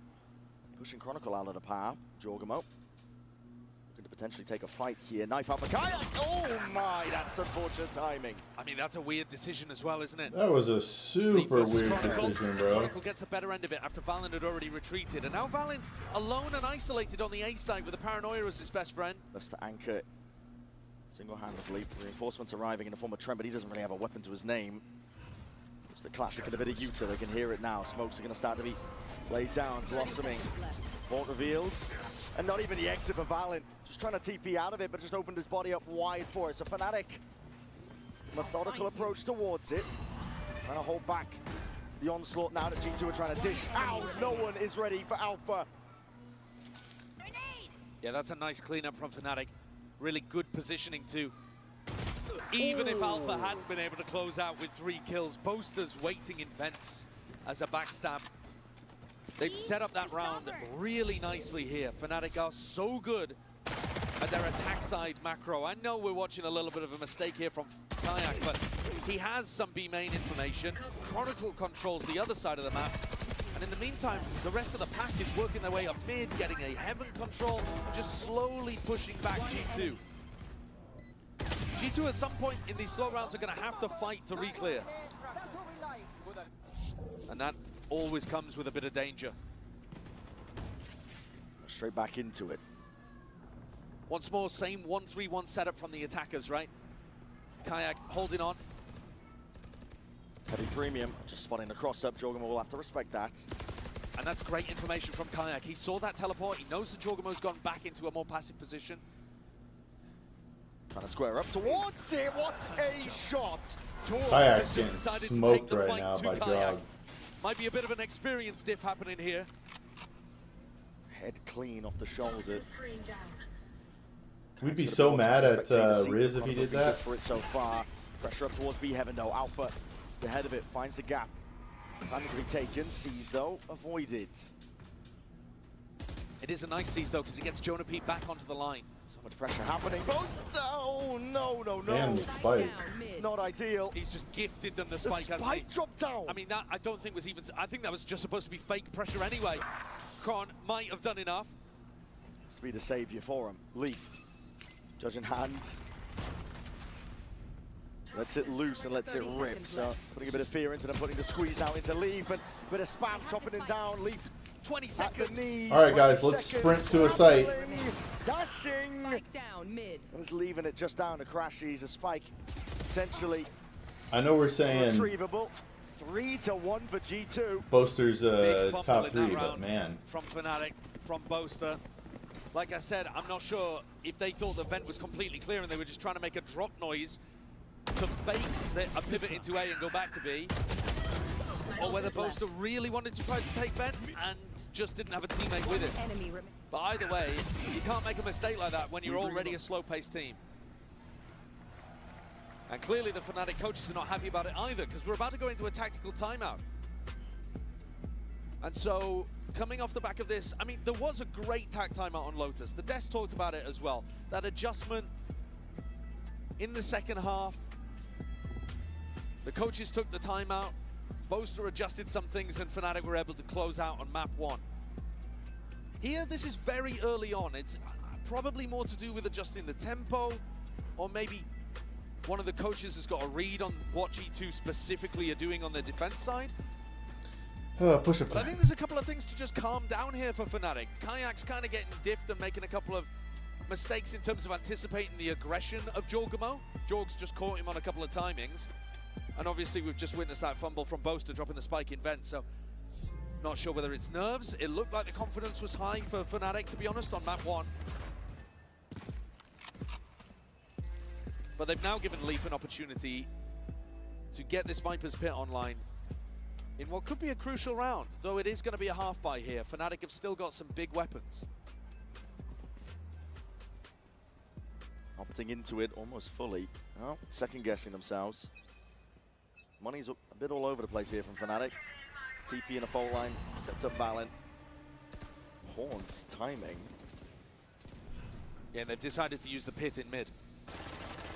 Boaster's just spamming into it, but with how much Fnatic were doing 1-3-1 deep waltzing, okay, Alpha's just gonna rip Trent apart. And these 3 players were looking to try to put pressure over towards A early on. They know that Valen teleported, so that's what Alpha's also worried about. They think Crazy, neither team is running a Valen sentinel. might be inside that smoke. He's miles away, he's all the way towards screens, but he is slowing Fnatic down and forcing them to use util. Now getting a bit of a move on towards a ramp. Chronicle and Alpha, the 2 players with rifles in hand. But Valen is just so isolated here, isn't he? Yeah, he's cut up. On island from this point, doesn't know if he's lost A heaven control, doesn't really know where to lay it down the smoke either. Potentially trying to catch the cross. Fnatic are willing to play this one slowly. 45 seconds, that's a TP. Straight down to default. Taking a fight. Valin dropped down. Showstopper even expended. Dude. That's out the back pocket of Alpha. This is going to be. These Razors have gotten. Do not want any part of this. 30 seconds Yeah, left.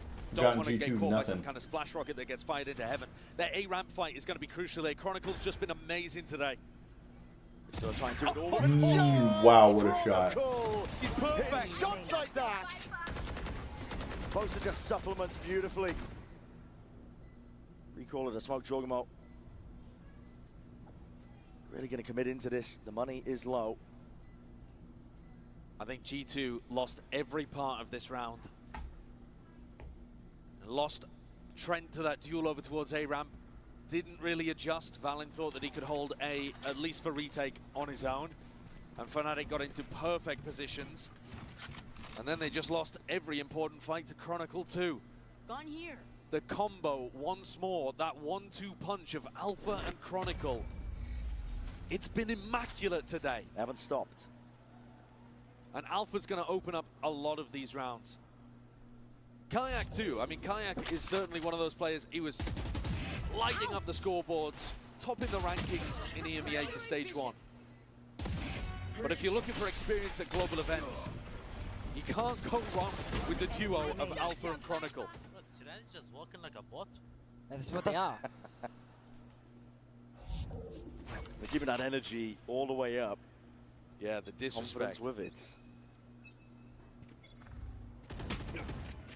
Hard commit by Kayak, just jumps straight past, and this duel has taken place. Yeah, Jorg's had the better end of it most of the time. But at some point, with how aggressive and timing-based Jorg has been playing, It's true. he could What am I easily saying? get punished. Don't listen to me. They're I just feel like they would be dominating teams if they didn't play themselves. Potentially a paranoia. We got 2 picks on A, guys. But nobody scaled off. Let's sit here for 40 seconds and then rotate B. Slow, cautiously. Valin takes a peek here. You could be in a world of hurt. That's just poor timings, contacting, walking up onto the line. Valin wants a little bit more. It's good with a trade though. Crashies shuts that down. Maybe an overpeak from Valin there. I think it's difficult to take 1 kill and make it into 2 against Fnatic when they're so disciplined. But still a player advantage. Before wait, just see the barrel. Just see the barrel. Clumsy movement, arguably, from Boaster there, just as they were calling out G2 for walking around like bots. And G2 in a 4v2. These rounds, you know, Fnatic don't get something started early in terms of map control or picks. You get some of these dull endings to the rounds, but G2 will be very happy to have the momentum paused for a moment. There'll be another round added up to their tally. 4th one for G2. And often when I do watch Fnatic play on Split, 10 seconds left. I'm hit by how nice the game plan is. I think often with how precise Boaster can be and how good the coaching staff is on this team, they often come out with some kind of immaculate read. I'm not seeing that just yet today. Leaf caught towards the end, but it's not going to do too much damage to G2's economy. It does put a bit of pressure down, but there's players that can drop. These kind of unfortunate situations, though, are just a killer for Fnatic. When you're playing slowly and you're trying to be disciplined and you just kind of get spammed through a smoke, it can throw a wrench in the works massively.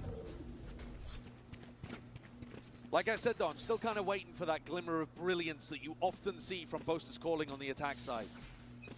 And I think a lot of it comes down to the fact that G2 have been able to keep control of B main, and that's where the fight's going to happen again early on. Jorg getting posted. Very early fault line. Jorg trying to take this one with a little bit more aggression. Off-angle play. It's going to be Util used to try and clear him out. Aftershock to the corner. Kayak, his gate crash was set towards main. He's got no exit anymore. But Slusto towards the back of the side. Gives him access towards it. G2 himself is going to be backing out. They chose not to try to combine that with the Fade ultimate. You know, you still got that in your back pocket over towards the retake. Trying to take the fight forwards into their spawns. A flash and a play into it. Clone just eating a bunch of that damage. Jorgamo answers, drops down Kayak. Pit now into your face, and this dimensional drift needs to get value. Nightfall in through into the back. That's huge by Jog. He's got access now towards it, and Chronicle down. That means the pit alongside with it. Jorgamo! There's no stopping him right now. Boaster gonna do it all from an uncomfortable spot indeed to buy time for Alpha. To buy time for this guy to shine. 7 bullets left. Trent repositions. 6 bullets. Leaves it into the 1v1, and time is ticking away from Trent. It's a bad plan. He's sticking this. Alpha! Have on it. Alpha wide. He's gonna swing. He's gonna swing now. Alpha! Oh! He claims it! My man said he lost it. To be found from Alpha here. He did not lose I thought he beefed it for sure there. Knew that Trent was only going to get half in that spot and still had an angle to be able to swing out wide in B main. It looked like a horrid plant. And a really good combo. But considering the pressure that Jorgamo put down, getting 3 in the round, everybody else couldn't quite get it done. Look how tight that one is.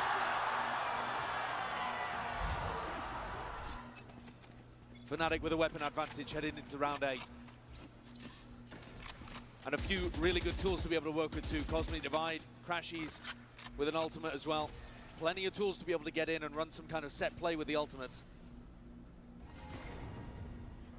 I was also talking on Lotus about the fact that G2 win almost 40% of their retakes. Fnatic are also our best team in post plants. Like one of those stats has to give up today. And at the moment it looks like Fnatic kind of coming away with the advantage. Yeah. Attempt by Fnatic here. Double dive in, TP into the back, Satchel's in play. Kayak has that backside control. Jorgamo forced to give it up. Wow, Fnatic took a site with a minute. They claim to the site. Fnatic not content with it though. Looking like they almost wanted to step past. Through the spawn, just the deep seas. And once more, the best post plant team is playing against the best retake team. To see what comes out on top. Fight forwards, out towards Pillar. The guns and the weaponry, not ideal for G2. Starting to at least drop down into the side, and the feed is filled up. One shade of teal. Alpha standing alone. Chronicle is going to pick up these pieces with a double face like that. Great play by G2. Disrupt the hold completely. With a Spectre, Bren, as well. From that range. I mean, G2 are masters of being able to get the best out of the light weaponry. But kind of incredible that they make that retake work and not the one before. That has flipped the eco situation on its head entirely. Flash out! Around where it looked like Fnatic should have been able to come out on top. And equalize the game at 4-4. Suddenly, G2 are running away with things. How he did the headshot on him already? What is this luck, bro? Yeah, and that's what I'm saying. How is he hitting that with a Spectre from that range? Now Fnatic themselves have got to try to make something happen with a really bad vibe. And the money has taken a tumble. Flipped 180. And they're going to try to use this orb in mid. It's a really nice orb lineup from Chronicle, and it allows them to close the gap with lighter weaponry. So Kayak and Crashies. Leaf. The pressure just spots the shoulder, gives up most of the space. G2, heavy emphasis being placed over towards A. No one B heaven. These players could get pinched if G2 don't keep a ramp control. So that's why you see Trent maybe even overextending slightly to fight for this. It's in the open. I mean, throughout this all, Kayak inserted in vents with the Vandal. They're hoping that Leaf goes for re-exploration here, you know, with something, a stun, a paranoia, and Kayak can just grab one. Ram take here from Fnatic, and this does put the squeeze now onto Leaf. Trying to lay in wait, and they're already putting a drop on him! Bucky in hand! And Alpha obtains the upgrade. Man, that's beautiful. What a play. Surely Fnatic are dissecting this site. Taking the map control away. It's going to be ult expended just to try and get themselves back in. But it's wasted. Sees is perfect. Trent just trying to stay tucked in, but the horn reveals all. There will be no escape. He had no idea that the horn was there. Not from what Fnatic are putting on show. They cross every T and dot every I. When things work for Fnatic in this slow-paced style, it looks so perfect. And it's desperation by G2, just wandering into that sight line. A thrifty win from Fnatic. Back. Look at them tossing guns. The economy apparently means nothing between these two teams. G2 cast down into the depths again as Fnatic keep it. But, I mean, look, they knew that Leaf was just pinned in that corner the entire time. There had not been a re-clear. Kayak's just controlling that space, keeping him corralled. And once they have that pick, pushing into the site, the perfect seize onto Valen, the perfect halt onto Trent. I mean, it's all gorgeous. Every piece of util with purpose. And G2 take a tactical timeout for the last 3 rounds and a half. We had a dead even 6-6 on Lotus to open things up. And that, I think, is the absolute peak of both teams' map pool. But Split, it's more of an uphill battle, I would argue, for G2. Fnatic sealing up map 1 should set Fnatic up pretty here to be able to move on and face Wolves. I think G2 have got to really dig deep. At the moment, they're in the lead, but their eco is shot, and this could easily be anyone's half. Yeah. And once more, by the way, Brent, it's that duo of Alpha and Chronicle. 13 kills for Alpha, 11 kills for Chronicle. I mean, nowhere near double digits for anybody else. They are putting on an insane performance, this deadly duo for Fnatic. And this is why they win trophies. Pure domination. As you said, pressure is on G2, I think. Try and slow them down despite being around ahead. Money's not good here for G2. Scrap together a bit of a buy, TP disengage, just to try and get some information. That's Jorgamo. Seeing if they're posted. Alpha is so happy taking this duel. I mean, he knows he's on fire. And while Chronicle's the anchor, the rock, Alpha's the tip of the spear. He's the guy that can open things up, make the magic happen. And I think he's playing more confidently than Kayak is right now too, so he is actually taking more of those opening fights. A lot asked of him, but always ready to deliver. Leaf again has gotten stuck a little bit in vent here. Jorg gets destroyed on site. Yeah, just trying to anchor over towards a slide off angle, I think, trying to catch across. The gap, a small window that Leaf wants to try and play himself in and towards. The Sheriff does sing into his hands. Will be forced to try and back himself out and away. There are anchor players, though, onto the site. Trent doesn't have a lot to work with here, and he needs some help, and he needs it now after shot. Trying to land it close to the corner alongside the Seas. This is Fnatic that are getting stunted. 30 seconds. Well, lines 30 out. seconds left. The spike heading up towards ramp. Surely not a pivot to B. Right into Leaf. No shotgun into his hands, just a Sheriff, but the time. So much danger, 20 seconds left. Actually want to end it at this point. Fnatic, anchor smokes are laid down. G2 trying to play that time. Kayak cracks it open. And cracks heads while he's at it. Moving forwards, Trent has not been dislodged. Not been dislodged at all. The time is denied the plant. And the time is the worst enemy of this Fnatic squad. Trent has done it again. He stays alive in the final moments. Another Fnatic round. Exactly the same as what we saw from Trent. Another Fnatic round, bro. This is He's the crazy. anchor. He's in a crazy position, and yet he is the last one left alive. The clock has been a nightmare for the Fnatic on their attack side. And this time it just happens again. The reason they're planning for Heaven in this spot, by the way, is so that this site player, Trent, can't deny. And yet, whilst trying to get the plant down, they get picked off from Heaven. Gaps everywhere. Look at that timeline. Back and forth, back and forth. It's a pendulum swinging. And always the Thrifties. Over these teams. So deadly, so dangerous. Jorgamo, operator in his hands. He's been revealed. Get crashed to safety. It's Alpha here like a rocket in through the site, trying to roll out the red carpet for the rest of his team. I want to go one step further. Instant plant down for Fnatic. This is pacey. Yeah, much faster round from them. Completely overwhelming here, but at an I4, Alpha trying to evacuate, trying to back himself out. Crashes is immaculate across their placement yet. G2 not to be outdone. Dude, there's so much going onto on. The site. Crossfire setup is set up indeed. Alpha trying to back away, trying to play the timing well to pull. Chronicle in Heaven as well. Leaf. He's already taken out Alpha. Chronicle the Heaven player. Late flank round. He's been taken out, and now Boaster. Last one left to do it all. The pull was used earlier. Nothing else to delay. It comes down to random spams. Comes down to the clutch. And Boaster might have just done it all. No way! Insane! That's ridiculous! It's Trent again! Man. Boaster did everything he possibly could. Yo, what's up, Rump? The best anyone could in that situation. And yet, Yeah, it's tough, man. Right when I'm done streaming, I hop on out of this room. But if this game ends early, I could talk to you after that. Around and doesn't have the ammunition.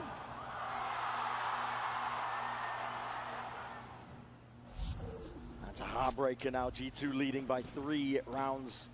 Final round here for the first half of Split. Fnatic would love to make it a 7-5. I mean, there have been so many moments where Fnatic arguably should have won. We're thinking Pistol, Trent Thrifty on the site, maybe even Boaster winning the clutch there. Really? But they're all yeah, see, that's one of the shouldas, coolest could'ves. things, for sure. G2, I want to experience that in with my that lifetime. grit, are managing to find their way into the lead. Kayak's been really absent from this attack half. He's once more over towards B, 5 and 9. It'd be a great thing for Fnatic to get him activated, especially before he has to be one of their big players on defense with the op, etc. Are there a lot of blackout curtains there and the stuff? defensive setup of G2. I imagine the blackout curtain business is popping there. Under scrutiny, paranoia. Still prime, still ready. Jonah P will have to let loose some util of his own, and they're looking for that refight up towards heaven. It's an important one. Valen has to reposition, using control out towards it. Jonah P with a flash, and backing himself out. TP to try and escape. The dimensional drift is going to be pointing all of this out. Kayak is getting the info for his team. Both are trying to take that peek and that fight towards it. That's wild. It's disjointed. Valen's doing this one with just a Spectre in hand, but not for much longer time. Still playing against them. Tapping away. It seems like Kayak is like nervous or unsure, maybe. The peak from Trent dropped down to just 50 health. This damage done to a variety of them. All right, 7-5. We'll deliver the round to them. Man. Stands tall and finishes the half strong. Yeah, what That a was a difficult what one. a dichotomy He's there. wiping That's cool. Sweat off his brow. There were so many moments where it felt like Fnatic should have been able to close. Even in this round, they're slow, they're methodical, but they should have had the advantages. They put the squeeze onto those sight anchors, and G2 was still able to get 7. Still anyone's game, of course. Just a 2-round difference that can change. Just one simple pistol round. Before all that, we're going to send it down to Van Silly, who's waiting and standing by with a special guest. Thank you once again, Bren, and this time I'm joined on the floor by Team Liquid's latest content creation, or content creator, sorry, it's Shazam! Dude, I felt like I wasn't able to do that since like 2021 when I was casting your games. How you been? I've been good. Yeah, it's been a long time. Let's actually roll back the years, because 2021 was, you were the first to ever do it. Hoist the Masters Trophy in Reykjavik in 2021. So talk me through what it means for these players and for these teams to compete for this trophy. Yeah, right it reflects them, right? Creates more light. Yeah, it means light hits everything. here, It's like, reflects you work there, towards, reflects you know, off, like, so these you guys get light swim a moving lot, throughout the house. And it's the only goal. It's your life. Your life revolves around it. So. And your life is now around content creation. The last team that you represented before joining Team Liquid was G2. So do you still have a little bit of ounce for cheering into G2 in this series against Fnatic?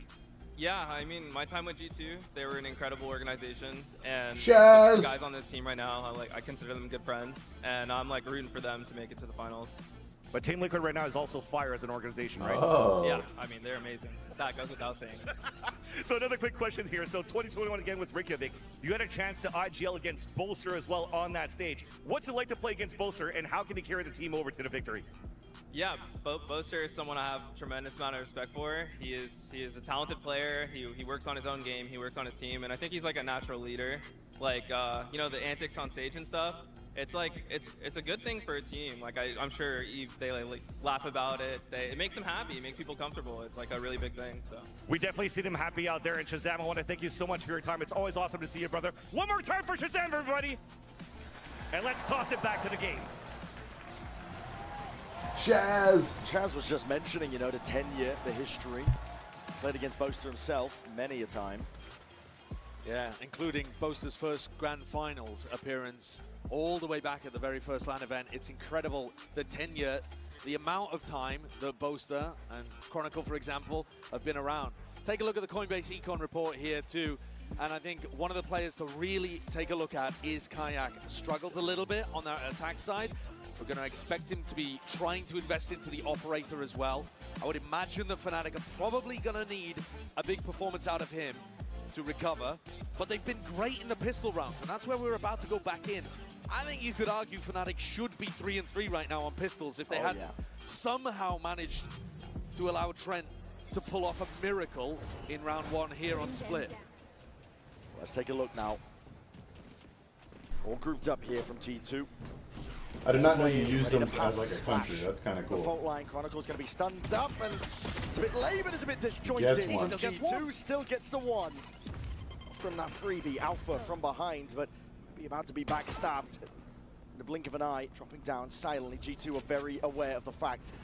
Surely hearing it, surely not. Might be able to claim this kill. Alpha is out wide, and there it is from behind. Leaf, let's get it. Boaster's there, instantly there with a trade-off, but a bit flustered in his approach. He can't take the clean All right, fight. 2v2. They've done a lot of damage over here to Jorgamo, but the entirety of this site opened up. And Jonah P in a very safe position where he might be able to provide some information for them. He's at least going to be able to clear the flank and let them know that not too much is coming from that direction. Tough one for Kayak and Crashies. Both players not really had those opportunities to get online yet on this map, so this would be a huge one for them to convert for Fnatic. Jonah P is going to be keeping his eye, at least a watchful, just takes a pot shot there, straight to the shoulder. Backs himself out. You got two people that are one. The fault line is good. Jorgamo takes the peak off of it. Crashies gone. Kayak, it's all on his shoulders. Heavy weight to burden to try and win this one with time ticking. The way that it is, G2 get their second pistol round. How's life treating you, Rump? I know we're going to talk, but overall, you good? Fnatic on Lotus, and now 2 pistol rounds back the other direction for G2 here on Split. And this second one, pretty clean to be honest. Alpha was really trying to find that timing to be able to put pressure on the vent players and still avoid getting backstabbed. And he did a great job. I mean, hitting a 180 to be able to deal with, or at least put pressure and damage onto Leaf is great, but overall the positioning and the setup worked better for G2. And now Alpha's going to go for a Bucky. The rest of the team on Fnatic not really with too much to work around. All eyes on mid. Alpha straight through into sewers, just in case there was one player lurking, holding. Do they have the information about this? It does feel like G2 are accelerating slightly, speeding things up to try to react into B. Smoke's propped up, horns in your face, and Leaf is looking for a timing. Just seeing it. Crashies, good C's, wall up. This is going to help Alpha. Yeah, Alpha's all the way behind. There's no timing to be caught here, so that's a beautiful kill. Thing is, doesn't actually give any weaponry away. Leaves the one player allowed to be aggro on his lurk to give information. Bit of pace behind this one. Could be gaps for Fnatic to play in. Could be mistakes that they could absolutely capitalize. Hey, Fnatic. Just the pistols in their hands. Hey. It worked regardless. Jorgamo. Just like that. Shoes on the other foot. He's the last one left to stand against this, and the damage being done. Indeed. Don't take 3. They're gonna.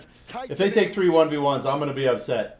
B-main control is. Man, I really want to talk. I really want to talk because I need an update on the last thing that we talked about. But we'll have to do life's good, brother. Life's good. We got a new video series coming out. Boaster. Here comes the swing. That's Shot a lot through of damage. The wall. Crashies. One more to the chest will do him. It's still the guessing game for Jorgamo. Does not know where this last player is.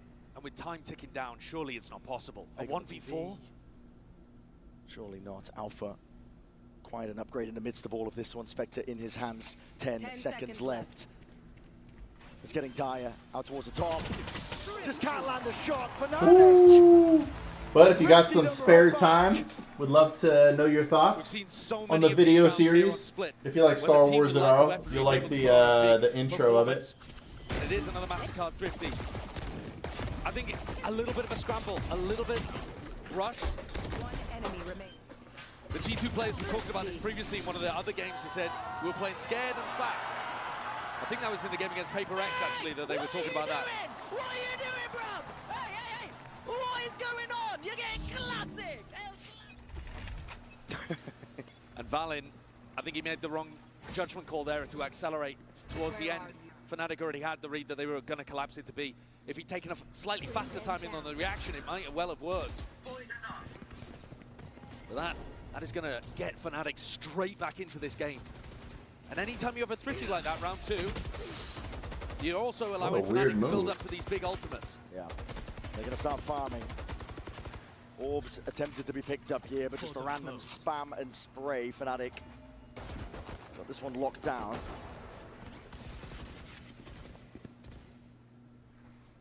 It's Boaster who's 2 away from getting a Cosmic Divide. Could be big for a retake setup. Kayak potentially looking like he might be able to work towards his as well. Toxin screen down. Though to be honest, the ones you're scared of for the defenders to get online are Chronicles and Alphas. Not like they've had any trouble getting up to ults quickly though, because they've been fragging like demons in this game so far. And they've been ridiculous. The backbone for the team, Trent. Where are you? 30 seconds left. Just going to decapitate Chronicle in the midst of all of this one, but with 25 seconds left, a hard ask ahead of G2. An upgrade though, to a rifle. It's like Perch off angle. It's a Paranoid. It's a decent connection. Kayak forced to be dropping off that one now, but with 14 seconds left, time is against them. It's kills that are being needed right now for G2, and Fnatic not in the mood to be offering them. Clone taking the bullets. Time getting against them once more. Kayak has going to be falling there, but Boaster in through behind.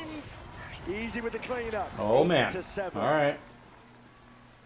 Fnatic should be able to grab upgrades, at least on one of the weapons. Little bit of economic damage done there, but shouldn't harm Fnatic too much. Ended up being an all-right eco round, but compared to the standards we've seen so far on Split, where people are winning with nothing. Our attention then onto the next, and Kayak has now gone for the operator. So here's an opportunity for the player filling Durka's shoes in this Fnatic core. Looking for the setup over towards B. He's found himself his place. Early flash, and Kayak was still tucking Knife out into this deep angle. He's found the timing, but would have to deal against a stun potentially. A Prowler to try to push him off the line. See what G2 have got. He's got a great chance of landing the opening pick here, though. Time being bled down. Okay, Crash. Expiring soon. Kayak. Locks it down. Yeah. Oh, wow, the timing on that one, right as the gate clash does expire. Forced to back away. A lot of damage done to Kayak in the process. 16 health. Face your fear! Gets away alive, though. Still can play his life into this one with the Nightfall.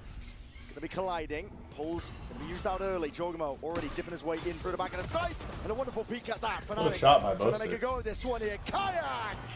With the operator in his hands, on through the high ground. Kills are collected and claimed across the board. It's 8-8. Really solid defensive. Hey, you don't have to, man. Love the timing on Boaster's peak. I decided I wasn't going to ask any of my friends or family to watch my videos anymore. To try to clear up Jorgamo. Here you see it on the replay again. Almost catches 2 as well. Huge amount of damage onto Valen, who was trying to teleport in. A great read as well from Fnatic in this round. They knew that this was going to be a B-pop. Of course. Multiple reasons. Number one, I don't want to be annoying. I don't want every time somebody gets a message from me or whatever, people think I'm asking for something or anything. And then 2, if I'm actually going to be successful in this, if every single one of my friends and family watched my video, that wouldn't actually get me anywhere. You have to have actual regular human beings watching your stuff. Comprehending that they could be knocked out. They think of themselves as the main character, but the same could be said for Fnatic. Both of these squads looking to make history. I do like the positioning of G2. Rump always coming in and hurting my feelings, bro. Next you're going to tell me I'm bald or something. Giving G2 full mid control just allows them to slice up the defenders. Double drop down, Alpha, he's up onto the ropes. The bullet to the head of Jorgamo, but he is cleaned up. Look how isolated Crashies is now, because these defenders can't rotate through mid. We'll do it all from this spot. We'll see what the call is from G2 though. Steady as they go. And this is how you see these thrifty rounds crumble. Perfect pause as well to make Crashies wonder about whether or not they're actually hitting, whether he should call Boaster over as support. Reveals his position. Bit of spam. Drop down, he hears it. Footsteps.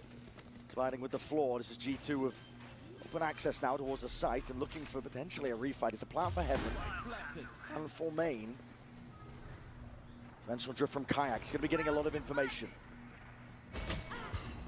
A lot of ults expended, even that. It's a cosmic divide, and they're trying to take this fight forward. G2 with a lesser weapon. What a great stun. What a great stun. Already, Jonah P picking up that upgrade. Great play. Once more. Way too much space given to G2. You have to fight them at least a little and not just to allow them to completely control the tempo. You saw there that G2, Valen calls that fight over towards screens. And it's set up secondarily with the stun from Jonah P. So they're already fighting, getting information, and then commit the utility. And Kayak, he's got no hope of winning that 1v3. Another MasterCard Thrifty to prop up. And G2 up straight back into things.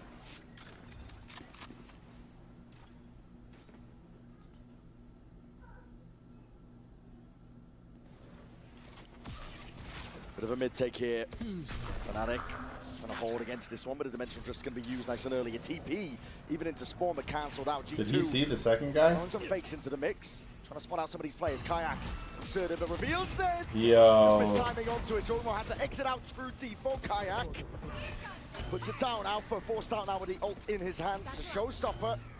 And a scurry away from G2. It's a good cancel call from G2, but really that execute is not what they were looking for. They were hoping that Fnatic were going to be looking in Spawn for Valen. The Jiggle crashes, gets the info he's looking for. Flash and a repeat. So now you've just got to try to call a pretty standard round, but 4v5. Difficult for Valen. Gap here, there's pressure happening over towards A Heaven. Spike landing up over towards that area. G2 Boaster and Chronicle sitting there. They know one's A Heaven. Poking out. Chronicle has Leaf in his sights. But it's not informing any defensive rotates from B to 30 A. seconds left. Look how isolated these A and B players are. And Leaf, he gets away with it. It's a bullet to the dome, but through the wall, as you said, he gets away with it. He survives. G2 doing that now, trying to set themselves up for a complete attempt and all the way through. This is Boaster back against the wall. A lot to do from this spot. Chronicle trying to dodge and juke and avoid most of it. The ire, it's coming his way. G2 with that side control. Trent has to be that playmaker. What a swing and what a play. Chronicle. G2 doing a Fnatic impression. So nice from Chronicle. After he missed that kill up towards Heaven that he was eager for, salivating, he just rips a wide swing against Trent. This early play at the start of the round may be a result of the Yoru nerfs. You know, a couple of extra seconds there on an ultimate, and maybe Kayak's position is scouted out, but as you say, it's all Chronicle at the end of the day there. A G2 are now going to be forced to do it again with weaker weaponry. At some point, surely Fnatic start to get a comfortable lead. G2 cannot keep doing this with bad buys. It's been miracle rounds after miracle rounds. G2, as you said, they can't keep getting away with it. They do have the stingers. Good adjustment there from the spray down. Chronicle doesn't reveal much. Fault line in through the corner. That's Clone to be tanking some of the bullets. Alpha just trying to evacuate. A lot of bodies though trying to make their way in through, and Chronicle has been overwhelmed. Boaster reciprocates. And this time Fnatic are actually trying to fight G2, but they are losing. A 3v3, and G2 have managed to gain mid control. It was contested, I got to Spike. And at least it's given them information for somebody like Crashies to be able to wrap fully round on this flank. Jonah does not have a gun to try and stop this. It's a classic in hand, and Crashies is going for it. It's a slight off angle, takes a ding to the head. They're trying to run him down. Pull your gun out, brother. No denial of the kill. Upgrades across the board now. It's 2 from Fnatic, Kayak and Boaster to do it all. I think this read is really nice as well. When Crashies gets caught here, pretty confident there's not going to be as many players on towards B. Ult still being used though. In the back pocket, Kayak's ahead of it. He's found that timing, he's straight ahead of it. Kayak needs some kills to be claimed though. Catch the first! We're not expecting a Jonah P! Was that right click from Jonah P. How have they done it again? Again!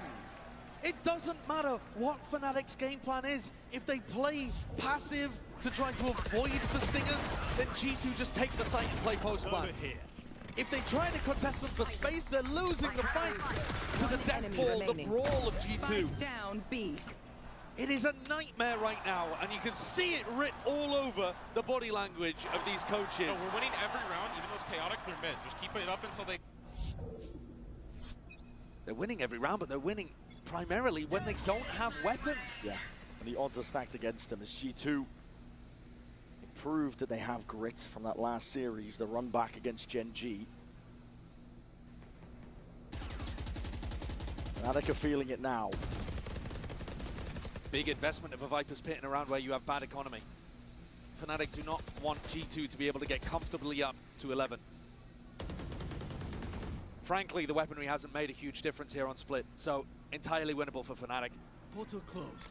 But this death ball style has been the best thing for G2. Just having so many bodies there to be able to trade out individual stars like Alpha, who is positioned right now to try to catch people on the cross into A.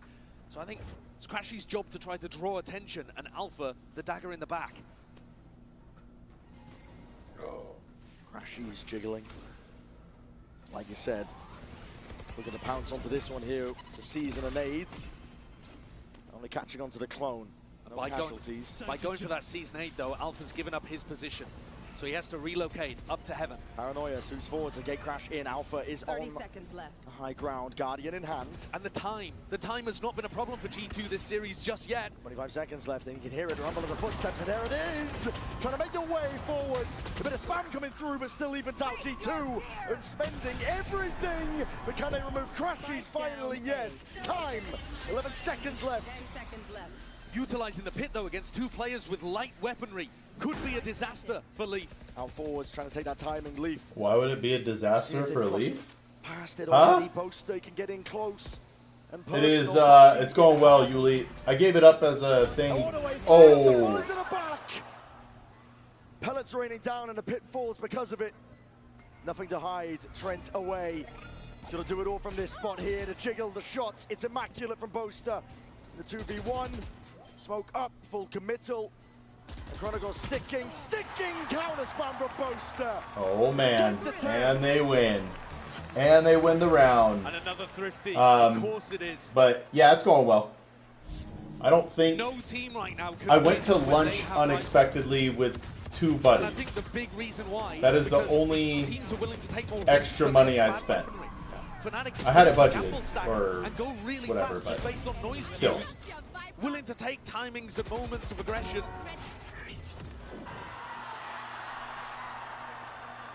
G2's economy once more is going to be on the ropes. Why do I even bother talking about it though? It was another MasterCard thrifty, so who cares? It's a scrap out here. It has not mattered. The energy is just oscillating between these two teams, but Fnatic are the ones now in the driving seat once more. A map ahead. Looking for the round is going to make all the difference. G2 are forwards, the horn not broken. Why would Crashies fall there? Alpha sends it flying forwards with the boom body in hand, wants to try and take it. It's a gun offload in Jonah. Happy to shut him down. Bro. And even throws the weapon away to a teammate with slightly better. How about you, Yuli? Leaf, a monster. Another Have you been doing no spend June? I mean, the player post-plan positions are even quite nice. That's why I haven't bought the Valorant Ghost stuff. Tucked in, rooted to the spot. Through heaven, that's going to be a haunt that has to be dealt with. Jorgenmo's the one with a rifle.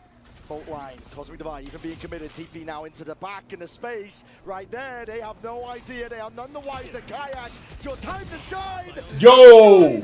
Yo! Absolutely ridiculous. What a sick That felt like the opposite right now. A little bit in the first half, he has come online and more in the second. I call it spend all my money, June. He's making his way firmly up and up the scoreboard. And with plays like that, I mean, it's a gorgeous play. Leaf's even watching for it, but it gets hit fully by the flash. Him getting 2 kills there was insane. And Kayak's positive again after that one. You can see how much it means to him. Finally, stability. Because this match, it's been like a double pendulum. All right, these are my last push-ups for the day. I think I'm at like 130, 140. We call that a building day. But G2, they're going to take a tactical timeout. as both teams finally reset with equal economy. A wild situation, and one in which I think the mental of G2 again is really going to get tested here. Yeah. You thought it was tested before. This is a completely different scenario. Fnatic have that edge, that lead, and they want to take it all the way home. They want to be the team that carves out that path, that lower bracket run that is so damn legendary, and deny G2 their own chance of redemption. Yeah, both of these squads dropped into the lower bracket right at the beginning. Both #1 seeds from their regions, the last representatives of Americas and EMEA, and both with players that are searching for records to be broken. Jorg looking to be the second ever player to win a Masters and a Champs. Hey, there we go. People on Fnatic. You pick your no-spend month. If he's able to win this tournament, it'll be his 4th trophy, utterly ridiculous. I love to hear it, Yuli. And then hey, on the other side I know you guys are going to be crushed, but I will not be streaming tomorrow. We have a baby shower tomorrow. And 2 rounds away from doing so. Got some friends and family getting together for potentially alongside that history, Kayak. The last baby. Crash away, won't be punished. The last baby. Expended there from G2, Chronicle. He's got to try and hold this one down. He's been good for it. And it's not an annoying baby shower. We're telling people we don't want gifts. Another flash into his face with the power on top of it, Jorgamo. That's a monster entry. Lights out. Double reclear potentially into Leaf over towards A ramp, but Boaster, he's backed up to cover vents, so it's actually just Alpha isolated here, trying to force the fight into Leaf. This fight's happening on both sides of things here with the boombot instantly broken. Deep push from Crashies.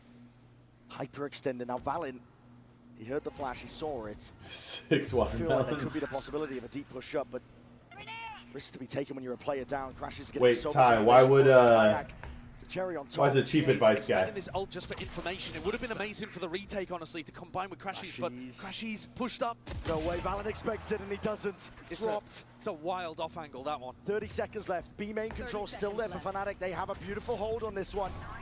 Even a Nightfall going to be expended. Flash up into the faces here. G2.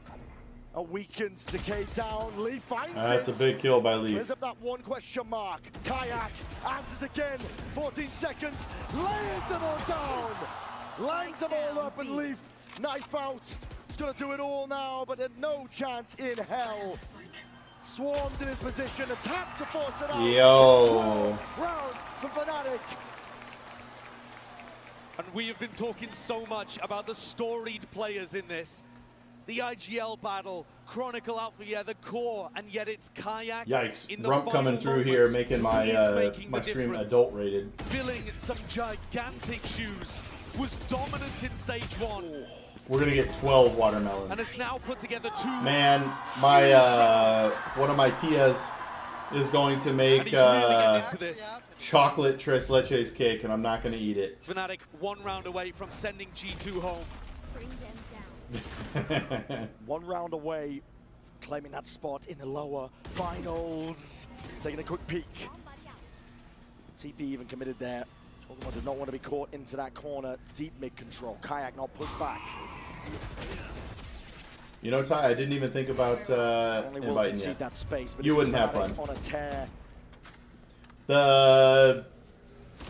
The men are going to go get a cigar. Allen under a lot of pressure, calling active, for help. Hyperactive as a seize and a nade. TP to disengage. Valen still. It's going to be on the west side, Ty. Timing is caught. It's a bullet to the side of the head from Leaf. And now he has to watch in dismay from the spectator seat. What I'm really sad about it is 2 of my buddies, one's out of town and one has a health issue going on right now, so 2 of my buddies are not going to be there. Removed. Death from 1,000 cuts here. Fnatic are happy to deliver it. Teleport in onto the A side, but didn't have the spike. Every player from G2 trying to pull off a 3v5 from inside the site. Nobody with heaven. You celebrate having a baby. Should be a slam dunk retake for Fnatic with players up. Baby's first shower. Crash is still alive. Ults are here. All in front as G2. They realize it. They have to try and fight tooth and nail for every inch of space. But Kayak, I don't like that ult. It's already wrapping. The discipline is here from Fnatic. You need a miracle if you're G2. Fnatic are not in the business of giving them out. Already to swing in the face. Alpha claims the space and more. Jonah P to last-ditch effort. That's all it's looking to be. Beautiful. GG's. And they sent G. You celebrate beforehand. You celebrate that the baby is coming. So in American tradition, a lot of the time well, you're like Central, aren't you, Ty? But you celebrate the baby, and then like the first baby shower, you're generally asking for gifts. You're helping people get y'all the baby stuff. Hey Ty, if you want, I don't know if you want to cross into like real world, Ty, but overall with a bit of a rough tournament, but the last team to have hoisted a trophy for the region keeps on trucking. Here, I'm gonna shoot you a message with my phone number. Move on to a lower bracket final to fight against Wolves. You couldn't get two teams on If you really want to, we're meeting at noon, but we probably won't be out to the cigar shop until closer to 1. Their run ends here. 4th place exit for showmanship. It's always there with Fnatic. Yeah, there's a huge amount of respect going back and forth across the stage, but Fnatic also, they live... America definitely has traditions. We celebrate the year history truly started. July 4th, 1776. They are certainly doing it. There's only one more stop between them and a grand finals appearance. They look eager to take it, dishing it out. Hoorah! They destroyed Cuba and a hand in the L's to G2. They've slain the best prospects from America. PRX versus Fnatic is two. The best Chinese team could be next. Is going to be the battle of two different play styles. It's going to be great. A legendary lower bracket run that we are witnessing from this Fnatic squad. All right, I don't have that specific thing down, Ty. Oh man, here we go. Hey friend, I saw your channel and noticed you're posting great content. However, you need more followers and views to increase your engagement and achieve verification or partner status within a month. I can help you get 25 subscribers in 3 days, which will get you closer to earning 1,000 a month. Feel free to contact me for more information. To be that backbone for the team to pick up moments, rounds. Okay. Time was getting away from Fnatic, whereas looking a bit dismal. They persevered. Sounds good, Ty. I might be gone when you get back. What a game. Let's send it down to the stage. Yeah, that's true. Yinsu is standing by for the Verizon post-match interview. Haven't you seen the memes? Better remember this guy right here, Kayak from Fnatic. Kayak, I have to pull you over real quick and ask you, how are you showing up in the biggest moment on this stage? You've never even been here before. I can't even count the amount of rounds you won for your team. How does that feel? Yeah, to be honest, I had 2 Thanoses today, Alpha and Kron. So thanks them for carrying through the Lotus and split attack side, because I think they were amazing today. And you know, so I decided that I want to do something also. So I just had some insane runs.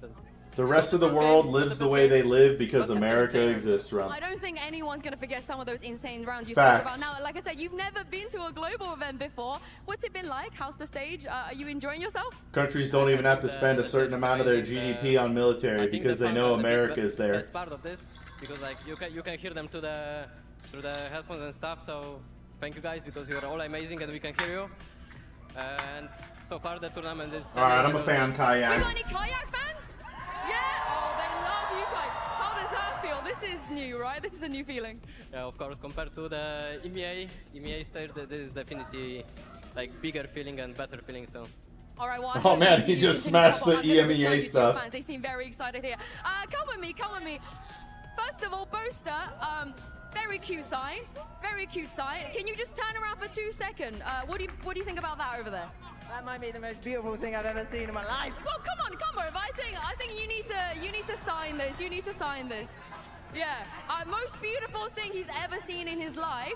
I'm gonna quickly ask you to tell us and explain to us, and also give your fans an apology for those thrifty rounds. Oh yeah, don't get me started. And the 1v3 as well. What am I doing spraying him, man? Yeah, sorry for the thrifties. I swear we didn't want it to go that way either. It just happened. It just happened. It did indeed. Now, Fnatic Toronto.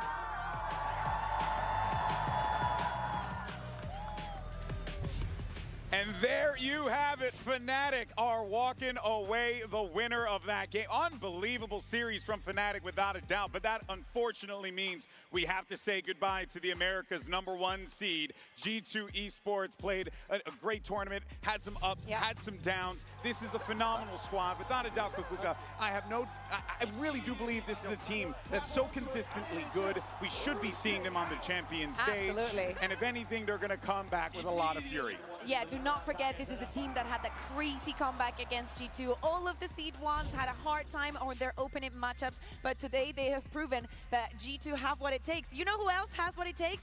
Alphayer! Alphayer! My man, congratulations. Guys, give it up for Fnatic. Give it up for Alphayer. What an incredible game. Hello, boys. Unreal. My man, you don't miss. So how do I learn from you? How can I learn some lessons? You know, some aim training because you're just the god out there, man. It's just about talent. It's just about, and I just don't have that. I know. You know what it is? It's the hair. I'm telling you, it's always the hair. But seriously, man, congratulations on the win. How does it feel to win with this team up there? The struggles that you guys have gone through, and also how so many people favor G2 coming into this game, and yet you guys managed to shut them down. That's a lie. We were all with you. Well, they were. They were. I mean, on this tournament, somehow we were underdog because everyone was like cheering for Genji when we play against them. Everyone says like Fnatic 07 because they think we're gonna eliminate it and stuff. So is this going to be the same as Lock-in? Is what you're saying? Yeah, probably. Like no one trusts us in like commons, but we are the team right now. We eliminate 2 teams. Yeah. Yeah. Every team from Americas was eliminated by an EMEA team. Yes. We're winning. Right. We're winning. In my books, we are winning. I mean, what a great showing for EMEA, without a doubt, because, you know, it has been an up and down journey for the EMEA region in these global events. But this one, Fnatic feels like you guys are coming out with a lot of firepower. What do you attribute that to? I think about the firepower, our team is the strongest on other teams. I think our aims is better than all the teams, I believe. Yeah. It's just in the moment, if you have good communication and if you have like good atmosphere in the team, no one can stop us. Awesome. So what do you think? Because we've seen you struggle a little bit when it comes to the ice, so most likely we're not going to see Haven again. But then we see you on the race, we see you on the kill. You're like, that Lotus was insane. What do you think is been the key to like finding your comfort and just moving away from having a bad map? It's just like on Haven ISO, I have a bit struggling right now because I think it's like a snowball effect. If I start good, I will like drop 40, and if I start bad, I'm gonna drop like 10, and that's what's happening right now.